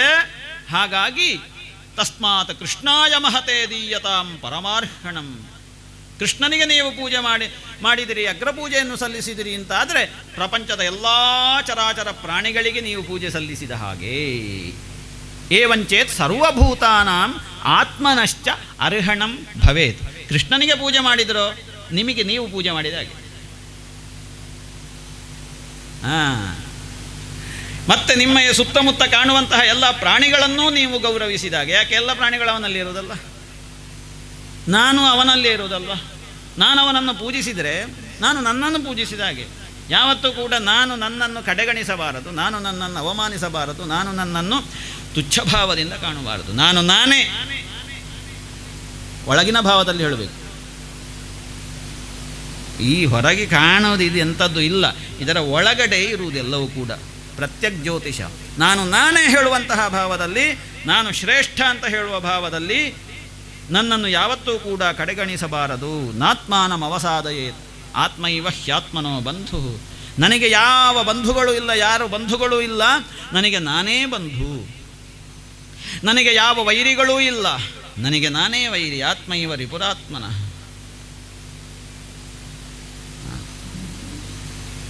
ನನ್ನನ್ನು ಬೀಳಿಸುವುದಕ್ಕೂ ನಾನೇ ಕಾರಣ, ಇನ್ನೊಬ್ಬ ಅಲ್ಲೇ ಅಲ್ಲ. ನನ್ನನ್ನು ಉದ್ಧರಿಸುವುದಕ್ಕೂ ನಾನೇ ಕಾರಣ, ಇನ್ನೊಬ್ಬ ಅಲ್ಲ. ಇನ್ನೊಬ್ಬ ನನ್ನ ಉದ್ಧಾರಕ್ಕೂ ಬರುವುದಿಲ್ಲ, ಇನ್ನೊಬ್ಬ ನನ್ನ ಬೀಳಿಸುವುದಕ್ಕೂ ಬರುವುದಿಲ್ಲ. ಸಾಧ್ಯ ಉಂಟ? ನನ್ನನ್ನು ಬೀಳಿಸುವುದಕ್ಕೆ ಯಾರಿಂದಲಾದರೂ ಸಾಧ್ಯ ಉಂಟ? ನನ್ನನ್ನು ಉದ್ಧಾರ ಮಾಡುವುದಕ್ಕೆ ಯಾರಿಂದಲೂ ಇಲ್ಲಿ ಕೂತವರಿಂದ ಸಾಧ್ಯ ಉಂಟ? ಆಲೋಚನೆ ಮಾಡಿ. ಇಲ್ಲಿ ಕೂತವರಿಂದ ಯಾರಿಂದಲೂ ಕೂಡ ನನ್ನನ್ನು ಬೀಳಿಸುವುದಕ್ಕೆ ಸಾಧ್ಯ ಇಲ್ಲ. ಇಲ್ಲಿ ಕೂತವರಿಂದ ಯಾರಿಂದಲೂ ಕೂಡ ನನ್ನನ್ನು ಉದ್ಧರಿಸುವುದಕ್ಕೆ ಸಾಧ್ಯ ಇಲ್ಲ. ನನ್ನನ್ನು ಉದ್ಧರಿಸಬೇಕು ಅಂತಾದರೆ ನನ್ನೊಳಗಿರುವಂತಹ ಅಂತರ್ಯಾಮಿಯಿಂದ ಮಾತ್ರ ಸಾಧ್ಯ. ನನ್ನನ್ನು ಬೀಳಿಸುವುದಕ್ಕಾದರೂ ಕೂಡ ನನ್ನೊಳಗಿರುವಂತಹ ಅಂತರ್ಯಾಮಿಯಿಂದ ಮಾತ್ರ ಸಾಧ್ಯ. ನಾನು ಅವನನ್ನು ಮರೆತಾಗ. ಯಾವಾಗ ಮರೆಯುವುದು? ಹೃದಯಸ್ಥೋಪಿ ಅತಿ ದೂರಸ್ಥ ಕರ್ಮ ವಿಕ್ಷಿಪ್ತ ಚೇತಸಾಂ. ಎಲ್ಲರ ಹೃದಯದ, ಒಬ್ಬ ದುಷ್ಟನ ಹೃದಯದಲ್ಲೂ ಇದ್ದಾನೆ ಕೃಷ್ಣ, ಒಬ್ಬ ಧೂರ್ತನ ಹೃದಯದಲ್ಲೂ ಇದ್ದಾನೆ ಕೃಷ್ಣ, ಒಬ್ಬ ರಾವಣನ ಹೃದಯದಲ್ಲೂ ಇದ್ದ, ಒಬ್ಬ ಕೌರವನ ಹೃದಯದಲ್ಲೂ ಇದ್ದ, ಒಬ್ಬ ವಿಭೀಷಣನ ಹೃದಯದಲ್ಲೂ ಇದ್ದ. ಎಲ್ಲರ ಹೃದಯದಲ್ಲೂ ಇದ್ದಾನೆ. ಆದರೆ ರಾವಣನ ಹಾಗಿರುವಂತಹ, ಕೌರವನ ಹಾಗಿರುವಂತಹ ವ್ಯಕ್ತಿಗಳಿಗೆ ಹೃದಯಸ್ಥೋಪಿ ಅತಿ ದೂರಸ್ಥ. ಯಾಕೆ? ಸಂಸ್ಕೃತ ಅರ್ಥ ಆಗ್ತದೆ ಅಂತ ಕಾಣ್ತದೆ.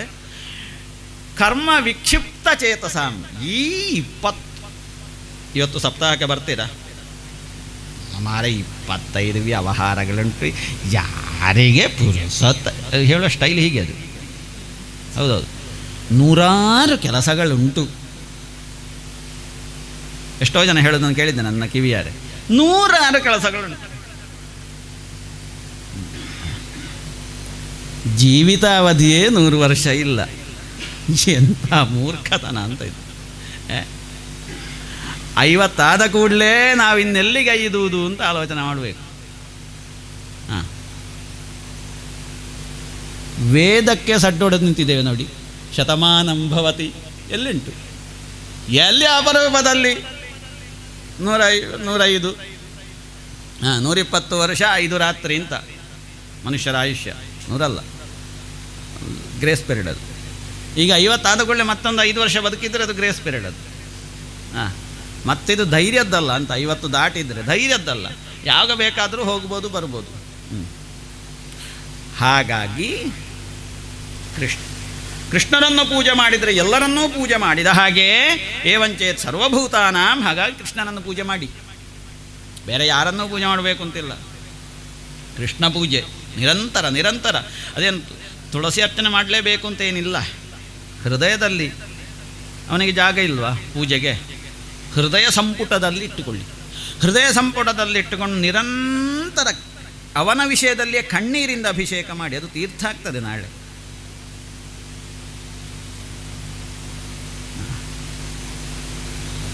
ಅವನ ಅಭಿಷೇಕ ಮಾಡಬೇಕು ಕಣ್ಣೀರಿನಿಂದ ಅಂತಾದರೆ ಅವನನ್ನು ಕಾಣಬೇಕಲ್ಲ.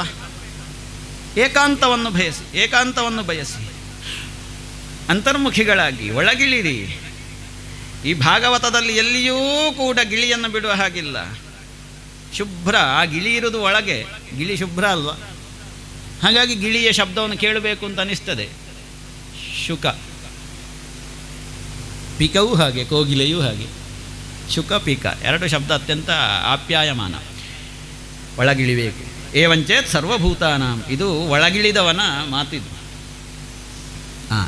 ಹಾಗಾಗಿ ಅನನ್ಯದರ್ಶಿ ಕೃಷ್ಣನು ಹಾಗೆ ಎಲ್ಲರಲ್ಲಿಯೂ ಒಂದೇ ಭಾವ. ಅವನಿಗೆ ದ್ವೇಷಿಗಳು ಇಲ್ಲ, ಮಿತ್ರರು ಇಲ್ಲ, ಬೇಕಾದವರು ಇಲ್ಲ, ಬೇಡದಿದ್ದವರು ಇಲ್ಲ. ಅವನು ದೇವರಂದ್ರೆ ಹಾಗೆ. ಹಾಗಾಗಿ ದೇಯಂ ಶಾಂತಾಯ ಪೂರ್ಣಾಯ ಕೊಡಿ ಅವನಿಗೆ ಅಂತ ಹೇಳಿ ಸುಮ್ಮನೆ ಕೂತ. ಯಾರು? ಸಹದೇವ. ಹೇಗೆ ಸುಮ್ಮನೆ ಕೂತ? ಇವರು ಬೇಕಾದ್ದು ಮಾಡಲಿ ಅಂತ ಅಲ್ಲ. ಎಂಥ ಶಬ್ದ ನೋಡಿ, ಕೃಷ್ಣಾನುಭಾವವಿತ್. ಮತ್ತೆ ಕೃಷ್ಣನನ್ನೇ ಆಲೋಚನೆ ಮಾಡಿಕೊಂಡು ಕೂತ ಸಹದೇವ. ಪಾಂಡವರ ಈ 4ರ ತಮ್ಮ. ಸಾರಿ, ಎಲ್ಲ ಸಂತೋಷ ಆಯಿತು, ಎಲ್ಲ ಸಿದ್ಧಾದರು. ಅಷ್ಟು ಹೊತ್ತಿಗೆ ಅಲ್ಲಿ ಒಬ್ಬ ಎದ್ದು ನಿಂತ. ಎಂಥ ಒಳ್ಳೆ ಕೆಲಸ ಮಾಡಿದ್ರು. ಈ ಕಾಲು ಹಾಕೋರು ಇರ್ತಾರಲ್ಲ, ಎಂತ ಮಾಡೋದು ಅವರಿಗೆ? ಬೇರೆ ಉಪಾಯ ಇಲ್ಲ. ಅವರನ್ನು ಸುಮ್ಮನೆ ಬಿಡಲಿಕ್ಕೂ ಆಗುವುದಿಲ್ಲ. ಕೆಲವು ಸಮಯ ಅವರನ್ನು ಸುಮ್ಮನೆ ಬಿಡಬೇಕಾಗ್ತದೆ. ದಮಘೋಷಸುತನಾದಂತಹ ಚೇದಿರಾಜ್ಯದ ಒಡೆಯ ಶಿಶುಪಾಲ ಎದ್ದು ನಿಂತ. ಈ ಶಿಶುಗಳನ್ನೇ ಅತ್ಯಂತ ಮೋಕೆಯಿಂದ ಪಾಲನೆ ಮಾಡುವವರಿಗೆ ಇದೆಲ್ಲ ಹಿಡಿಸುವುದಿಲ್ಲ ಅಂತ.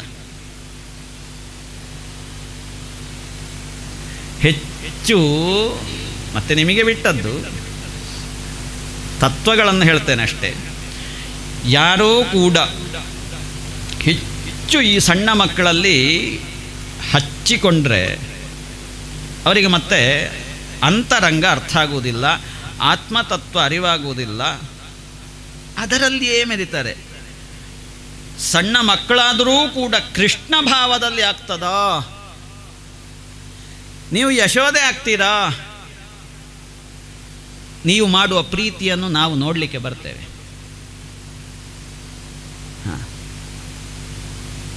ನೀವು ಯಶೋದೆ ಆಗುವುದಾದರೆ ನಿಮ್ಮ ಸಣ್ಣ ಸಣ್ಣ ಶಿಶುಗಳನ್ನು, ಮಕ್ಕಳನ್ನು ಪ್ರೀತಿಸಿ ಹೆಚ್ಚು. ನನ್ನ ಮಗಳ ಮಗಳು ಅಂತ ಹೇಳುವ ಭಾವದಲ್ಲಿ ನೀವು ಪ್ರೀತಿ ಮಾಡಿದರೆ ಹೋಯಿತು.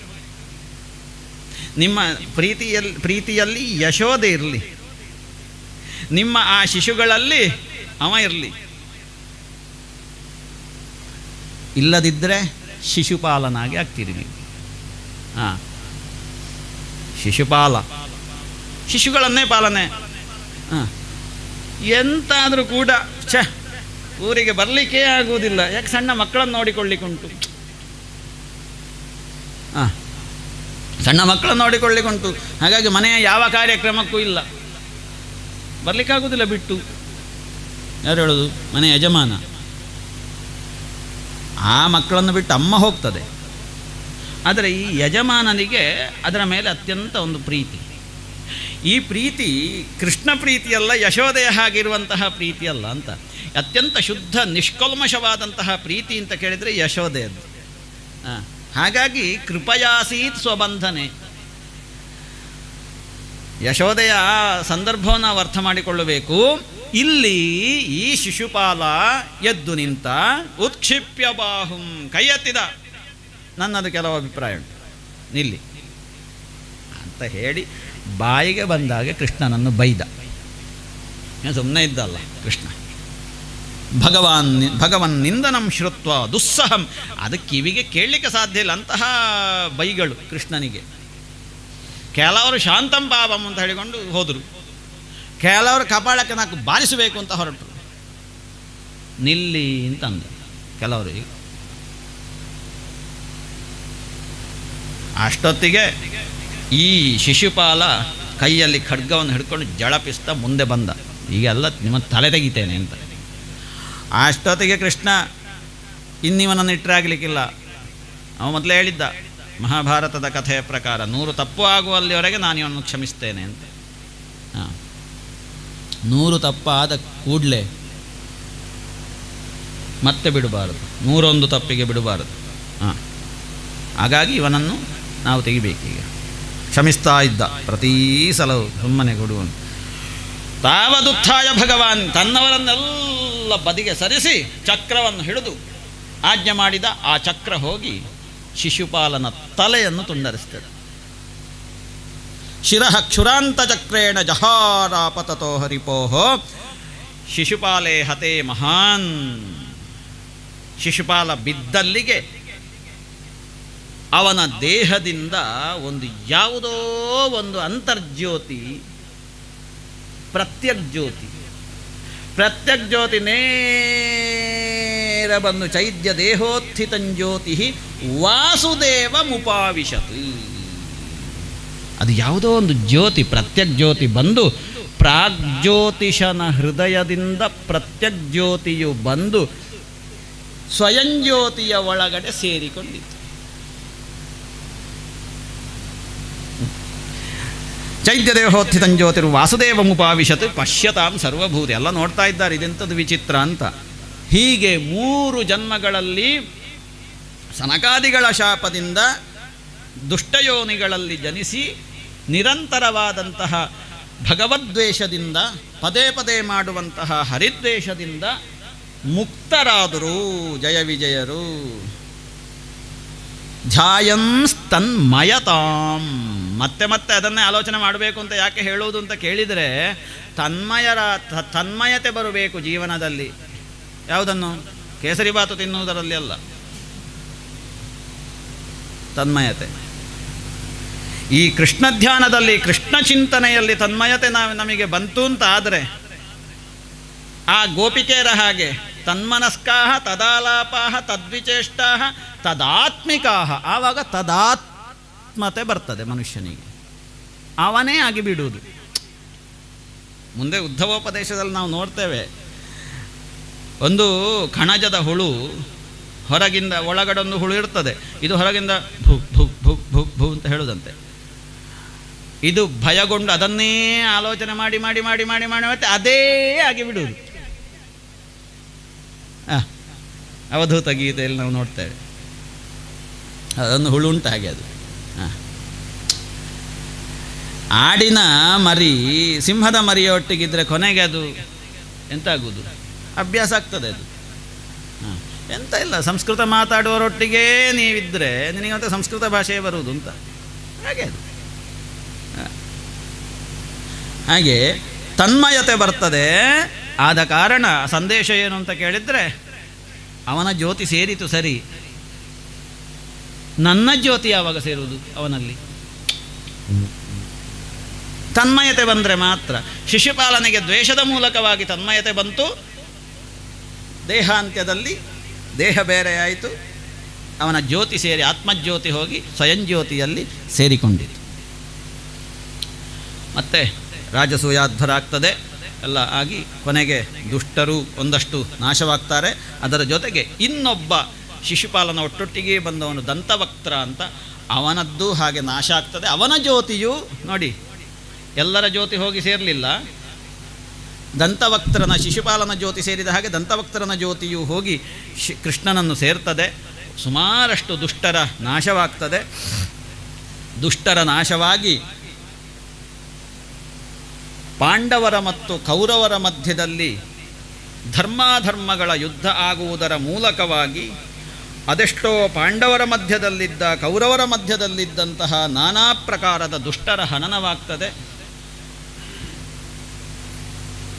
ಅದರ ಮಧ್ಯದಲ್ಲಿ ಶಿಷ್ಟರಾದವರು ಏನು ಮಾಡಬೇಕು ಜೀವನದಲ್ಲಿ ಅಂತ ಹೇಳುವ ಪ್ರಶ್ನೆಗೆ ಅರ್ಜುನನನ್ನು ಪ್ರತಿನಿಧೀಕರಿಸಿ ಲೋಕಕ್ಕೆಲ್ಲ ಒಂದು ಗೀತೆಯನ್ನು ಕೊಟ್ಟ, ಭಗವದ್ಗೀತೆ.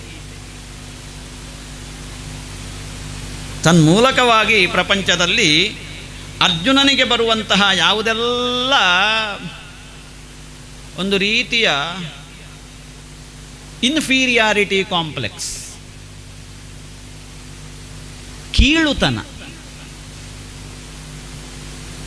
ಅದನ್ನು ಹೇಳುವುದಲ್ವ ಗೀತೆಯಲ್ಲಿ. ಕ್ಲೈಬ್ಯಂ ಮಾಸ್ಮಗಮಃ ಪಾರ್ಥ, ನೀನೋ ನೋಡಪ್ಪ ನಿನ್ನಲ್ಲಿ ಇಂತಹ ಕಾಂಪ್ಲೆಕ್ಸ್ ಬೇಡ, ಷಂಡತನ ಬೇಡ, ಏಳು ನೈತತ್ವಯುಪಬದ್ಧತೆ. ನಿನ್ನ ರಕ್ತ ಕೆಂಪಲ್ವ, ನೀನು ಮತ್ತೆ ಕೂತದ್ಯಾಕೆ, ನಿಲ್ಲು ಅಂದರೆ ಹಾಗೆ ಇನ್ಫೀರಿಯಾರಿಟಿ ಕಾಂಪ್ಲೆಕ್ಸ್. ಅಜ್ಜ ಗುರುವನ್ನು ಕೊಲ್ಲಬೇಕು, ಚಿಕ್ಕಪ್ಪನನ್ನು ಕೊಲ್ಲಬೇಕು, ಮಾವನನ್ನು ಕೊಲ್ಲಬೇಕು. ಛ ಈ ಕೃಷ್ಣ ಕೊಂದದ್ದೇ ನನ್ನ ಮಾವನನ್ನು ಮೊದಲಿಗೆ. ಅದರ್ಥ ಆಗಲಿಲ್ಲ ಅವನಿಗೆ. ಕೃಷ್ಣನಿಗೆ ಇಲ್ಲದಂತಹ ಇನ್ಫೀರಿಯಾರಿಟಿ ಕಾಂಪ್ಲೆಕ್ಸ್ ಅರ್ಜುನನಿಗೆ ಯಾಕೆ? ಹೇಳು ನೀನು. ಹಾಗಾದರೆ ಯಾವ ಕಾಂಪ್ಲೆಕ್ಸ್ ಬೇಕು? ಯಾವುದು ಸಿಕ್ಕಿದ್ದರಿಂದ ಎಲ್ಲವೂ ಸಿಗ್ತದೆ ಅಂತಹ ಕಾಂಪ್ಲೆಕ್ಸಿಗೆ ಹೋಗಬೇಕು. ಸುಪೀರಿಯಾರಿಟಿ ಕಾಂಪ್ಲೆಕ್ಸ್, ಸುಪೀರಿಯಾರಿಟಿ ಕಾಂಪ್ಲೆಕ್ಸಿಗೆ ಹೋಗಬೇಕು. ಅದನ್ನು ತಂದುಕೊಳ್ಳುವುದಕ್ಕೆ, ಆ ಕಾಂಪ್ಲೆಕ್ಸನ್ನು ಕಟ್ಟಿಕೊಳ್ಳುವುದಕ್ಕೆ ಇರುವಂಥದ್ದು ಭಗವದ್ಗೀತೆ ಅನ್ನುವಂಥದ್ದು. ಭಾರತದ ಸಂವಿಧಾನ, ಭಾರತದ ಸಂವಿಧಾನ ಅದು.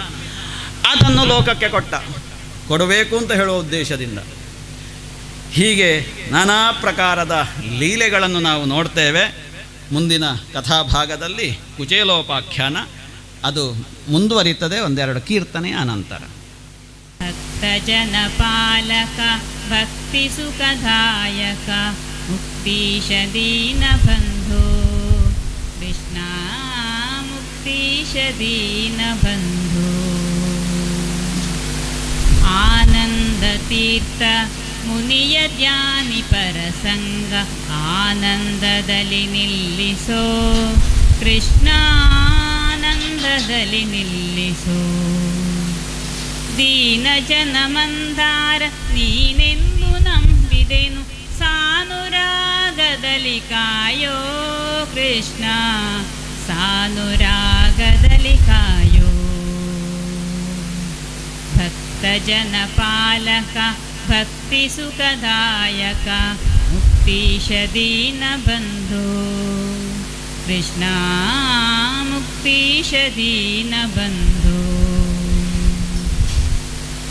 ಕೆಟ್ಟ ಜನರ ಸಂಗ ಇಷ್ಟು ದಿನವೂ ಮಾಡಿ ಭ್ರಷ್ಟನಾಗಿ ಹೋದೆನೋ ಕೃಷ್ಣ ಭ್ರಷ್ಟನಾಗಿ ಹೋದೆನೋ ಬೆಟ್ಟದೊಡೆಯನೆ ನಿನ್ನ ಮುಟ್ಟಿ ಭಜಿಸುವ ಭಾಗ್ಯ ಇಷ್ಟಗಳ ಎನಗೆ ಕೊಡಿಸೋ ಕೃಷ್ಣ ಇಷ್ಟಗಳ ಎನಗೆ ಕೊಡಿಸೋ ಭಕ್ತ ಜನ ಪಾಲಕ ಭಕ್ತಿ ಸುಖದಾಯಕ ಮುಕ್ತೀಶ ದೀನ ಬಂಧೋ ಕೃಷ್ಣ ಮುಕ್ತೀಶ ದೀನ ಬಂಧೋ ಅಜ ಜನಕ ಗಜವರದ ಭುಜಗ ಶಯನನೆ ನಿನ್ನ ಭಜಿಪ ಭಾಗ್ಯವನೆ ಕೊಡಿಸೋ ಕೃಷ್ಣ ಭಜಿಪ ಭಾಗ್ಯವನೆ ಕೊಡಿಸೋ ನಿಜವಾಗಿ ನಿನ್ನೊರತು ಸಲಹುವರನ ಕಾಣೆ ವಿಜಯ ವಿಠಲರೇಯನೇ ಕಾಯೋ ವಿಜಯ ವಿಠ್ಠಲರೇಯನೇ. ನಿಜವಾಗಿ ನಿನ್ನೊರತು ಸಲಹುವರನ ಕಾಣೆ ವಿಜಯ ವಿಠ್ಠಲರೇಯನೇ. ಕೃಷ್ಣ ವಿಜಯ ವಿಠ್ಠಲರೇಯನೇ. ಭಕ್ತಜನ ಪಾಲಕ ಭಕ್ತಿ ಸುಖದಾಯಕ ಮುಕ್ತೀಶ ದೀನ ಬಂಧೋ. ಕೃಷ್ಣ ಮುಕ್ತೀಶ ದೀನ ಬಂಧೋ. ಕೃಷ್ಣ ಮುಕ್ತೀಶ ದೀನ ಬಂಧೋ. ಇಲ್ಯಾಡಿ ಬಂದೆನ್ನ ಕಣ್ಣ ಮುಂದಾಡದೆ ಎಲ್ಯಾಡಿ ಬಂದೆ ಮುದ್ದು ರಂಗಯ್ಯ. ನೀನೆಲ್ಯಾಡಿ ಬಂದೆನ್ನ ಕಣ್ಣ ಮುಂದಾಡದೆ ಎಲ್ಯಾಡಿ ಬಂದೆ ಮುದ್ದು ರಂಗಯ್ಯ. ಆಲಯದೊಳಗೆ ನೀನಾಡದೆ ಬೆಣ್ಣೆ ಹಾಲು ಸಕ್ಕರೆಗಳ ನೀನುಲ್ಲದೆ. ಆಲಯದೊಳಗೆ ನೀನಾಡದೆ ಬೆಣ್ಣೆ ಹಾಲು ಸಕ್ಕರೆಗಳ ನೀನುಲ್ಲದೆ.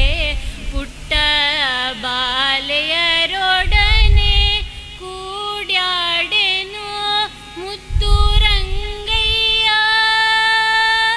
ಕೃಷ್ಣಯ್ಯ ಮುದ್ದು ರಂಗಯ್ಯ ಕೃಷ್ಣಯ್ಯ. ಕಣ್ಣ ಮುಂದಾಡದೆ ಎಲ್ಲಾಡಿ ಬಂದೆ ಮುದ್ದು ರಂಗಯ್ಯ. ನೀನೆಲ್ಲಾಡಿ ಬಂದೆನ್ನ ಕಣ್ಣ ಮುಂದಾಡದೆ ಎಲ್ಲಾಡಿ ಬಂದೆ ಮುದ್ದು ರಂಗಯ್ಯ. ತೊಟ್ಟ ಮುತ್ತಿನ ಪದಕ ಬಲು ಚಂದವೋ ಹಣೆ ಗಿಟ್ಟ ಕಸ್ತೂರಿ ತಿಲಕ ಗಂಧವೋ.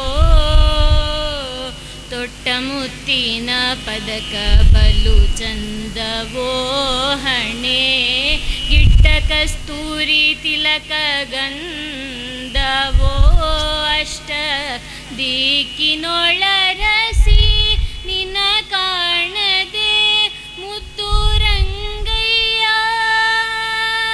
ವಿಠಲಯ್ಯ ಮುದ್ದು ರಂಗಯ್ಯ ವಿಠಲಯ್ಯ.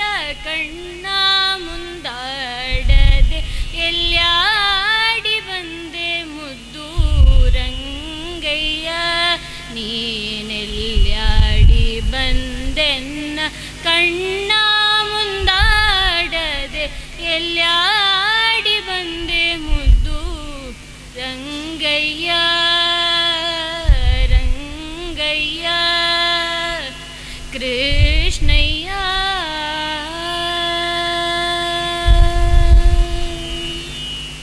ಮನ ಕರೆಯದಿರೆ ಅಮ್ಮ ನೀನು ಗುಮ್ಮನ ಕರೆಯದಿರೆ. ಗುಮ್ಮನ ಕರೆಯದಿರೆ ಅಮ್ಮ ನೀನು ಗುಮ್ಮನ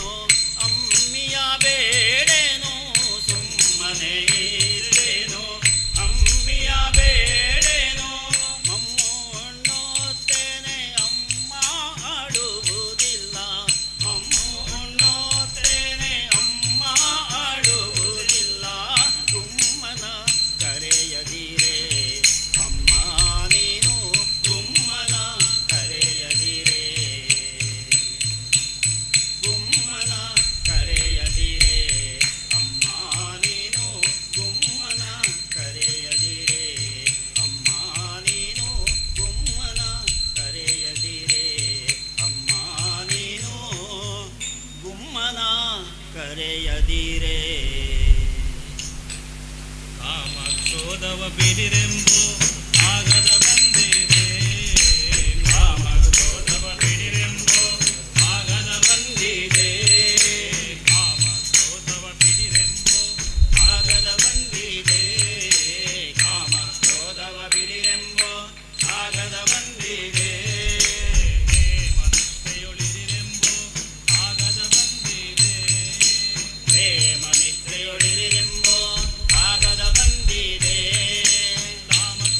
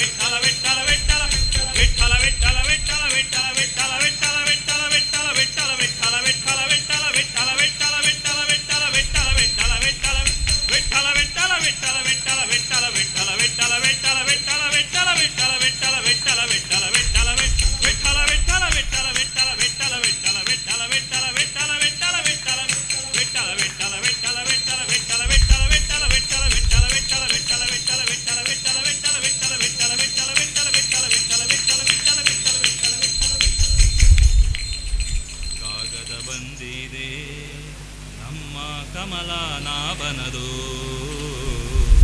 ಕಾಗದ ಬಂದಿದೆ ನಮ್ಮ ಕಮಲನಾಭನದು.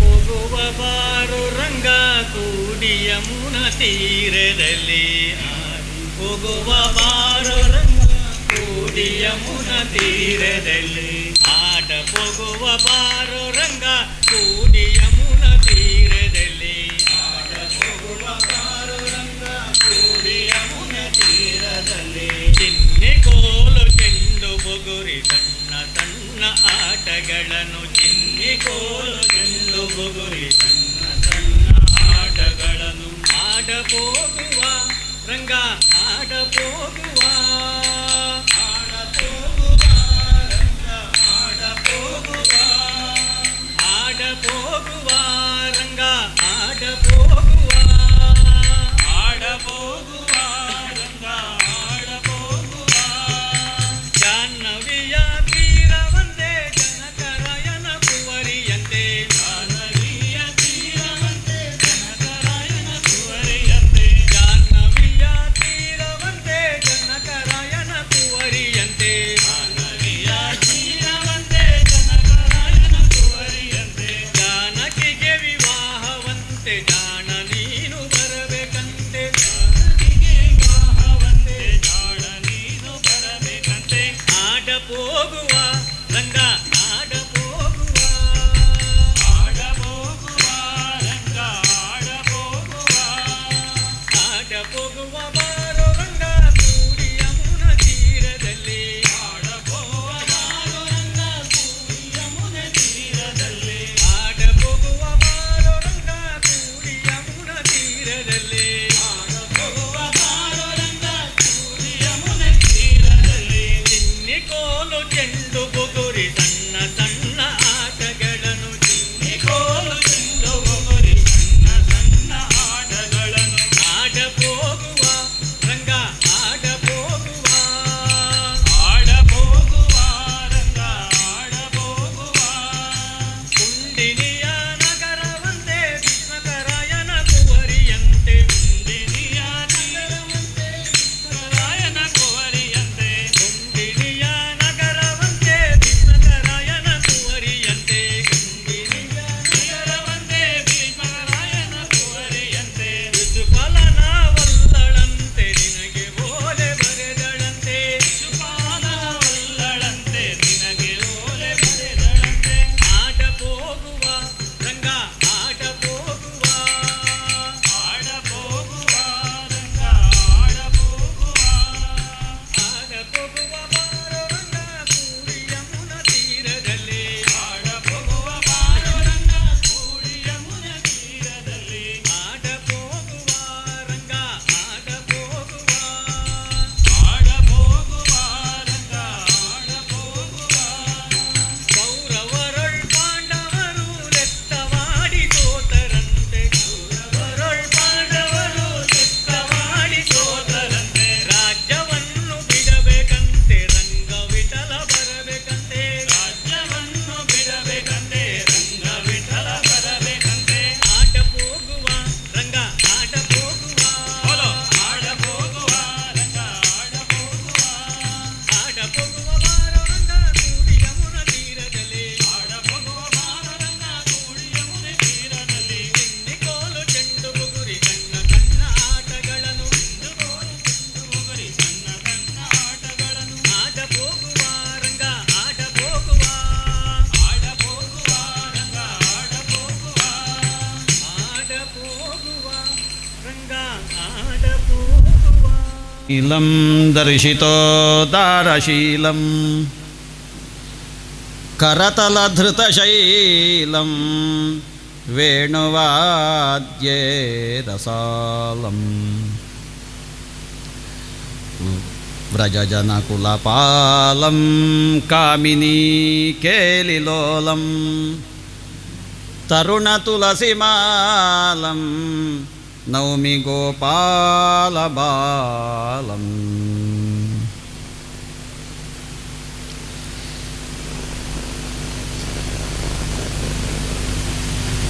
ಕೊರಳಲ್ಲಿ ತುಳಸಿ ಮಾಲೆಯನ್ನು ಧರಿಸಿದಂತಹ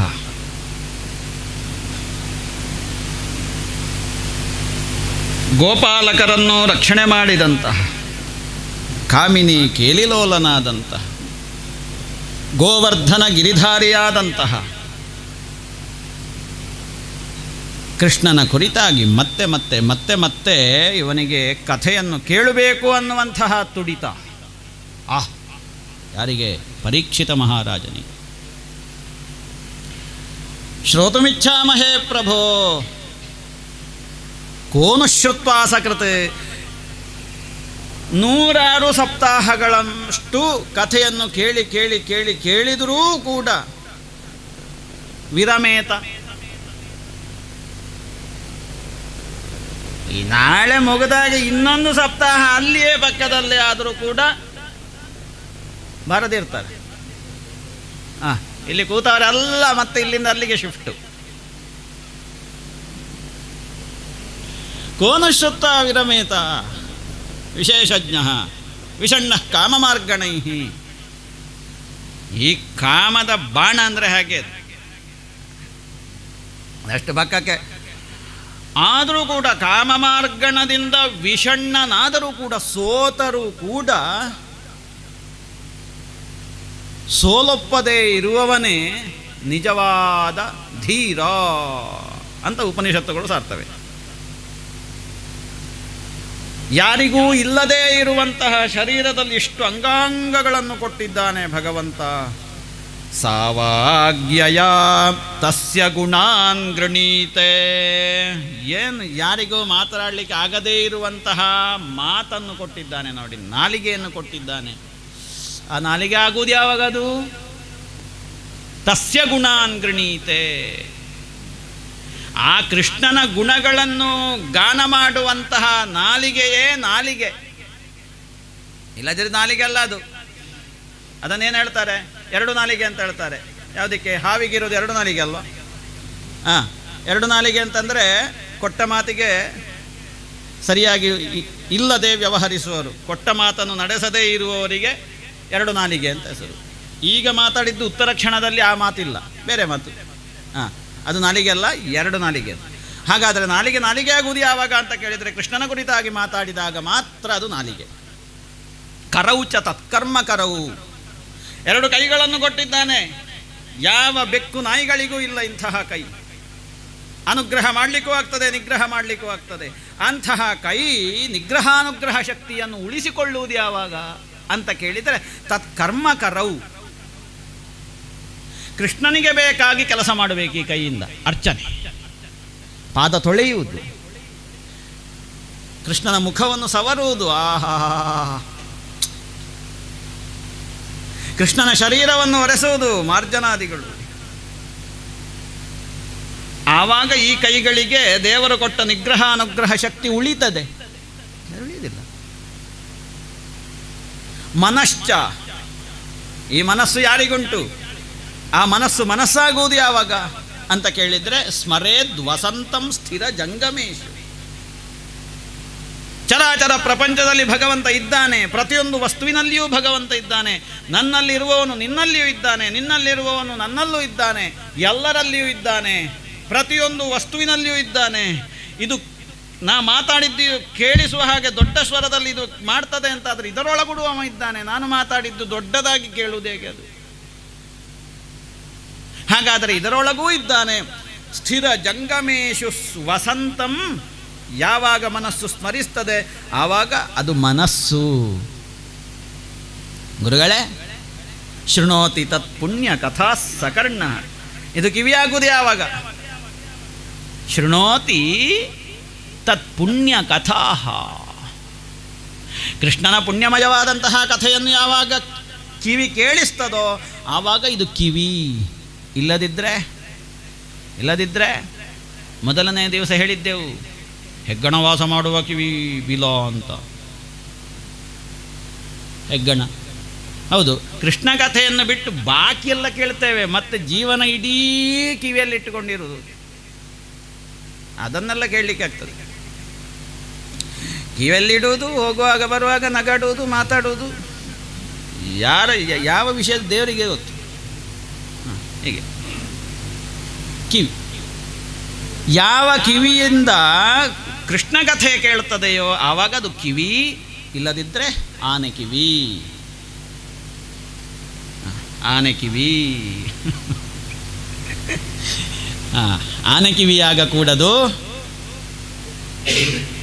ನೀ ಕಿವಿಯಾಗಬೇಕು.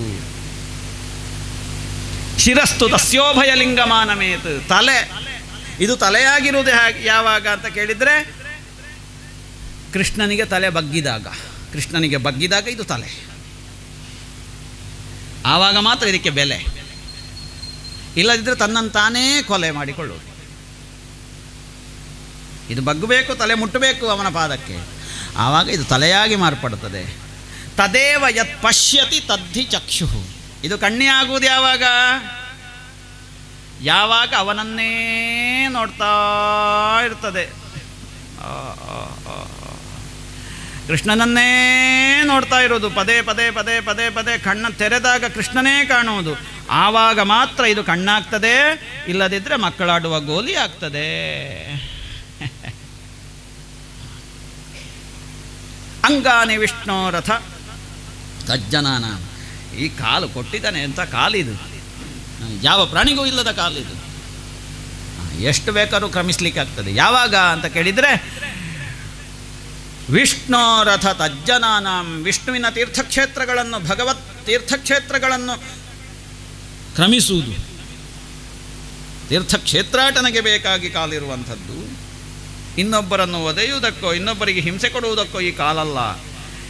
ಯಾವ ಸಜ್ಜನರಿರ್ತಾರೆ, ಮಹಾತ್ಮರಿರ್ತಾರೆ, ಭಗವದ್ಭಕ್ತರಿರ್ತಾರೆ, ಅವರ ಮನೆಗೆ ಹೋಗುವುದಕ್ಕೆ ಕಾಲಿರುವುದು. ಆವಾಗ ಮಾತ್ರ ಕಾಲು, ಇಲ್ಲದಿದ್ದರೆ ಸತ್ತಂತಹ ಹಲಸಿನ ಮರದ ಒಂದು ಕಟ್ಟಿಗೆ. ಆಯ್ತಲ್ಲ. ಆದ ಕಾರಣ ನನ್ನದು ಎಲ್ಲವೂ ಕೂಡ ಅವನಿಗೆ ಅಂತ ತೀರ್ಮಾನ ಮಾಡಿಯೇ ನಾ ಬಂದದ್ದಿಲ್ಲಿಗೆ. ಎಲ್ಲಿಗೆ? ಗಂಗಾ ನದಿ ತೀರಕ್ಕೆ. ಹಾಗಾಗಿ ಹೇಳಬೇಕು ಕಥೆ. ಇವು ಇಷ್ಟೆಲ್ಲ ಹೇಳುವಾಗ ತಾನು ಒಳಗಿಳಿಯದಿದ್ರಾಗ್ತದ? ಶುಕರಿಗೆ ಒಳಗಿಳಿಬೇಕಾಗ್ತದೆ. ಆವಾಗ ವಾಸುದೇವೇ ಭಗವತಿ ನಿಮಗ್ನ ಹೃದಯ ಅಬ್ರವೀತ್. ಅವನ ಕಥೆ ಹೇಳಬೇಕಿದ್ರೆ ಅವನಾಗಬೇಕು, ಇಲ್ಲದಿದ್ದರೆ ಅವನ ಕಥೆ ಅಲ್ಲ, ಅದು ನನ್ನ ಕಥೆ ಆಗಿಬಿಡ್ತದೆ, ನನ್ನ ವ್ಯಥೆ ಆಗಿಬಿಡ್ತದೆ. ಅವನೊಳಗಡೆ ಇಳಿಬೇಕು. ನೋಡಿ ಸ್ಪಷ್ಟ, ವಾಸುದೇವೇ ಭಗವತಿ ನಿಮಗ್ನ ಹೃದಯೋಬ್ರವೀತು. ಏನಂತೆ ಅದು ಕಥೆ, ಕೃಷ್ಣ ಕಥೆ ಅಂತ ಕೇಳಿದರೆ, ಕೃಷ್ಣನಿಗೊಬ್ಬ ಸಖನಿದ್ದ. ಅವನಿಗೆ ಸುಧಾಮ ಅಂತ ಹೆಸರು, ಶ್ರೀಧಾಮ ಅಂತಲೂ ಕರೀತಾರೆ. ಬ್ರಾಹ್ಮಣ, ಬ್ರಹ್ಮವನ್ನು ತಿಳಿದವ, ದೇವರನ್ನು ತಿಳಿದ ಕಾರಣ ಇಂದ್ರಿಯಾರ್ಥಗಳಲ್ಲಿ ರಿಟೈರ್ಮೆಂಟ್ ಆದವ. ಪ್ರವೃತ್ತಿ ಇಲ್ಲ. ವಿರಕ್ತ ಇಂದ್ರಿಯಾರ್ಥೇಶು. ಯಾಕೆ? ಅವನನ್ನು ತಿಳಿದ ಕಾರಣ. ಅವನನ್ನು ತಿಳಿದ ಮೇಲೆ ಮತ್ತಿನ್ನು ಯಾವುದನ್ನು ತಿಳಿಲಿಕ್ಕುಂಟಯ್ಯ? ವಿರಕ್ತ ಇಂದ್ರಿಯಾರ್ಥೇಶು ಆದ ಕಾರಣ ಪ್ರಶಾಂತಾತ್ಮ. ಒಂದಕ್ಕೊಂದು ಲಿಂಕ್ ನೋಡಿ ಇದು ಶ್ಲೋಕದಲ್ಲಿ. ಕುಚೇಲ ಹೇಗೆ ಅಂತ ಕೇಳಿದರೆ ಬ್ರಹ್ಮವಿತ್ತಮನಾಗಿದ್ದ, ವಿರಕ್ತ ಇಂದ್ರಿಯಾರ್ಥೇಶು ಆದ ಕಾರಣ ಇಂದ್ರಿಯಾರ್ಥದಲ್ಲಿ ವಿರಕ್ತ, ಅಂದರೆ ರೂಪಾದಿ ವಿಷಯಗಳಲ್ಲಿ ವಿರಕ್ತನಾದ ಕಾರಣ ಪ್ರಶಾಂತಾತ್ಮ. ತಲೆಬಿಸಿಲ್ಲಲ್ಲ. ಈ ಟೆನ್ಷನ್ ಬರುವುದೇ ಕಣ್ಣಿನಿಂದ ನೋಡಿದ್ದು ಕೈಗೆ ಬಾರದೇ ಇದ್ದಾಗ, ಕಿವಿಯಿಂದ ಕೇಳಿದ್ದು ಕೈಗೆ ಸಿಗದೇ ಇದ್ದಾಗ ಅಲ್ವಾ? ಮೂಗಿಂದ ಆಘ್ರಾಣಿಸಿದ್ದು ಕೈಗೆ ಸಿಗದೇ ಇದ್ದಾಗ, ನಾಲಿಗೆಯಿಂದ ಸಿಹಿ ನೋಡಿದ್ದು ಕೈಗೆ ಸಿಗದೇ ಇದ್ದಾಗ, ಕೈಗಳಿಂದ ಸ್ಪರ್ಶಿಸಿದಂತಹ ಕಾಲಕ್ಕೆ ಅದು ಮತ್ತೆ ಕೈಗೆ ಸಿಗದೇ ಇದ್ದಾಗ ಮನುಷ್ಯನಿಗೆ ಟೆನ್ಷನ್ ಅಲ್ವಾ? ಹೋಗಲಿ ಎತ್ತಲಾಗಿ ಅಂತಿದ್ರೆ ಟೆನ್ಷನ್ ಆಗ್ತದಾ? ಇಲ್ಲ. ಯಾಕೆ ಟೆನ್ಷನ್ ಆಗೋದಿಲ್ಲ? ಜಿತೇಂದ್ರಿಯ. ಇಂದ್ರಿಯಗಳಲ್ಲಿ ಜಯವನ್ನು ಸಾಧಿಸುವೆ ಸುಲಭ ಇಲ್ಲ. ಇಂದ್ರಿಯಗಳಲ್ಲಿ ಜಯವನ್ನು ನಿರಂತರ ಅಭ್ಯಾಸದಿಂದ ಸಾಧಿಸಬೇಕು. ನಿನ್ನೆ ಹೇಳಿದೆವು ನಾವು, ನಿರಂತರವಾದ ಅಭ್ಯಾಸ ಬೇಕು ಅಂತ, ವೈರಾಗ್ಯ ಬೇಕು ಅಂತ. ಮಾತ್ರ ಅಲ್ಲ, ಎಲ್ಲ ಈ ಅಷ್ಟಾಂಗಗಳನ್ನು ನಿರಂತರ ಅಭ್ಯಾಸ ಮಾಡುವಂತಹ ಸ್ವಭಾವ ಬೇಕು ಅಂತ. ಅಂತಹ ಒಬ್ಬ ಬ್ರಾಹ್ಮಣ ಸಿಕ್ಕಿದ್ದರಿಂದ ಸಂತೋಷಗೊಳ್ಳುವವನು, ಮದುವೆ ಆಗಿದೆ, ಕೆಲವು ಮಕ್ಕಳಿದ್ದಾರೆ, ಆದರೆ ಒಂದು ಹೊತ್ತಿನ ಊಟಕ್ಕೆ ಗತಿಯಿಲ್ಲದಂತಹ ಒಂದು ದುಸ್ಥಿತಿ ಆ ಶ್ರೀರಾಮನಿಗೆ ಸುಧಾಮನಿಗೆ ಬಂದಿದೆ. ಸರಿಯಾಗಿ ಉಡುವುದಕ್ಕೆ ಬಟ್ಟೆಯೂ ಇಲ್ಲದಂತಹ ಒಂದು ಪರಿಸ್ಥಿತಿ ಅವನಿಗೆ ಇರುವಂತಹ ಅವನ ಕೈ ಹಿಡಿದಂತಹ ಹೆಂಡತಿಯೂ ಹಾಗೆ. ಒಳ್ಳೆಯ ಸಂಸ್ಕಾರದ ಹೆಂಡತಿ ಅದು. ಅವಳಿಗೂ ಹೆಸರಾಗೆ ಕ್ಷುತ್ಕ್ಷಾಮ ಅಂತ. ಯಾರ ಹೆಸರು ಹೇಳಬೇಡಿ ಹಾಗೆ ನೀವು. ಕ್ಷುತ್ಕ್ಷಾಮ, ಇವನಿಗೆ ಕುಚೇಲ ಅಂತ, ಅವಳಿಗೆ ಕ್ಷುತ್ಕ್ಷಾಮ ಅಂತ. ಕ್ಷುತ್ ಅಂದರೆ ಹಸಿವು, ಹಸಿವು. ಕ್ಷಾಮ ಅಂತಂದರೆ ಆ ಹಸಿವನ್ನು ಪೂರೈಸಲಿಕ್ಕೆ ಆಗದೇ ಇರುವಂತಹ ಒಂದು ಸ್ಥಿತಿ. ಕುಚೇಲ, ಚೇಲ ಅಂದರೆ ವಸ್ತ್ರ, ಕುತ್ಸಿತವಾದಂತಹ ವಸ್ತ್ರ, ಕುತ್ಸಿತವಾದ ವಸ್ತ್ರ, ಹಸಿವನ್ನು ನಿವಾರಿಸಲಿಕ್ಕೆ ಆಗದೇ ಇರುವಂತಹ ಒಂದು ಹೆಂಡತಿ. ಇದು ಒಟ್ಟೆಲ್ಲ ತಟವಟಾಗಿತ್ತು. ಅವ ಕುಚೇಲನಾದದ್ದೇ ಬ್ರಹ್ಮವಿತ್ತಮನಾದ ಕಾರಣ, ಇಂದ್ರಿಯಾರ್ಥದಲ್ಲಿ ವಿರಕ್ತನಾದ ಕಾರಣ, ಪ್ರಶಾಂತಾತ್ಮನಾದ ಕಾರಣ, ಜಿತೇಂದ್ರಿಯನಾದ ಕಾರಣ, ಸಿಕ್ಕಿದ್ದರಿಂದ ಸಂತೋಷ ಪಡುವ ಕಾರಣ ಅವ ಕುಚೇಲ. ಉಡ್ಲಿಕ್ಕೆ ಬಟ್ಟೆ ಇತ್ತೋ ಇಲ್ವೋ ಅದನ್ನು ದೊಡ್ಡ ತೆಕ್ಕೊಳ್ಬೇಡಿ ನೀವು, ಅಂತೂ ಕುಚೇಲ ಅಂತ ಅವನಿಗೊಂದು ಹೆಸರು. ಇದು ಕುಚೇಲ ಅಲ್ವಾ ಇದು? ನೋಡಿ ಭಗವದ್ಗೀತೆಯಲ್ಲಿ ಹಳೆ ವಸ್ತ್ರವನ್ನು ತೆಗೆದು ಹೊಸ ವಸ್ತ್ರ ಹಾಕುವಾಗೆ ಒಂದು ದೇಹವನ್ನು ಬಿಟ್ಟು ಇನ್ನೊಂದು ದೇಹವನ್ನು ಹಿಡ್ಕೊಳ್ತದೆ ಜೀವಾತ್ಮ ಅಂತ ಕೃಷ್ಣ ಹೇಳ್ತಾನಲ್ಲ ಗೀತೆಯಲ್ಲಿ. ವಾಸಾಂಸಿ ಗೃಹಾತಿ ನರೋಪರಾಣಿ. ಹೊಸ್ತು ರಿಡಕ್ಷನ್ ಇದ್ದ ಕೂಡಲೇ ಏನಾರು ಕಾಲು ಹಾಕ್ಲಿಕ್ಕೆ ಜಾಗ ಇಲ್ಲ. ಸಂಜೀವ ಶೆಟ್ಟರ ಅಂಗಡಿಯಲ್ಲಿ ನೋಡಿ ಹೋಗಿ. ಯಾಕೆ ಹಳ್ತನ್ನು ಬಿಸಾಡುವುದು, ಹೊಸ್ತನ್ನು ತಕ್ಕೊಳ್ಳೋದು. ಈಗಿನವರು ಮೊಬೈಲ್ಗಳನ್ನು ಚೇಂಜ್ ಮಾಡಿದ ಹಾಗೆ ಒಂದೇ ತಿಂಗಳು, ಭಾರಿ ಮ್ಯಾಕ್ಸಿಮಮ್ ಅಂತಂದರೆ ಒಂದೇ ತಿಂಗಳು ಒಬ್ಬನ ಕೈಯಲ್ಲಿ ಒಂದು ಹೊಸ ಮೊಬೈಲ್ ಇರೋದು, ಮತ್ತೆ ಬಿಸಾಡಿ ಆಯಿತು. ಈ ಸಂಬಂಧವೂ ಹಾಗೆ ಅಂತ. ಇವತ್ತು ನಾವು ಭಾರಿ ಆತ್ಮೀಯತೆ, ಮತ್ತೊಂದು ಕೆಲವು ದಿವಸ ಆದಮೇಲೆ ಯಾವ ಸಂಬಂಧವೂ ಇಲ್ಲ, ಎಲ್ಲ ಇದು ಸುಮ್ಮನೆ ಇದು. ಅಪ್ಪ ಅಮ್ಮ ಎಲ್ಲ ಚಿನ್ನವನ್ನು ಇವತ್ತು ನನ್ನ ಕೈಲಿರೋ ಚಿನ್ನ ನಾಳೆ ನಿನಗೆ ಕೊಟ್ಟೆ ನಾನು, ಆವಾಗ ನನ್ನದು ಅಂತ ಹೇಳಲಿಕ್ಕೆ ಆಗ್ತದ? ಇಲ್ಲ, ನಿನ್ನದದು, ನೀನು ಇನ್ನೊಬ್ಬನೇ ಕೊಟ್ಟೆ. ಈ ಚಿನ್ನದ ಹಾಗೆ ಸುತ್ತುವರಿತಾ ಇರ್ತದೆ ಸಂಬಂಧಗಳು. ಹಾಗೆ ಈ ಕುಚೇಲ, ಕುತ್ಸಿತವಾದ ಚೇಲ, ಶರೀರ ಅಂತ ಅರ್ಥ ಅದು ಅಂತರಂಗದಲ್ಲಿ. ಅದಕ್ಕೆ ಸರಿಯಾಗಿಯೇ ಈ ಹಸಿವು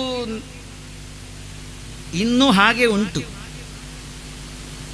ಕುಚೇಲನಾದರೂ ಕೂಡ ಹಸಿವು ಹಾಗೆ ಉಂಟು. ಅದು ಅವನ ಹೆಂಡತಿ. ಹಸಿವು ಹಾಗೆ ಉಂಟು. ಯಾವ ಹಸಿವು? ಅದು ಕುಚೇಲ ಆದದ್ದು ಸಾಕಾಗಲಿಲ್ಲ, ಅದುವೇ ಹಸಿವು. ಹೌದು, ಕುಚೇಲ ಆದದ್ದು ಸಾಕಾಗಲಿಲ್ಲ. ಅಂದರೆ ಇನ್ನೂ ತಾನು ಶುದ್ಧನಾಗಬೇಕು, ಪುಟಕ್ಕಿಟ್ಟ ಬಂಗಾರದ ಹಾಗೆ ಆಗಬೇಕು. ಹಾಗಾಗಿ ಅದುವೇ ಅವನ ಹೆಂಡತಿ. ಅದನ್ನು ಬಿಡುವಾಗಿಲ್ಲ ನೋಡಿ, ಹೆಂಡತಿ ಅಲ್ವಾ, ಬಿಡ್ಲಿಕ್ಕೆ ಉಂಟ? ಅದನ್ನು ಬಿಟ್ಟರೆ ಮತ್ತೆ ಈ ಸಂಬಂಧ ಬೇಕಾ? ನೇರವಾಗಿ ಅಲ್ಲಿಗೆ ಹೋಗ್ಲಿಕ್ಕೆ ಆಗ್ತದೆ. ಈಗ ಅದೇ ಯತ್ನದಲ್ಲಿದ್ದಾನೆ, ಅದನ್ನು ಬಿಡುವ ಯತ್ನದಲ್ಲಿದ್ದಾನೆ. ಏನು? ಹಸಿವನ್ನು ತಡೆಯಲಾರದೆ ಅದನ್ನು ನೀಗಿಸಲಾಗದೇ ಇರುವಂತಹ ಒಂದು ಸ್ಥಿತಿಯಲ್ಲಿರುವ ಹೆಂಡತಿಯನ್ನು, ತನ್ನದ್ದನ್ನು ಬಿಡುವ ಆಲೋಚನೆಯಲ್ಲಿದ್ದ.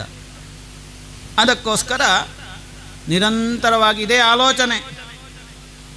ಅಷ್ಟೊತ್ತಿಗೆ ಆ ಹಸಿವು ಹೇಳಿತಂತೆ, ಏನಿಲ್ಲ, ಬಡತನ, ಮಕ್ಕಳ ಮುಖ ನೋಡಲಿಕ್ಕೆ ಆಗುವುದಿಲ್ಲ, ಅಳ್ತಾ ಇದ್ದಾರೆ, ಇನ್ನು ಅವರ ಕಣ್ಣಿನಲ್ಲಿ ನೀರೇ ಇಲ್ಲ, ಅಂತಹ ಒಂದು ದುಸ್ಥಿತಿ ಬಂದಿದೆ.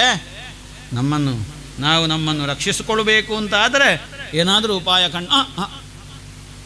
ನೀವು ಕಲಿಯುವ ಕಾಲಕ್ಕೆ ಅಲ್ಲಿ ಸಂದೀಪನಿ ಗುರುಕುಲದಲ್ಲಿ ನಿಮ್ಮೊಟ್ಟಿಗೆ ಕೃಷ್ಣ ಅಂತ ಒಬ್ಬ ಇದ್ದ ಅನ್ನೋದನ್ನು ನೀವು ಹೇಳಿದಿರಲ್ಲ ಅವತ್ತು. ಅವ ದೊಡ್ಡ ಶ್ರೀಮಂತನಂತೆ, ಈವಾಗ ದ್ವಾರಕೆಯಲ್ಲಿ ಭವ್ಯವಾದ ಅರಮನೆಯನ್ನು ಕಟ್ಟಿ ಕೂತಿದ್ದಾನಂತೆ. ಅವನಲ್ಲಿಗೆ ಹೋಗಿ ಏನಾದರೂ ತರುವುದು ಒಳ್ಳೆಯದು ಸ್ವಾಮಿ. ಈಗ ಅಲ್ಲಿದ್ದಾನೆ, ಅವನನ್ನು ನೆನಪು ಮಾಡಿದರೆ ಸಾಕಂತೆ. ಅವನನ್ನು ಸ್ಮರಣೆ ಮಾಡಿದರೆ ಸಾಕಂತೆ ಅವನನ್ನೇ ಕೊಟ್ಟು ಬಿಡ್ತಾನಂತೆ. ಹಾಗೆ ಹೇಳುವುದನ್ನು ಕೇಳಿದ್ದೇನೆ. ಇದು ಆ ಹಸಿವು ಅವನನ್ನು ಎಚ್ಚರಿಸುವುದು. ಯಾವುದು ಹಸಿವು ಅಂತ ಹೇಳುವ ಹೆಂಡತಿ ಅವನನ್ನು ಎಚ್ಚರಿಸುವುದು. ಆತ್ಮಾನ ಪಾದಕಮಲಂ ಆತ್ಮಾನಂ ಅಪಿ ಯಚ್ಛತಿ ಕಿನ್ ಅರ್ಥಕಾಮಾನ್ ಭಜತಃ. ತನ್ನನ್ನೇ ಕೊಟ್ಟು ಬಿಡ್ತಾನೆ ಅಂತ ಆಗುವಾಗ ನಮಗೆ ಬೇಕಾದ ಸಂಪತ್ತನ್ನು ಕೊಡದೇ ಇದ್ದಾನೋ? ಎಲ್ಲವನ್ನು ಕೊಟ್ಟಾನು. ಅಲ್ಲಿಗೆ ಹೋಗುದು ಹೇಗೆ? ಇದನ್ನೆಲ್ಲ ಹಿಡ್ಕೊಂಡು ಅಲ್ಲಿಗೆ ಹೋಗುವುದ? ಇದು ಒಂದು ಬದಿಗೆ ಹೇಳಿದ್ರೆ ಇನ್ನೊಂದು ಬದಿಗೆ ಬರುವುದಿಲ್ಲ ಇದು. ಮತ್ತು ಈ ಬಟ್ಟೆ ತೊಳೆಯದೆ ವರ್ಷ ಎಷ್ಟಾಯಿತು, ಸಮಯ ಎಷ್ಟಾಯಿತು, ಇದನ್ನೆಲ್ಲ ಹಿಡ್ಕೊಂಡು ಹೀಗೆ ನಾವು ಈ ಕಡು ಬಡತನ ದಾರಿದ್ರ್ಯದಿಂದ ಇರುವವನು ನಾನು ಆ ದ್ವಾರಕೆಗೆ ಹೋಗುವುದು ಹೇಗೆ? ಅಲ್ಲ, ಹೋಗದೆ ನಿವೃತ್ತಿ ಇಲ್ಲ. ಹೋಗಿ ಮಕ್ಕಳನ್ನು ನೋಡಲಿಕ್ಕಾಗುವುದಿಲ್ಲ, ಕಣ್ಣೀರು ಹಾಕಿ ಮತ್ತೆ ಮತ್ತೆ ಬೀಳ್ತಾ ಇದ್ದಾರೆ. ಬಿದ್ದರೆ ಏಳುವುದಕ್ಕಾಗುವುದಿಲ್ಲ, ಎದ್ದರೆ ಮತ್ತೆ ಕೂತ್ಕೊಳ್ಳಿಕ್ಕಾಗುವುದಿಲ್ಲ. ಇಂತಹ ಒಂದು ದುಸ್ಥಿತಿ ಉಂಟು. ಏವಂ ಭಾರ್ಯೆಯ ವಿಪ್ರಹ ಬಹುಶಃ ಪ್ರಾರ್ಥಿತಃ. ಒತ್ತಾಯ ಮಾಡಿದ್ರು, ಈ ಹೆಂಡತಿ ಒತ್ತಾಯ ಮಾಡ್ತಾಳೆ, ಹೋಗಿ ಹೋಗಿ ಹೋಗಿ ಹೋಗಿ ಅಂತ, ಹಸಿವು ಹಸಿವು ಹಸಿವು ಹಸಿವು ಅಂತ. ಕೊನೆಗೆ ಆ ಹಸಿವಿಗೆ ಮಣಿದು, ಆ ಹೆಂಡತಿ ಅಂತ ಹೇಳುವ ಹಸಿವಿಗೆ ಮಣಿದು ಅಥವಾ ಹಸಿವು ಅಂತ ಹೇಳುವ ಹೆಂಡತಿಗೆ ಮಣಿದು ಹೋಗದೆ ಗೊತ್ತಿಲ್ಲ. ಮಂಗಳಾರತಿ ಆಗುವ ಮೊದಲು ಅಲ್ಲಿಗೆ ತಲುಪಬೇಕು. ಎಂಥದ್ದು? ಇನ್ನು ಸ್ವಲ್ಪ ಹೊತ್ತು ಕೂತ್ರೆ ಮಂಗಳಾರತಿ ಆಗ್ತದೆ ಇಲ್ಲಿ. ಅದು ಆಗುವ ಮೊದಲು ಅಲ್ಲಿ ತಲುಪಬೇಕು. ಎಲ್ಲಿಗೆ? ಮಂಗಳಾರತಿ ಆಗುವ ಮೊದಲು ತಲುಪಬೇಕು ಅಂತ. ಹಾಂ, ಸರಿ. ಅಲ್ಲ, ಅದು ಹೌದು, ಅವನನ್ನು ನೋಡುವ ಭಾಗ್ಯ ನನಗೆ ಬರ್ತದೆ. ಆ ಕೃಷ್ಣನನ್ನು ಮಿತ್ರನಾದರೆ ಏನಾಯಿತು? ಮಿತ್ರನಂತೆ ಬೆಳಕನ್ನು ಕೊಡುವವನು ಅವನು ಅಂತ ಆಗುವಾಗ ಅವನನ್ನು ನೋಡುವಂತಹ ಭಾಗ್ಯ ಆದರೂ ಬಂದೀತು. ನನಗೆ ಅದು ಸಿಗ್ತದೆ, ನಾನು ಕೇಳಿದ್ದು ಅಂತ ಏನಿಲ್ಲ, ಆದರೆ ನೋಡುವ ಭಾಗ್ಯ ಬಂದೀತಲ್ವ. ಆದ ಕಾರಣ ನಾನು ಸಾಕ್ತೇನೆ ದ್ವಾರಕೆಯತ್ತ. ಆದರೆ ಮಹಾತ್ಮರು ಅವರನ್ನು ನೋಡುವಾಗ ಏನಾದರೂ ಕೊಡಬೇಕು. ಏನುಂಟು ಮನೆಯಲ್ಲಿ? ಎಲ್ಲ ಪಾತ್ರಗಳು ಬೋರದಾಗಿ ಬಿಟ್ಟಿವೆ. ಯಾವ ಪಾತ್ರದಲ್ಲಿಯೂ ಏನೂ ಇಲ್ಲ. ಎಲ್ಲವನ್ನು ಏನು ಇಲ್ಲದಂತಹ ಒಂದು ದುಸ್ಥಿತಿ, ಬಡತನ. ಅವನಿಗೆ ಕೊಡಬೇಕು ಅಂತಾದರೆ ಏನನ್ನು ಕೊಡಲಿ? ಏನಿಲ್ಲ. ಹಾಗಿದ್ದಾಗ ಹೋಗದೆ ಗೊತ್ತಿಲ್ಲ, ಹೋದಾಗ ಕೊಡದೆ ಗೊತ್ತಿಲ್ಲ. ಅದಕ್ಕೋಸ್ಕರ ಹೊರಗಿನ ರಸ್ತೆಯಲ್ಲಿ ಒಂದು 4 ಮನೆಗೆ ಹೋಗಿ ಭಿಕ್ಷೆ ಬೇಡ್ತಾನೆ ಬ್ರಾಹ್ಮಣ. ನಾನು ಕೃಷ್ಣನನ್ನು ನೋಡುವುದಕ್ಕೆ ಹೋಗ್ತಾ ಇದ್ದೇನೆ, ಏನಾದರೂ ಇದ್ದರೆ ಕೊಡಿ ಅಂತ. ಒಂದು ಮನೆಯಲ್ಲಿ ಹೋದಾಗ ಮನೆಯೊಡತಿ ಒಂದು ಮುಷ್ಟಿ ಅವಲಕ್ಕಿಯನ್ನು ಕೊಡ್ತಾಳೆ. ಹಾಗೆ 2ನೇ ಮನೆಯಲ್ಲೂ ದೇವರ ದಯೆಯಿಂದ ಅದುವೇ ಸಿಕ್ಕಿತು, 3ನೇ ಮನೆಯಲ್ಲಿ ಅದೇ ಸಿಕ್ಕಿತು, 4ನೇ ಮನೆಯಲ್ಲಿ ಅದೇ ಸಿಕ್ಕಿತು. ಅದನ್ನು ಹಿಡ್ಕೊಂಡು ಬೇರೆ ಬೇರೆ ಮನೆಯಲ್ಲಿ ಬೇರೆ ಬೇರೆ ಸಿಕ್ಕಲಿಲ್ಲ. ಅದಕ್ಕೆ ಹೇಳಿದ್ದು ಅವ ಲಕ್ಕಿ ಅಂತ. ಬೇರೆ ಬೇರೆ ಸಿಕ್ತಿದ್ರೆ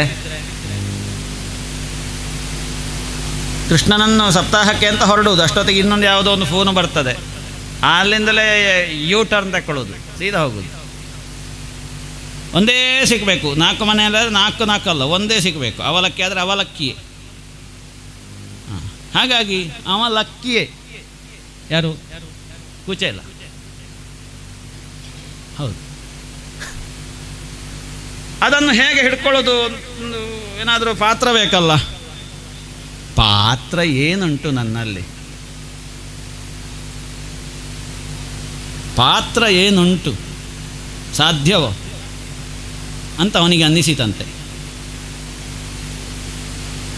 1-2 ಸಪ್ತಾಹ ಮಾಡೋದು. ನಾವು ಸಪ್ತಾಹ ಮಾಡಿದವರ ನಮ್ಮ ಮನೆಯಲ್ಲಿ 2 ಸಲ ಸಪ್ತಾಹ ಆಗಿದ್ರಿ ಅಂತ ಹೇಳೋದು. ಅದು ಊರಲ್ಲೆಲ್ಲ ಹೇಳ್ತಾ ಬರಲಿಕ್ಕೆ ಸಪ್ತಾಹ ಮಾಡುವುದಲ್ಲ. ಸಪ್ತಾಹ ಮಾಡಿದ್ದು ಅದರಷ್ಟಕ್ಕೆ ತಿಳಿಬೇಕು ಅಂತ ನಾವು ಹೇಳಿ ತಿಳಿಯುವುದಲ್ಲ. ಹಾಗಾಗಿ ಇವ ಕೃಷ್ಣನನ್ನು ಅರ್ಥ ಮಾಡಿಕೊಂಡಿದ್ದರೂ ಕೂಡ ಇವ ಮತ್ತೆ ಕೇಳ್ತಾನೆ, ಪಾತ್ರ ಎಲ್ಲಿ ಉಂಟು ನನ್ನಲ್ಲಿ ಅಂತ. ಅವಲಕ್ಕಿಯನ್ನು ಹಾಕಲಿಕ್ಕೆ ಪಾತ್ರ ಇಲ್ಲ. ಸರಿ,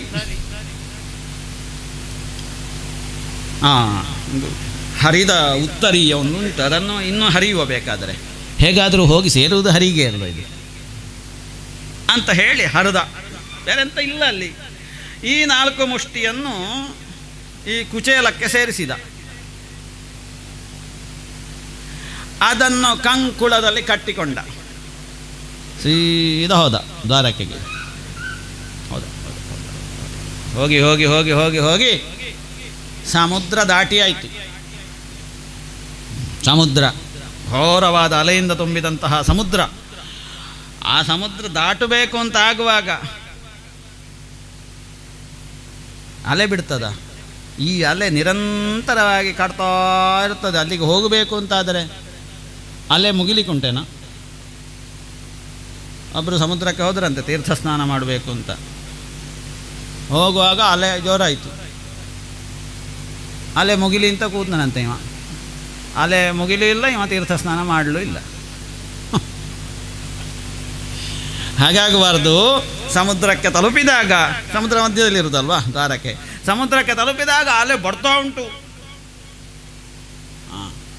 ಇವ ಅದನ್ನು ದೊಡ್ಡ ವಿಷಯ ಮಾಡಲಿಲ್ಲ, ಅಲೆ ಅದರಷ್ಟಕ್ಕೆ ಇರಲಿ.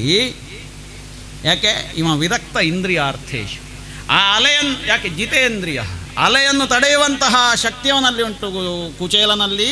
ಹಾಗಾಗಿ ಜಿತೇಂದ್ರಿಯನಾಗಿಯೇ ದ್ವಾರಕೆಗೆ ಬಂದ, ಸಮುದ್ರ ದಾಟಿ ಮುಂದೆ ಆಲೋಚನೆ ಮಾಡಿದ. ಕೃಷ್ಣ ಸಂದರ್ಶನ ಆದೀತ ನನಗೆ, ಕೃಷ್ಣ ಕಂಡೋನು, ಕೃಷ್ಣನನ್ನು ಕಾಣುವ ಯೋಗ್ಯತೆ ನನಗೆ ಇದೆಯೋ? ಹೌದ, ಮಹ್ಯಂ ಕಥಂ ಸ್ಯಾದಿತಿ. ಕೊನೆಗೆ 3 ತ್ರೀಣಿ ಗುಲ್ಮಾನ್ಯತೀಯಾಯ. ಕೃಷ್ಣ ಸಂದರ್ಶನ ಆಗ್ತದ ಅಂತ ಆಲೋಚನೆ ಮಾಡ್ತಾ ಮಾಡ್ತಾ ಮಾಡ್ತಾ ಮಾಡ್ತಾ ಮಾಡ್ತಾ ಮಾಡ್ತಾ 3 ಕೋಟೆಯನ್ನು ದಾಟಿದ. ಅಷ್ಟು ಸುಲಭ ಇಲ್ಲ ಒಳಗೆ ಹೋಗಲಿಕ್ಕೆ. ಅದು ಒಂದು ಪ್ರತ್ಯಕ್ ಜ್ಯೋತಿ ಅಲ್ವಾ. ಹಾಗಾಗಿ ಸತ್ವಗುಣ, ರಜೋಗುಣ, ತಮೋಗುಣವನ್ನು ದಾಟಿ ಒಳಗೋದ. ತಮೋಗುಣ, ರಜೋಗುಣ, ಸತ್ವಗುಣ ಅದು ದಾಟಬೇಕು ಅಂತ ಆದರೆ, ತಮೋಗುಣ, ರಜೋಗುಣ, ಸತ್ವಗುಣ ಇದನ್ನು ದಾಟಬೇಕು ಅಂತ ಆದರೆ ಇದು ಬೇಕು ನೋಡಿ, ಈ ಒಂದು ಮೆಂಟಾಲಿಟಿ. ಕೃಷ್ಣ ಸಂದರ್ಶನಂ ಮಹ್ಯಂ ಕಥಂ ಸ್ಯಾತ್. ನನಗೆ ಕೃಷ್ಣ ದರ್ಶನ ಆಗ್ತದೆ, ಹೇಗೆ ಆಗ್ತದೆ ಅಂತ ಹೇಳುವ ಚಿಂತನೆ ಬೇಕು ಅಂತ. ಆ ಚಿಂತನೆ ಇದ್ದ ಹಾಗೆ ಆಟೋಮೆಟಿಕ್ಕಾಗಿ ಏನಾಗ್ತದೆ, ತಮೋಗುಣವನ್ನು ದಾಟಿ ರಜೋಗುಣವನ್ನು ದಾಟಿ ಸತ್ವಗುಣಕ್ಕೆ ಬಂದಿರ್ತೇವೆ.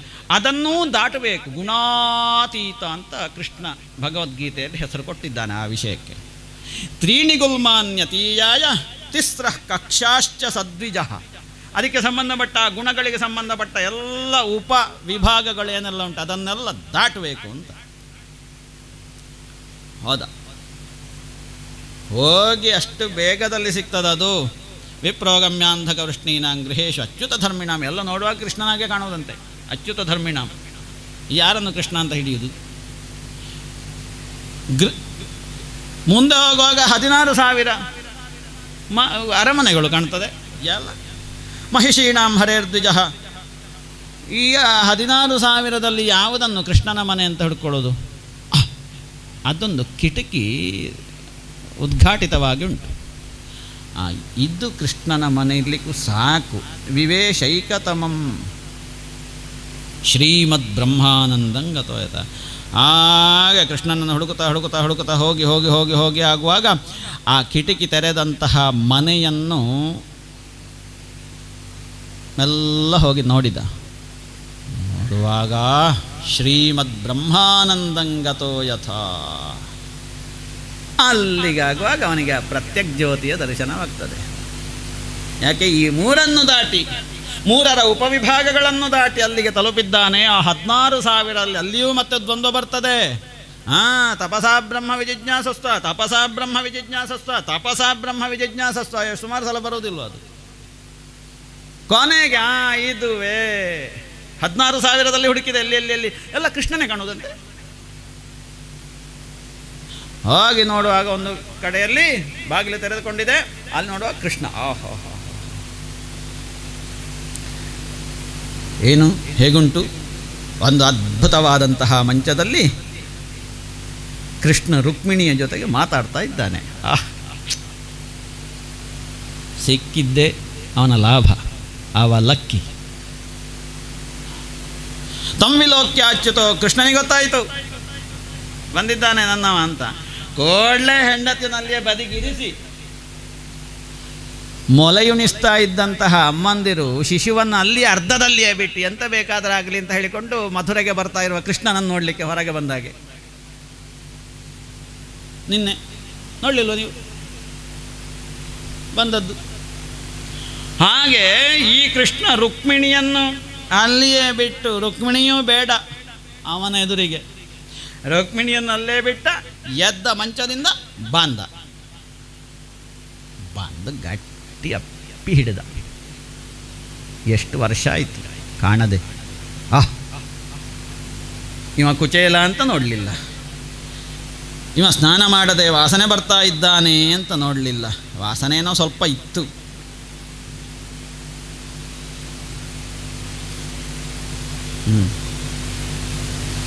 ಹಾಗಾಗಿ ಆ ಹುಡುಕಾಟ ನೋಡಿ, ಹುಡುಕಾಟ ಯಾವಾಗ ಶುರು ಮಾಡ್ತೇವೆ, ಹುಡುಗಾಟ ಅಲ್ಲಿಗೆ ನಿಲ್ತದೆ. ಗಟ್ಟಿ ಅಪ್ಪಿ ಹಿಡ್ಕೊಂಡದ್ದರಲ್ಲಿ ಇವನಿಗೆ ಕೃಷ್ಣನಿಗೆ ಬಿಡಲಿಕ್ಕೆ ಮನಸ್ಸು ಬರಲಿಲ್ಲ. ಈ ಬ್ರಾಹ್ಮಣನ ಕಣ್ಣಿನಲ್ಲಿ ಧಾರಾಕಾರವಾಗಿ ಅಬ್ಬಿಂದೂನ್ ಆನಂದ ಬಾಷ್ಪ ದರ ದರ ದರ ದರ ಅಂತ ಬೀಳ್ತಾ ಉಂಟು. ನೇತ್ರಾಭ್ಯಾಂ ಪುಷ್ಕರೇಕ್ಷಣ, ಕೃಷ್ಣನ ಕಣ್ಣಲ್ಲೂ ನೀರು ಬರ್ತಾ ಉಂಟು. ಆಮೇಲೆ ಮೆಲ್ಲ ಒಳಗಡೆ ಕರ್ಕೊಂಡು ಹೋದ ಕೃಷ್ಣ. ಕರ್ಕೊಂಡು ಹೋಗಿ ತಾನು ಕುಳಿತಿದ್ದಂತಹ ರುಕ್ಮಿಣಿಯ ಜೊತೆ ಕುಳಿತಿದ್ದಂತಹ ಮಂಚದಲ್ಲಿ ಅವನನ್ನು ಕುಳ್ಳಿರಿಸಿ ಅವನ ಬ್ರಾಹ್ಮಣನ ಪಾದದ ಕೆಳಗಡೆ ಒಂದು ಸ್ವರ್ಣಖಚಿತವಾದಂತಹ ಆಸನವನ್ನಿಟ್ಟ. ಅದರಲ್ಲಿ ಒಂದು ಚಿನ್ನದ ಹರಿವಾಣವನ್ನಿಟ್ಟು ಅದರಲ್ಲಿ ಈ ಕುಚೇಲನ ಪಾದವನ್ನು ಎತ್ತಿ ಆ ಹರಿವಾಣದಲ್ಲಿ ಇಡ್ತಾನೆ. ಬಾರೆ ರುಕ್ಮಿಣಿ ಬಂದು, ಅವಳಿಗೆ ಗೊತ್ತಿತ್ತು ಇದೀಗ ಪಾದ ತೊಳಿಲಿಕ್ಕೆ ಉಂಟು, ಕೈಯಲ್ಲಿ ಕಲಶ ಇತ್ತು. ಅದನ್ನು ಹಿಡ್ಕೊಂಡು ಹಾಗೆ ಬರ್ತಾಳೆ. ಬಂದು ಕೃಷ್ಣ ತೊಳೆಯೋದಕ್ಕೆ ಪ್ರಾರಂಭ ಮಾಡ್ತಾನೆ. ಪಾದ ಪ್ರಕ್ಷಾಲನ ಯಾರ? ಬ್ರಾಹ್ಮಣನ ಪಾದ ಪ್ರಕ್ಷಾಲನ. ಇವಳು ನೀರಾಗ್ತಾ ಇದ್ದಾಳೆ, ನಾವು ಪಾದ ಪ್ರಕ್ಷಾಲನೆ ಮಾಡ್ತಾ ಇದ್ದಾನೆ. ಎಲ್ಲ ಆಗಿ ಅಗ್ರಹಿ ಚಿರಸಾರಾಜನ್, ಅದೇ ಆ ಕುಚೇಲನ ಪಾದವನ್ನು ತೊಳೆದಂತಹ ಆ ನೀರು ಏನುಂಟು ಅದು ಅವನಿಗೆ ತೀರ್ಥ ಆಯಿತು. ಆ ತೀರ್ಥವನ್ನು, ಬ್ರಾಹ್ಮಣ ಪಾದ ತೀರ್ಥವನ್ನು ತನ್ನ ತಲೆಯಲ್ಲಿ ಧರಿಸಿದಂತೆ ರುಕ್ಮಿಣಿಗೂ ಪ್ರೋಕ್ಷಣೆ ಮಾಡಿದ, ಅವಳ ತಲೆಗೂ ಆ ತೀರ್ಥವನ್ನು ಇಟ್ಟ.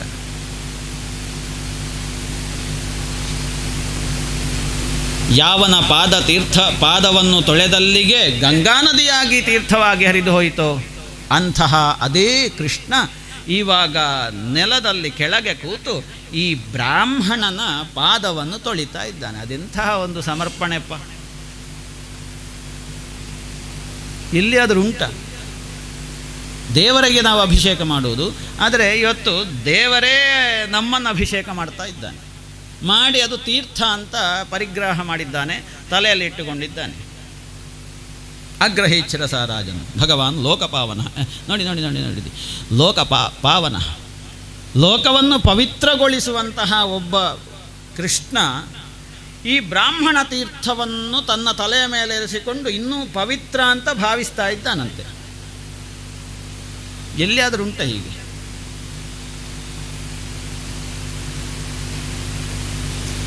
ಬ್ರಾಹ್ಮಣ ಪ್ರಿಯ ವಿಷ್ಣು ಸಹಸ್ರನಾಮದಲ್ಲಿ ಬ್ರಾಹ್ಮಣ ಪ್ರಿಯ ಅಂದರೆ ಇಂತಹ ಬ್ರಾಹ್ಮಣ ಪ್ರಿಯ ಅಂತ ಅದು ಅರ್ಥ ಮಾಡಿಕೊಳ್ಳಿ. ಇಂತಹ ಕುಚೇಲನಾದ ಬ್ರಾಹ್ಮಣ ಪ್ರಿಯ. ಎಲ್ಲ ಬ್ರಾಹ್ಮಣರ ಪ್ರಿಯ ಅಲ್ಲ, ನೀವು ನನಗೆ ಬೈದರೂ ಪರವಾಗಿಲ್ಲ, ಎಲ್ಲ ಬ್ರಾಹ್ಮಣರ ಪರ ಅಲ್ಲವೇ ಅಲ್ಲ. ಕುಚೇಲನಾದಂತಹ ಬ್ರಾಹ್ಮಣನ ಪರ ಕೃಷ್ಣ. ಹೌದು ಅಂತಾದರೆ ಹೌದು ಅಂತ ತಿಳ್ಕೊಳ್ಳಿ, ಇಲ್ಲ ಅಂತಂದರೆ ಇಲ್ಲ ಅಂತಂದ್ರೂ ಪರವಾಗಿಲ್ಲ.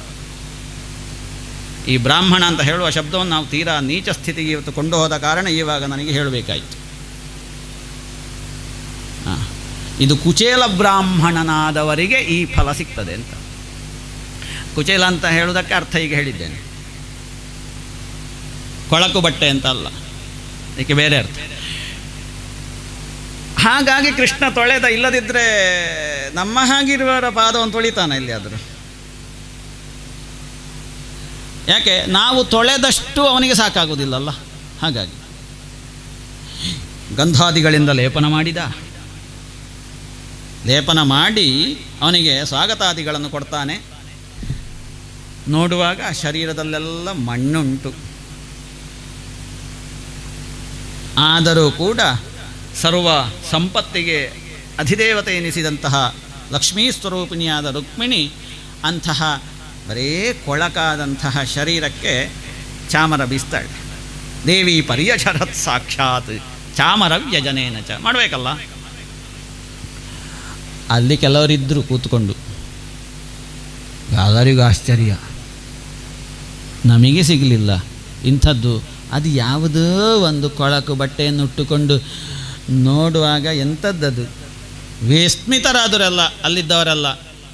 ಅವಧೂತಂ ಸಭಾಜಿತಂ, ಇದು ಯಾವುದೋ ಒಂದು ಊರಿನ ಅವಧೂತ ಬಂದಿರಬೇಕು, ಅವನನ್ನು ಕೃಷ್ಣ ಈ ರೀತಿ ಪೂಜೆ ಮಾಡ್ತಾ ಇದ್ದಾನೆ. ನಮಗೆ ಅದು ಏನೂ ಅರ್ಥ ಆಗುವುದಿಲ್ಲ. ಆದರೆ ಈ ಅವಧೂತ ಅದು ಏನು ಪುಣ್ಯ ಮಾಡಿದ್ನೋ. ಕಿಮನೇನ ಕೃತಂ ಪೂರ್ವಂ ಅವಧೂತೇನ ಭಿಕ್ಷುಣ ಶ್ರಿಯಾಹೀನೇನ, ಅದು ಸಂಪತ್ತು ಇಲ್ಲದವನೂ ಆದಂತಹ ಕುಚೇಲನಿಗೆ ಈ ರೀತಿಯ ಒಂದು ಅನುಗ್ರಹ. ಸಜ್ಜನರಿಂದ ಅಧಮನಾಗಿದ್ದಾನೆ, ತಿರಸ್ಕೃತನಾದವನು ಸಮಾಜದಿಂದ, ಅಂಥವನಿಗೆ ಇವತ್ತು ಕೃಷ್ಣ ಪುರಸ್ಕಾರ ಮಾಡ್ತಾ ಇದ್ದಾನೆ.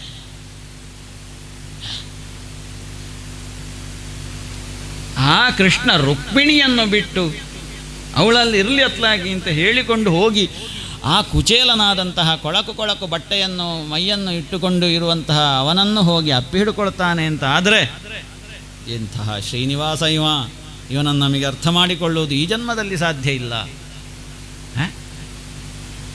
ಅಂತ ಅಲ್ಲಿ ಇದ್ದವರೆಲ್ಲ ತಿಳ್ಕೊಳ್ತಾರೆ. ಕೊನೆಗೆ ಇವರು ಪರಸ್ಪರ ಮಾತಾಡಿಕೊಂಡು ಹಳೆಯದ್ದೆಲ್ಲ ನೆನಪಾಯಿತು ಕೃಷ್ಣನಿಗೆ. ಎಲ್ಲ ಕೇಳಿ, ಮತ್ತು ಮದುವೆ ಎಲ್ಲ ಆಯಿತಾ, ಮಕ್ಕಳು ಸಂಸಾರ ಎಲ್ಲ ಕೇಳಿ ಆಯಿತು. ಹಾಂ, ಸುಧಾಮ ಅದು ಒಂದು ನೆನಪುಂಟ ನಿನಗೆ. ಆವತ್ತು ನಾವು ಗುರುಕುಲದಲ್ಲಿ ಕಲಿತಾ ಇರುವಾಗ ಗುರುಗಳು ನಮ್ಮನ್ನು ಸಮಿತ್ತು ತರಲಿಕ್ಕೆ ಅಂತ ಕಾಡಿಗೆ ಕಳಿಸಿದ್ದು. ನಾವು ಸಾಯಂಕಾಲ ಹೋಗಿ ರಾತ್ರಿಯೊಳಗೆ ಬರಬೇಕು ಅಂತ ಆಗುವಾಗ ಭಯಂಕರವಾದಂತಹ ಮಳೆ ಬಂದು ನಾವು ಅಲ್ಲೇ ಬಾಕಿಯದ್ದು ನೆನಪುಂಟ. ಬಾಕಿಯಾಗಿ ರಾತ್ರಿ ದಾರಿ ಕಾಣದೆ ಇಬ್ಬರೂ ಕೂಡ ಕೈ ಹಿಡ್ಕೊಂಡು ಒಂದು ಮರದಡಿಯಲ್ಲಿ ನಿಂತದ್ದು. ಕೊನೆಗೆ ಮರುದಿವಸ ಗುರುಗಳು ನಮ್ಮನ್ನೆಲ್ಲ ಹುಡುಕಿಕೊಂಡು ಬರುವಾಗ ನಾವು ಒಟ್ಟಿಗೆ ಇದ್ದದ್ದು, ನಮ್ಮನ್ನು ಮತ್ತೆ ಕರ್ಕೊಂಡು ಹೋಗಿ ಸ್ನಾನ ಮಾಡಿಸಿ ನಮಗೆ ಊಟೋಪಚಾರಗಳನ್ನು ಮಾಡಿದ್ದು, ಅದೆಲ್ಲ ಮರಿಲಿಕ್ಕುಂಟೇನ ಸುಧಾಮ? ಹೌದಪ್ಪ, ಮರಿಲಿಕ್ಕೆ ಇಲ್ಲ. ಹೌದು, ನಾನು ಮತ್ತೆ ಅಲ್ಲಿ ಹೆಚ್ಚು ಸಮಯ ಇರಲಿಲ್ಲ, 64 ದಿವಸವೇ ಇದ್ದದ್ದು. ಗುರು, ನೀನು ಸುಮಾರು ವರ್ಷ ಇದ್ದಿರಬೇಕಲ್ಲಿ ಅಲ್ವಾ? ಸರಿ, ಇದು ಮಾತಾಡ್ತಾ ಕೂತ್ರೆ ಹೀಗೆ ನೀನು ತಂದಿದ್ದೆ ಏನಾದರೂ? ಏನಾದರೂ ತಂದಿದ್ಯಾ? ಯಾಕೆ ಹೇಳ್ತಾ ಇದ್ದೇನೆ?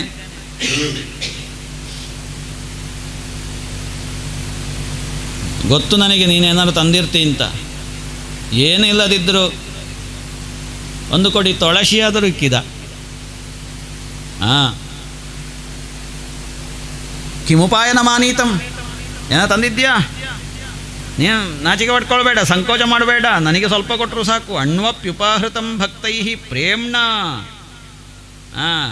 ಪ್ರೇಮದಿಂದ ನನ್ನ ಕೃಷ್ಣ ಅಂತ ಹೇಳಿಕೊಂಡು ನನಗೆ ಒಂದು ಏನಾದರೂ ಸಣ್ಣದ್ದೇನಾದರೂ ಕೊಟ್ಟರು ಸಾಕಾಗ್ತದೆ. ಭೂರಿಯೇವ ಮೇ ಭವೇತ್, ಅಧಿಕವಾಗಿ ಹೋಗ್ತದೆ. ಗೌಜಿ ಮಾಡಬೇಕು ಅಂತ ಸಪಾದ ಪಕ್ಷ 2-3 kg 5 kg ಮಾಡಿ ಕೊಟ್ರಿ ಅಂತ ಆದರೆ ಭೂರಿಯಪ್ಯಭಕ್ತೋಪಹೃತ, ಊರಿಗೆಲ್ಲ ಗೊತ್ತಾಗಬೇಕಲ್ಲ, ಊರಿಗೆಲ್ಲ ಗೊತ್ತಾಗಬೇಕು. 5 kg ಸಪಾದ ಮಾಡಿದ್ದಾರೆ ಅಲ್ಲಿ ಅಂತ. ಹಾಗೆಲ್ಲಿ ಅದರ ಸಪಾದ ಮಾಡಿ ಕೊಟ್ಟರೆ ಭೂರಿಯಪ್ಯಭಕ್ತೋಪಹೃತಂ ನಮೇ ತೋಷಾಯ ಕಲ್ಪತೆ, ಅದು ನನಗೆ ಸಂತೋಷ ಆಗುವುದಿಲ್ಲ. ಅದನ್ನು ತಿಂದವರಿಗೂ ಸಂತೋಷ ಆಗಲಿಕ್ಕಿಲ್ಲ, ಹೊಟ್ಟೆ ನೋವಾದೀತು. ನಾನು ತಿಂದದ್ದನ್ನು ತಿಂದರೆ ಮಾತ್ರ ಹೊಟ್ಟೆ ನೋವು ಹೋದೀತು.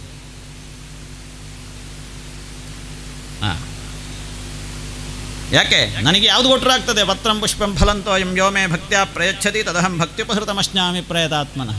ಅಲ್ಲಿ ಗೀತೆಯಲ್ಲಿ ಉಂಟು, ಇಲ್ಲಿ ಉಂಟು. ಆದರೂ ಇವು ಎಷ್ಟೇ ಉಪದೇಶ ಮಾಡಿದರೆ ಇವನಿಗೆ ಕೊಡಬೇಕು ಅಂತ ಆಗ್ತದೆ. ಇದನ್ನು ಹೇಗೆ ಕೊಡೋದು ಈ ದೊಡ್ಡ ಅರಮನೆಯಲ್ಲಿ? ನಿಮಗೆ ಗೊತ್ತಾಯಿತು ಕೃಷ್ಣನಿಗೆ ಯಾಳದ್ದು ತೆಗ್ದ ಅಲ್ಲಿಂದ ಕಂಕುಳದಿಂದ ಶ್ರೀಕ ಇವ ತಲೆ ಕೆಳಗೆ ಹಾಕ್ಕೊಂಡೇ ಇದ್ದಾನೆ, ಕಂಕುಳದಿಂದ ಎಳೆದ. ಅರ್ಥ ಆಯಿತು. ಕೃಷ್ಣ ಸಂಕಲ್ಪ ಮಾಡಿದ್ದಾನೆ, ಇವ ಬೇಕು ಅಂತ ಬಯಸಿ ಬಂದದ್ದಲ್ಲ. ಅವನ ಬಂದಂತಹ ಕಾರಣ ಅರ್ಥ ಆಯಿತು. ವಿಜ್ಞಾಯ ಇವನು ಸಂಪತ್ತು ಬೇಕು ಅಂತ ಬಯಸಿ ನನ್ನನ್ನು ಆರಾಧನೆ ಮಾಡಿದವನಲ್ಲ. ಹೆಂಡತಿ ಒತ್ತಾಯ ಮಾಡಿದ್ಲು ಅಂತ ಹೇಳುವ ಕಾರಣಕ್ಕೆ ಅಲ್ಲಿಂದ ಇಲ್ಲಿಗೆ ಬಂದಿದ್ದಾನೆ. ಪ್ರಾಪ್ತಃ ಇಲ್ಲಿಗೆ ಬಂದಿದ್ದಾನೆ. ಆದ ಕಾರಣ ಇವ ಬೇಕು ಅಂತ ನನ್ನನ್ನು ಪೂಜೆ ಮಾಡದೇ ಇರುವ ಕಾರಣ ಇವನಿಗೆ ಬೇಕಾದ್ದನ್ನಲ್ಲ, ಇವನಿಗೆ ದೇವತೆಗಳಿಗೆ ಸಿಗದೇ ಇದ್ದಂತಹ ಸಂಪತ್ತನ್ನು ನಾನು ಇವನಿಗೆ ಅನುಗ್ರಹ ಮಾಡ್ತೇನೆ. ಮಾಮಸ್ಯ ದಾಸ್ಯಾಮಿ ಸಂಪದಃ, ನಾನು ಅವನಿಗೆ ಸಂಪತ್ತನ್ನು ಕೊಡ್ತೇನೆ. ಹೇಗಿರುವ ಸಂಪತ್ತು ಅಂತ ಕೇಳಿದರೆ ಅಮರ್ತ್ಯ ದುರ್ಲಭ. ನಾವೆಲ್ಲ ಮರ್ತ್ಯರಲ್ವ, ಅಮರ್ತ್ಯರು ದೇವತೆಗಳು. ದೇವತೆಗಳಿಗೆ ದುರ್ಲಭವಾದಂತಹ ಸಂಪತ್ತನ್ನು ನಾನು ಈ ಕುಚೇಲನಿಗೆ ಕೊಡ್ತೇನೆ. ಇದು ನೋಡಿ, ಸರ್ವ ಹೆಂಡತಿ ಹೇಳಿದ್ಲಲ್ಲ ಅಲ್ಲಿ, ಆತ್ಮಾನಮಪಿ ಯಚ್ಛತಿ ಅಂತ, ತನ್ನನ್ನೇ ತಾನು ಕೊಟ್ಟುಕೊಳ್ತಾನೆ ಅಂತ. ಯಾರಿಗೆ? ಈ ಕುಚೇಲ ಬ್ರಾಹ್ಮಣನಿಗೆ, ಕುಚೇಲನಾದ ಬ್ರಾಹ್ಮಣನಿಗೆ ಹೀಗೆ ಅನುಗ್ರಹ ಮಾಡ್ತಾನೆ. ಅಂತೇಳಿ ಹೇಳ್ಕೊಂಡ, ಕಂಕುಳದಿಂದ ಹೇಳ್ಕೊಂಡು ಬಿಡಿಸಿ ನೋಡಿದ. ಕುಚೇಲ ಸುಧಾಮ ಕಿಮಿದಂ, ಇದು ನನಗೆ ಅತ್ಯಂತ ಪ್ರಿಯವಾದಂಥದ್ದು. ಛ ಛ ಛ ತರ್ಪಯಂತಿಯೇವ ಮಾಂ ವಿಶ್ವಂ, ಇದು ನನಗೆ ಮಾತ್ರ ಪ್ರಿಯ ಅಲ್ಲ, ಇದು ಇಡೀ ಪ್ರಪಂಚಕ್ಕೆ ಪ್ರಿಯ. ಅವಲಕ್ಕಿ ಆಗದವರು ಯಾರಾದರೂ ಇದ್ದಾರ? ಬೆಳಿಗ್ಗೆ ಆಗದಿದ್ದರೂ ಸಾಯಂಕಾಲ ಆಗ್ತದಲ್ವ? ಕೆಲವರಿಗೆ ಬೆಳಿಗ್ಗೆ ಅಡ್ಡ ಹಿಡಿತದೆ, 10 ಗಂಟೆಯ ಚಾಯಕ್ಕಾದರೆ ಆಗ್ತದೆ, ಸಂಜೆಯ ಚಾಯಕ್ಕೂ ಆಗ್ತದೆ ಅಲ್ವಾ? ಹಾಂ ಹೌದು. ಅದೇ ಬೆಳಿಗ್ಗೆಯ ಚಾಯಕ್ಕೆ ಕೊಡಿ, ಅವ ಸೀದಾ ಅಲ್ಲಿಂದ ಎದ್ದುಕೊಂಡು ಅವಲಕ್ಕಿ ತಿಂದಾಗ ಮಾಡಿ ಹೋಟೆಲಿಗೆ ಹೋಗ್ತಾನೆ. ಹೋಟೆಲಿನ ಅವಲಕ್ಕಿ ಅಂತದ್ದು ಒಂದು ರುಚಿ ಅದಾಗ್ತದೆ ಅಲ್ಲಿ. ಹಾಗಾಗಿ ಅವಲಕ್ಕಿ ಆಗದವರು ಯಾರೂ ಇಲ್ಲ.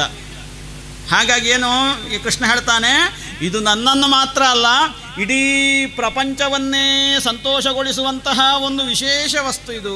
ತರ್ಪಯಂತ್ಯಂಗ ಮಾಂ ವಿಶ್ವಂ ಏತೆ ಪೃಥುಕ ತಂಡುಲಾಹ ಅಂತ ಹೇಳಿಕೊಂಡು ಒಂದು ಮುಷ್ಟಿಯನ್ನು ತಿಂದಂತೆ, ಬಗ ಬಗ ಬಗ ಅಂತ. ಅದು ಮುಗಿಯಿತು. 2ನೇ ಮುಷ್ಟಿಯನ್ನು ತಿಂದನಂತೆ. ಅದು ಭಾರೀ ಸಿಹಿ.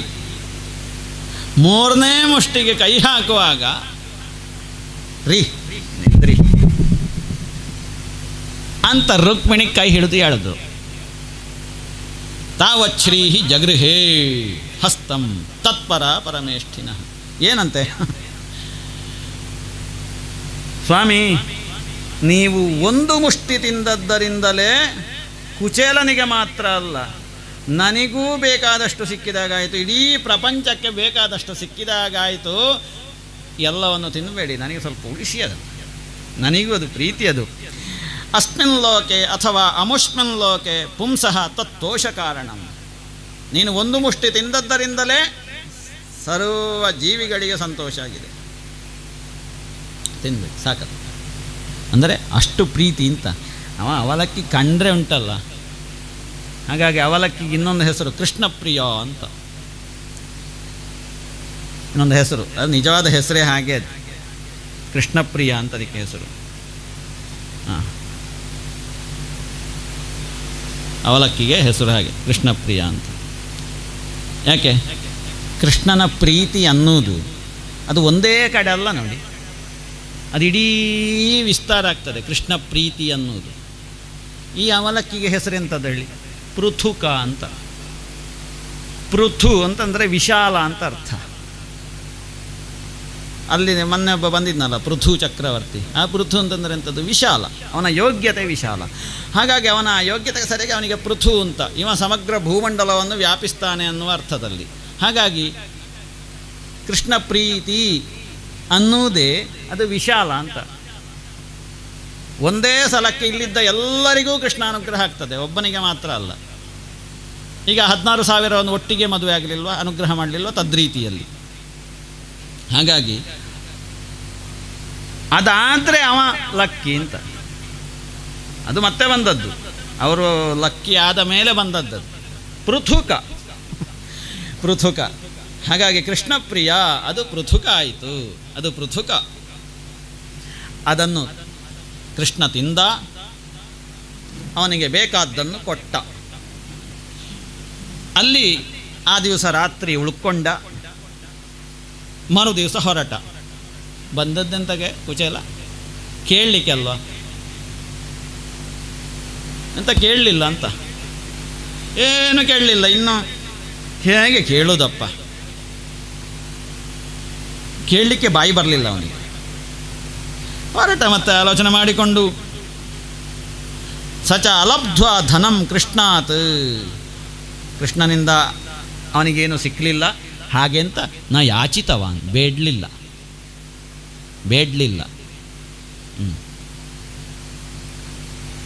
ಹಾಗಾಗಿ ಸರಿ ಅರ್ಥ ಮಾಡಿ. ಭಾಗವತ ತತ್ವದ ಪ್ರಕಾರ ಬ್ರಾಹ್ಮಣರು ಬಡವರಲ್ಲ. ಒಂದು ಕಡೆಯಲ್ಲೊಬ್ಬ ಬಡವನಾದ ಬ್ರಾಹ್ಮಣನಿದ್ದ. ಯಾರು ಹೇಳಿದ್ದವರಿಗೆ ಬ್ರಾಹ್ಮಣರು ಬಡವರು ಅಂತ? ಇಡೀ ವಿಶ್ವವನ್ನೇ ಕ್ರಯ ಕೊಟ್ಟು ತೆಕ್ಕೊಳ್ಳುವ ಶಕ್ತಿ ಬ್ರಾಹ್ಮಣರಿಗೆ ಮಾತ್ರ ಇರುವುದು, ನೆನಪಿಟ್ಟುಕೊಳ್ಳಿ. ಹಾಂ, ಈ ಕುಚೇಲನಿಗಿತ್ತು ನೋಡಿ. ಹೇಳ್ತಾನೆ ಈಗ ಕ್ರಯ ಎಷ್ಟು ಕೊಟ್ಟು ತೆಕ್ಕೊಂಡ ಅಂತ. ಬ್ರಾಹ್ಮಣ ಬಡವ ಅಲ್ಲ, ಬಡವ ಬ್ರಾಹ್ಮಣ ಅಂತ ಅದು ತಪ್ಪದು. ಅದು ಗೊತ್ತಿಲ್ಲದೆ ಬರೆಯುವುದು, ತಿಳ್ಕೊಳ್ಳಿ ಅದನ್ನು ಸರಿಯಾಗಿ. ಈ ಬ್ರಾಹ್ಮಣ ಆಲೋಚನೆ ಮಾಡ್ತಾ, ನನ್ನನ್ನು ಅಪ್ಪಿ ಹಿಡ್ಕೊಂಡದ್ದು ಸಾಕು, ನಾನು ಎಲ್ಲಿ ದರಿದ್ರ, ಆ ಶ್ರೀನಿಕೇತನನಾದಂತಹ ಕೃಷ್ಣ ಎಲ್ಲಿ, ನನಗೂ ಅವನಿಗೂ ಅದು ಯಾವ ಸಂಬಂಧ? ಅದು ಆದರೂ ನನ್ನನ್ನು ಅಪ್ಪಿ ಹಿಡ್ಕೊಂಡಲ್ಲ. ನನಗೆ ಆ ಸರ್ವ ಲಕ್ಷ್ಮಿಯನ್ನೂ ಹೊಂದಿದಂತಹ ರುಕ್ಮಿಣೀ ದೇವಿ ಚಾಮರ ಬೀಸಿದ್ಲು. ನನ್ನನ್ನು ಮೇಲೆ ಮಂಚದಲ್ಲಿ ಕೂತ್ಕೊಳಿಸಿ ಕಾಲು ತೊಳೆದದ್ದು ಎಂಥದ್ದು ಇದೆಲ್ಲ? ನಾನು ಏನೂ ಇಲ್ಲದವ. ಕೃಷ್ಣ ಪ್ರಾಯಶಃ ಹಾಗೆ ಆಲೋಚನೆ ಮಾಡಿರಬೇಕು ನನ್ನ ಕುರಿತಾಗಿ. ಏನೂ ಇಲ್ಲದವನಿಗೆ ಎಲ್ಲವೂ ಸಿಕ್ಕಿದರೆ ಏನಾಗ್ತದೆ? ಏನಾದರೂ ದುರ್ವಿನಿಯೋಗ ಆಗಿ ಹೋದೀತು, ನನ್ನನ್ನು ಅವನು ನೆನಪು ಮಾಡಲಿಕ್ಕಿಲ್ಲ ಅಂತ ಕುಚೇಲ ಭಾವಿಸುವುದು. ಸಂಪತ್ತಿಲ್ಲದವನಿಗೆ ಸಂಪತ್ತು ಕೊಟ್ಟ ಕಾಲಕ್ಕೆ ಉಚ್ಚೈಹಿ ನ ಮಾಂ ಸ್ಮರೇತ್. ಸಂಪತ್ತನ್ನು ಪಡ್ಕೊಂಡವನು ಮತ್ತೆ ನನ್ನನ್ನು ನೆನಪಿಸಿಕೊಳ್ಳಿಕ್ಕಿಲ್ಲ ಅಂತ. ಸಾಲ ಪಡ್ಕೊಂಡವನಿಗೆ ಮತ್ತೆ ಮರ್ತೋಗುದಲ್ವ ನೋಡಿ. ಇವ ನೆನಪು ಮಾಡ್ತಾ ಇರಬೇಕು. ನಾವು ಕೊರಿಯರುಂಡು ಅಂತ ಕೃಷ್ಣನ ಬಗ್ಗೆ ಹೇಳ್ತಾನೆ ಕುಚೇಲ. ನನ್ನನ್ನು ಅವ ಸ್ಮರಣೆ ಮಾಡಲಿಕ್ಕಿಲ್ಲ, ಅದಕ್ಕೋಸ್ಕರ ಅವನಿಗೆ ಸಿಗಲಿಲ್ಲ ಸಂಪತ್ತಂತೆ ಕುಚೇಲನಿಗೆ. ಇವೆಲ್ಲ ನನ್ನನ್ನು ಮರೆತು ಬಿಟ್ರೆ ಅಂತ. ದೇವರ ಅಸ್ತಿತ್ವ ಇರುವುದೇ ಭಕ್ತರಲ್ಲಿ ಅಲ್ವಾ ನೋಡಿ. ಇತಿ ತಚ್ಚಿಂತೆಯನ್ನಂತಃ ಪ್ರಾಪ್ತ. ಹೀಗೆ ಆಲೋಚನೆ ಮಾಡ್ತಾ ಮಾಡ್ತಾ ಮಾಡ್ತಾ ಮಾಡ್ತಾ ಮನೆಗೆ ಬಂದನಂತೆ. ದಾರಿ ತಪ್ಪಿತೆ ಹೇಗೆ? ಈ ಕನಸು ಕಂಡುಕೊಂಡು ಬರ್ತಾ ಬರ್ತಾ ಬರ್ತಾ ದಾರಿ ತಪ್ಪುವ ಕ್ರಮ ಉಂಟು ಕೆಲವು ಸಂದರ್ಭದಲ್ಲಿ. ಎಲ್ಲಿಯಾದರೂ ಆಲೋಚನೆ ಮಾಡಿಕೊಂಡು ಸರ್ತಾ ಹೋಗುವುದು. ಹಾಗೆ ಆಗ್ತದೆ. ಇದು ಮನೆ ಹೊರಡುವಾಗ ಇದ್ದ ಮನೆ ಅಲ್ಲ, ಅದು ಈಗ ಬೀಳ್ತದೋ ಮತ್ತೆ ಬೀಳ್ತದೋ, ಗಾಳಿಗೆ ಮತ್ತೆ ಬಿದ್ದರೆ ಮತ್ತೆ ಕಟ್ಟಲಿಕ್ಕೆ ನನ್ನ ಈ ಜೀವನದಲ್ಲಿ ಸಾಧ್ಯ ಇಲ್ಲ. ಅಂತಹ ದುಸ್ಥಿತಿಯಲ್ಲಿತ್ತು ಮನೆ ಆಗ ಹೊರಡುವಾಗ. ಮೊನ್ನೆ ಈಗ ಎಂತಾಯ್ತು ಇದು? ಆ ಮನೆಯ ಜಾಗದಲ್ಲಿ, ಗುಡಿಸಲಿನ ಜಾಗದಲ್ಲಿ ಭವ್ಯವಾದಂತಹ ಒಂದು ಅರಮನೆಯದ್ದು ನಿಂತಿದೆ ಅಲ್ಲ.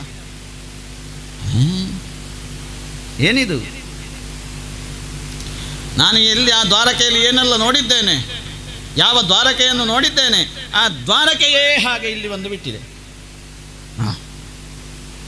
ಇದು ನನ್ನ ಮನೆಯ ಅಲ್ಲ, ಇನ್ನು ಬೇರೆ ಯಾರಾದರೂ ನಾವು ಹೋಗಿ ಬರೋದ್ರೊಳಗಡೆ ಯಾರಾದರೂ ಮನೆ ಕಟ್ಟಿ ಒಕ್ಕಲಾಗಿ ಕೂತವರ ಅಂತ ಸ್ವಲ್ಪ ಹತ್ತಿರ ಹೋಗ್ತಾನೆ. ಹೆದರಿ ಹೋಗುವಾಗ ಬಾಗಿಲಲ್ಲಿ ಅವನ ಹೆಂಡತಿ ಇದ್ಲಲ್ಲಿ ಹೊಸ ರೇಷ್ಮೆ ಸೀರೆಯನ್ನು ಉಟ್ಟು ಶುದ್ಧವಾದಂತಹ ಕುಂಕುಮವನ್ನು ಹಣೆಗಿಟ್ಟು ಕೊರಳಲ್ಲಿ, ಕಿವಿಯಲ್ಲಿ, ಕೈಯಲ್ಲಿ, ಕಾಲಲ್ಲಿ ಬೇಕಾದಷ್ಟು ಆಭರಣಗಳನ್ನು ಧರಿಸಿ ಚಿನ್ನದ ಹರಿವಾಣದಲ್ಲಿ ಹಣ್ಣು ಹಂಪಲುಗಳನ್ನು, ಸುವಸ್ತುಗಳನ್ನೆಲ್ಲ ಇಟ್ಟು ಇನ್ನೊಂದಷ್ಟು ದಾಸಿಯರೆಲ್ಲ ಕಲಶವನ್ನು ಹಿಡ್ಕೊಂಡು ನಿಂತಿದ್ದಾರೆ. ಅದು ಯಾಕೆ ಅಂತ ನೋಡುವಾಗ ಮತ್ತೆ ಈ ಹೆಂಡತಿ ಗಂಡನ ಸ್ವಾಗತಕ್ಕೆ ನಿಂತದ್ದಂತೆ. ಸಂತೋಷ ಆಯಿತು. ಹೊರಗಿಂದ ಕೈ ಹಿಡಿದು ಕರ್ಕೊಂಡು ಹೋದ್ರು. ಎಲ್ಲ ಬಹಳ ಸಂತೋಷ ಆಯಿತು ಹೆಂಡತಿಯನ್ನು ನೋಡುವಾಗ. ಸಂತೋಷ. ಹೆಂಡತಿಗೂ ಹಾಗೆ, ನನ್ನ ಗಂಡ ಹೋಗಿ ಯಾರೂ ಮಾಡದೇ ಇರುವಂತಹ ಒಂದು ಸಾಧನೆಯನ್ನು ಮಾಡಿಕೊಂಡು ಬಂದರಲ್ಲ. ಅದೆಂತಹ ಒಂದು ಆತ್ಮಸಮರ್ಪಣೆ ಆ ಕೃಷ್ಣನದ್ದು. ಇದು ಕೃಷ್ಣಾನುಗ್ರಹ ಅಲ್ಲದೆ ಮತ್ತೇನಿದು? ಅಂತಹ ಒಂದು ಯೋಗವನ್ನು ನಮಗೆಲ್ಲರಿಗೂ ಕೂಡ ಕೃಷ್ಣ ಅನುಗ್ರಹ ಮಾಡಿದ. ಅವಳ ಕಣ್ಣಲ್ಲಿ ಧಾರಾಕಾರವಾಗಿ ನೀರು ಹರಿತದೆ, ಕಣ್ಣೀರು ಬರ್ತದೆ. ಗಂಡನನ್ನು ಅಪ್ಪಿ ಹಿಡ್ಕೊಳ್ತಾಳೆ ಸ್ವಾಗತಿಸಿದ ಮೇಲೆ. ಮನಸ್ಸಿನಿಂದಲೇ ಆ ಪತಿದೇವರಿಗೆ ನಮಸ್ಕರಿಸ್ತಾಳೆ. ಪತ್ನೀಂ ವೀಕ್ಷ್ಯ ವಿಸ್ಫುರಂತೀಂ. ಅದ್ಭುತವಾಗಿ ಲಕ್ಷ್ಮೀದೇವಿಯ ಹಾಗೆ ಇದ್ದಾಳೆ ತನ್ನ ಮಡದಿ. ಒಳಗಡೆ ಪ್ರವೇಶ ಮಾಡಿದ್ದಾನೆ ಕುಚೇಲ. ಆದರೆ ವಿಲೋಕ್ಯ ಬ್ರಾಹ್ಮಣಸ್ತತ್ರ ಸಮೃದ್ಧಿ ಸರ್ವಸಂಪದಾಂ. ಇದನ್ನೆಲ್ಲ ಲೆಕ್ಕ ಹಾಕಿದ, ಈ ಸಂಪತ್ತನ್ನೆಲ್ಲ ಹಾಕಿ ನನ್ನ ಸಮೃದ್ಧಿಗೆ ಕಾರಣವಾದಂತಹ ಈ ಸಂಪತ್ತು, ಇದರಲ್ಲಿ ನಾನು ಹೆಚ್ಚು ಇರಬಾರ್ದು, ಇದನ್ನು ಹೆಚ್ಚು ಹಚ್ಚಿಕೊಂಡಿರಬಾರ್ದು ಅಂತ ಹೇಳಿ ನನ್ನಂತಹ ಒಬ್ಬ ದರಿದ್ರನಿಗೆ ಇಂತಹ ಒಂದು ಸಮೃದ್ಧಿ ಬಂತು ಅಂತ ಆದರೆ ನಾನಿದರಲ್ಲಿ ಮೈಮರಿಬಾರದು. ಇದು ಮಹಾವಿಭೂತಿ ಸ್ವಾಮಿಯದ್ದು. ಕೇಳಿದರೂ ಸಿಗದೇ ಇರುವಂತಹ ಸಂಪತ್ತು ಯಾವುದು? ಭಾಗವತ. ಕುಚೇಲನಿಗದ್ದು. ಪರ್ಜನ್ಯವತ ಸ್ವಯಮೀಕ್ಷಮಾಣೋ.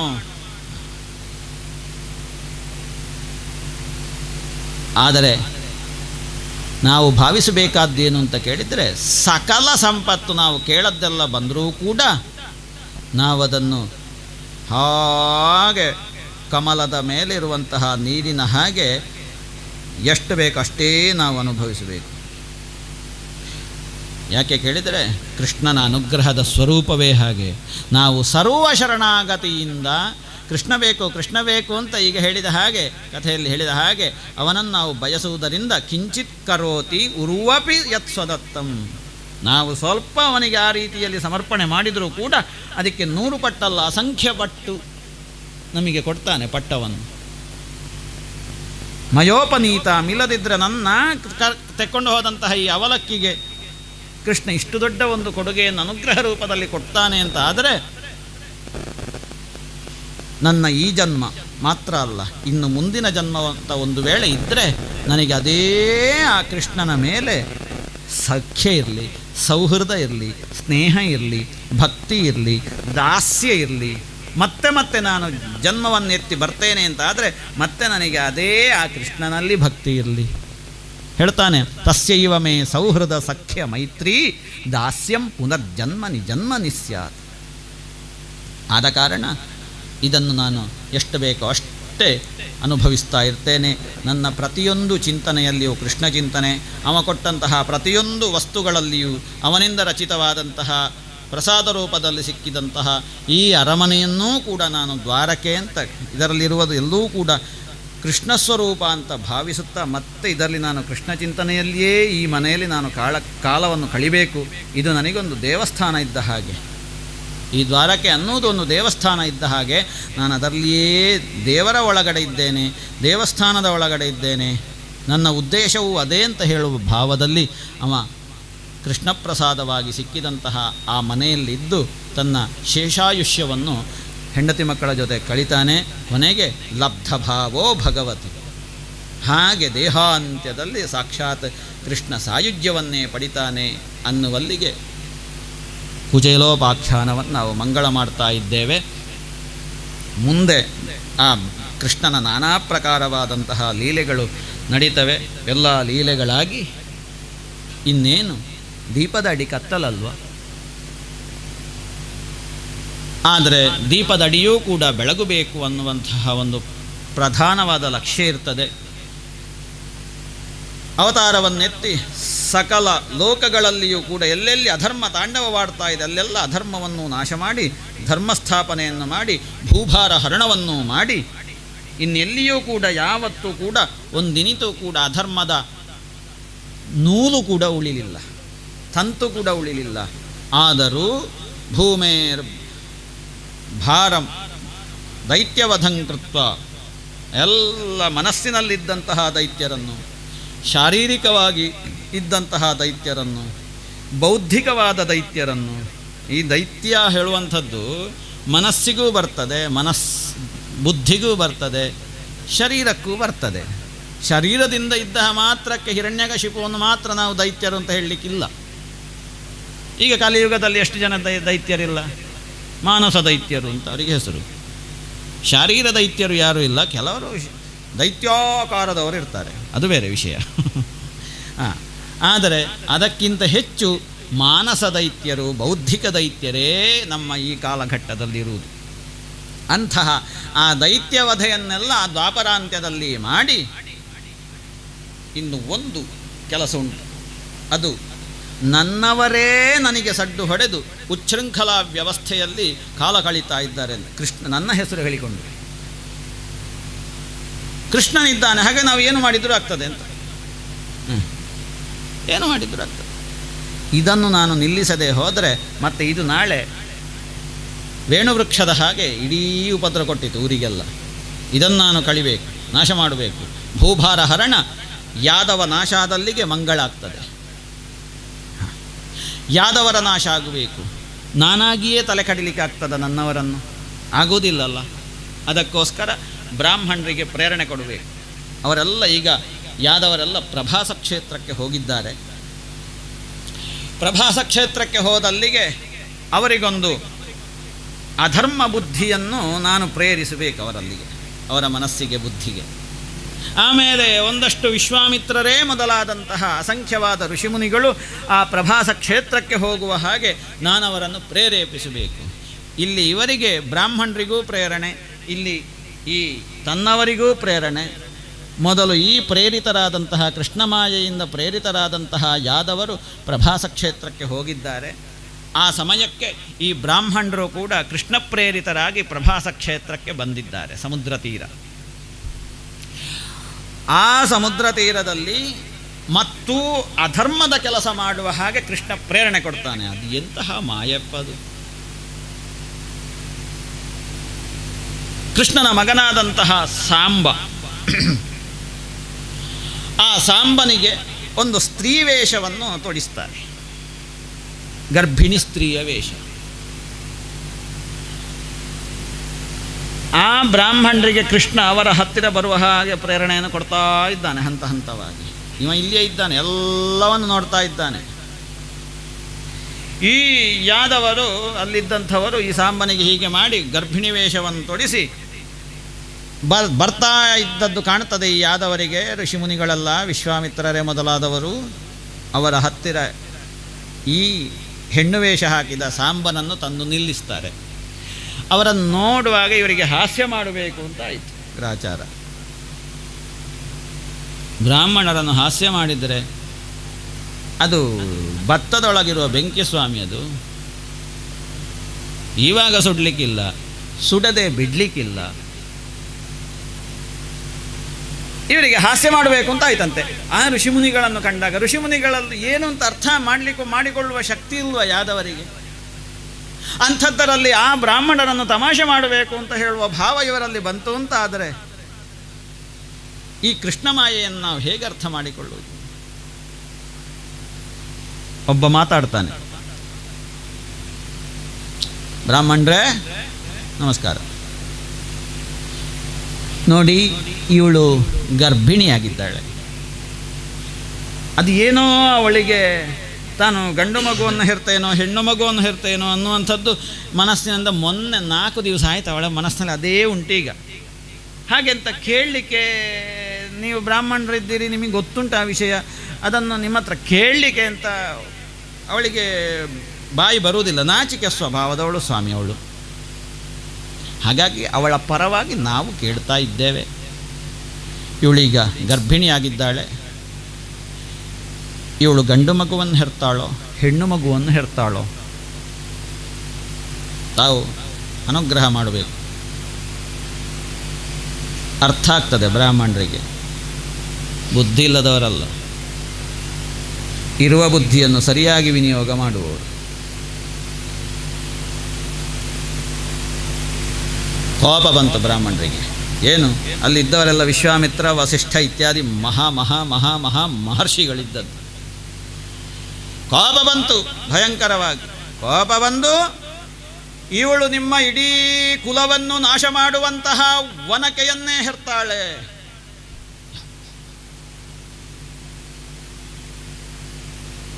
ಕೂಡ್ಲೆ ಸಾಂಬನ ಇಡೀ ಆ ವೇಷವನ್ನೆಲ್ಲ ಬಿಚ್ಚಿದ್ರು.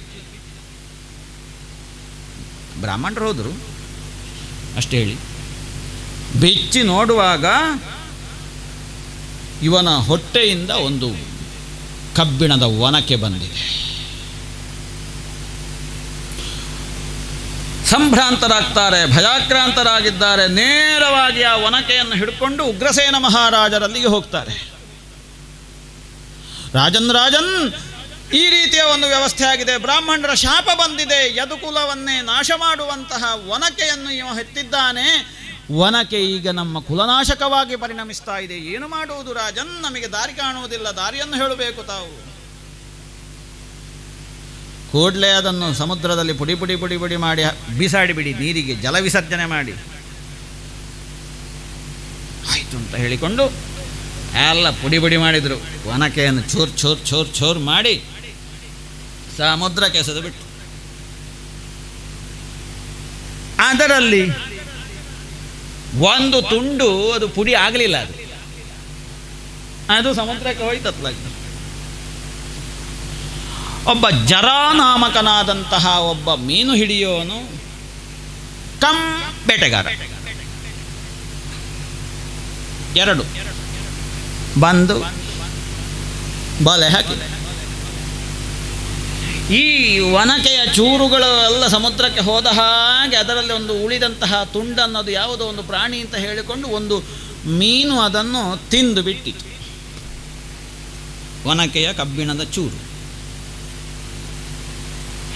ಈ ಮೀನು ಹಿಡಿಯುವವನು ಜರ ಹೇಳುವವನು ಬಂದು ಗಾಳ ಹಾಕಿ ಬಲೆ ಹಾಕಿ ಗಾಳ ಹಾಕಿದ ಕಾಲಕ್ಕೆ ಆ ಕಬ್ಬಿಣದ ತುಂಡನ್ನು ತಿಂದಂತಹ ಮೀನು ಅವನ ಬಲೆಗೆ ಸಿಗ್ತದೆ.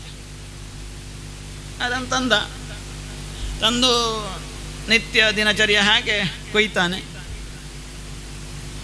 ಕೊಯ್ದಾಗುವಾಗ ಅದರಲ್ಲಿ ಒಂದು ತುಂಡು ಸಿಗ್ತದೆ. ಅವ ಬೇಟೆಗಾರನೂ ಆದ ಕಾರಣ ಇದನ್ನು ತನ್ನ ಬಾಣದ ತುದಿಗೆ ತಾನು ಇದನ್ನು ಸಿಕ್ಕಿಸಬೇಕು, ಕಬ್ಬಿಣದ ತುಂಡು. ಹಾಗೆ ಸಿಕ್ಕಿಸಿದರೆ ಅವರಲ್ಲಿ ನಂಬಿಕೆ ಉಂಟಂತೆ, ಬಾಣಕ್ಕೆ ಮೀನು ತಿಂದಂತ ಮೀನಿನ ಹೊಟ್ಟೆಯಲ್ಲಿರುವ ಕಬ್ಬಿಣದ ತುಂಡನ್ನು ಬಾಣಕ್ಕೆ ಸಿಕ್ಕಿಸಿದರೆ ಆವತ್ತು ಒಳ್ಳೆ ಬೇಟೆ ಆಗ್ತದೆ ಅಂತ ಹೇಳಿ ಅದನ್ನು ಸಿಕ್ಕಿಸಿ ತನ್ನಲ್ಲಿ ವಿಜ್ಞಾತಾರ್ಥೋಪಿ ಗೋವಿಂದ. ಎಲ್ಲ ಕೃಷ್ಣನಿಗೆ ಗೊತ್ತಿತ್ತಿದ್ದು ಏನೆಲ್ಲ ಉತ್ಪಾತಗಳು ನಡೀತವೆ ಅಂತ. ಆದರೆ ಅನ್ಯಥಾ ಕರ್ತಂ ನೈಚ್ಛತ್, ಕೃಷ್ಣನಿಗೆ ಬೇಕಿತ್ತಿದು ಸರ್ವನಾಶ ಆಗಬೇಕು, ಯದುಕುಲದ ನಾಶವಾಗಬೇಕು. ಇದು ಅವನ ಮಹಾಸಂಕಲ್ಪ ಮುಂದಿನದ್ದು.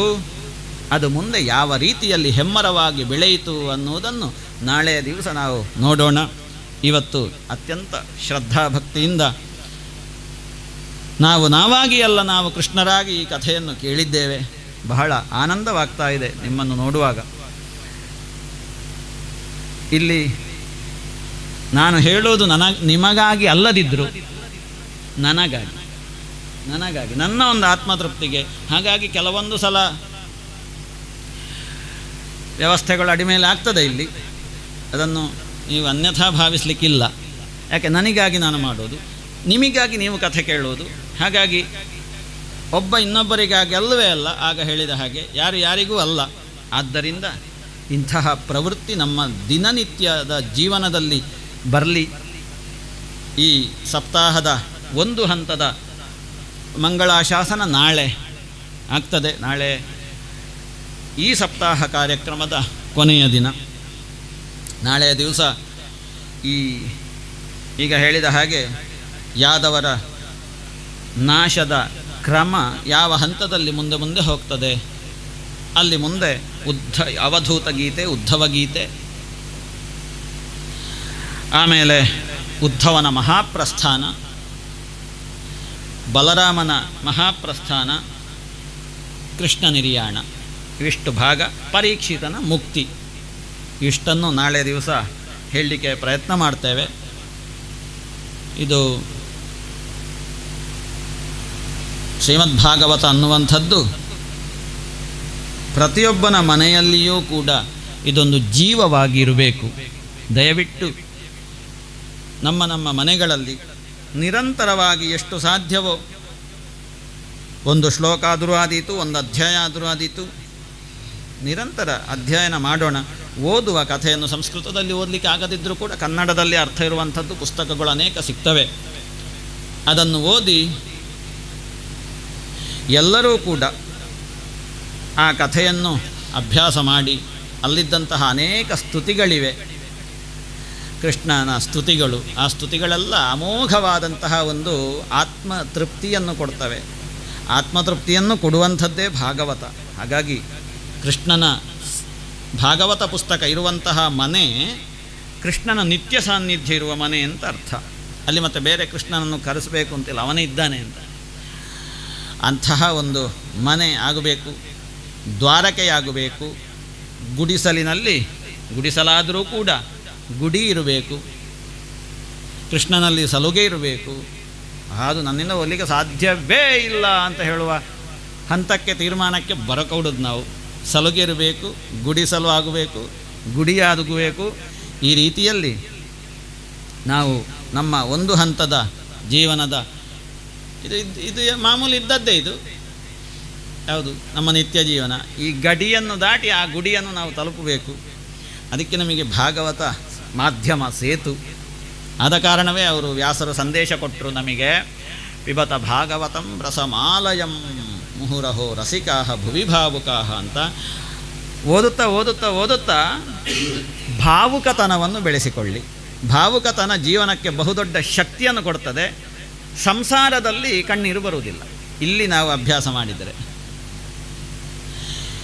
ಹಾಗಾಗಿ ಯಾರೋ ಒಬ್ಬರು ತಿಳಿದವರು ಹೇಳಿದರು, ಭಕ್ತ್ಯಾ ಭಾಗವತಂ ಗ್ರಾಹ್ಯಂ ನ ಬುದ್ಧಿಯ ನ ಚ ಟೀಕಯ. ಇಲ್ಲಿ ಬುದ್ಧಿ ಬೇಡ ಭಾಗವತ ತಿಳಿಲಿಕ್ಕೆ, ಇಲ್ಲಿ ಭಕ್ತಿಯೊಂದೇ ಸಾಕು. ಇಲ್ಲಿ ನಾವು ಪ್ರತಿಯೊಂದು ಹಂತದಲ್ಲಿಯೂ ಟೀಕೆ ಮಾಡಲಿಕ್ಕೆ ಇಲ್ಲ, ವಿಮರ್ಶೆ ಮಾಡಲಿಕ್ಕಿಲ್ಲ.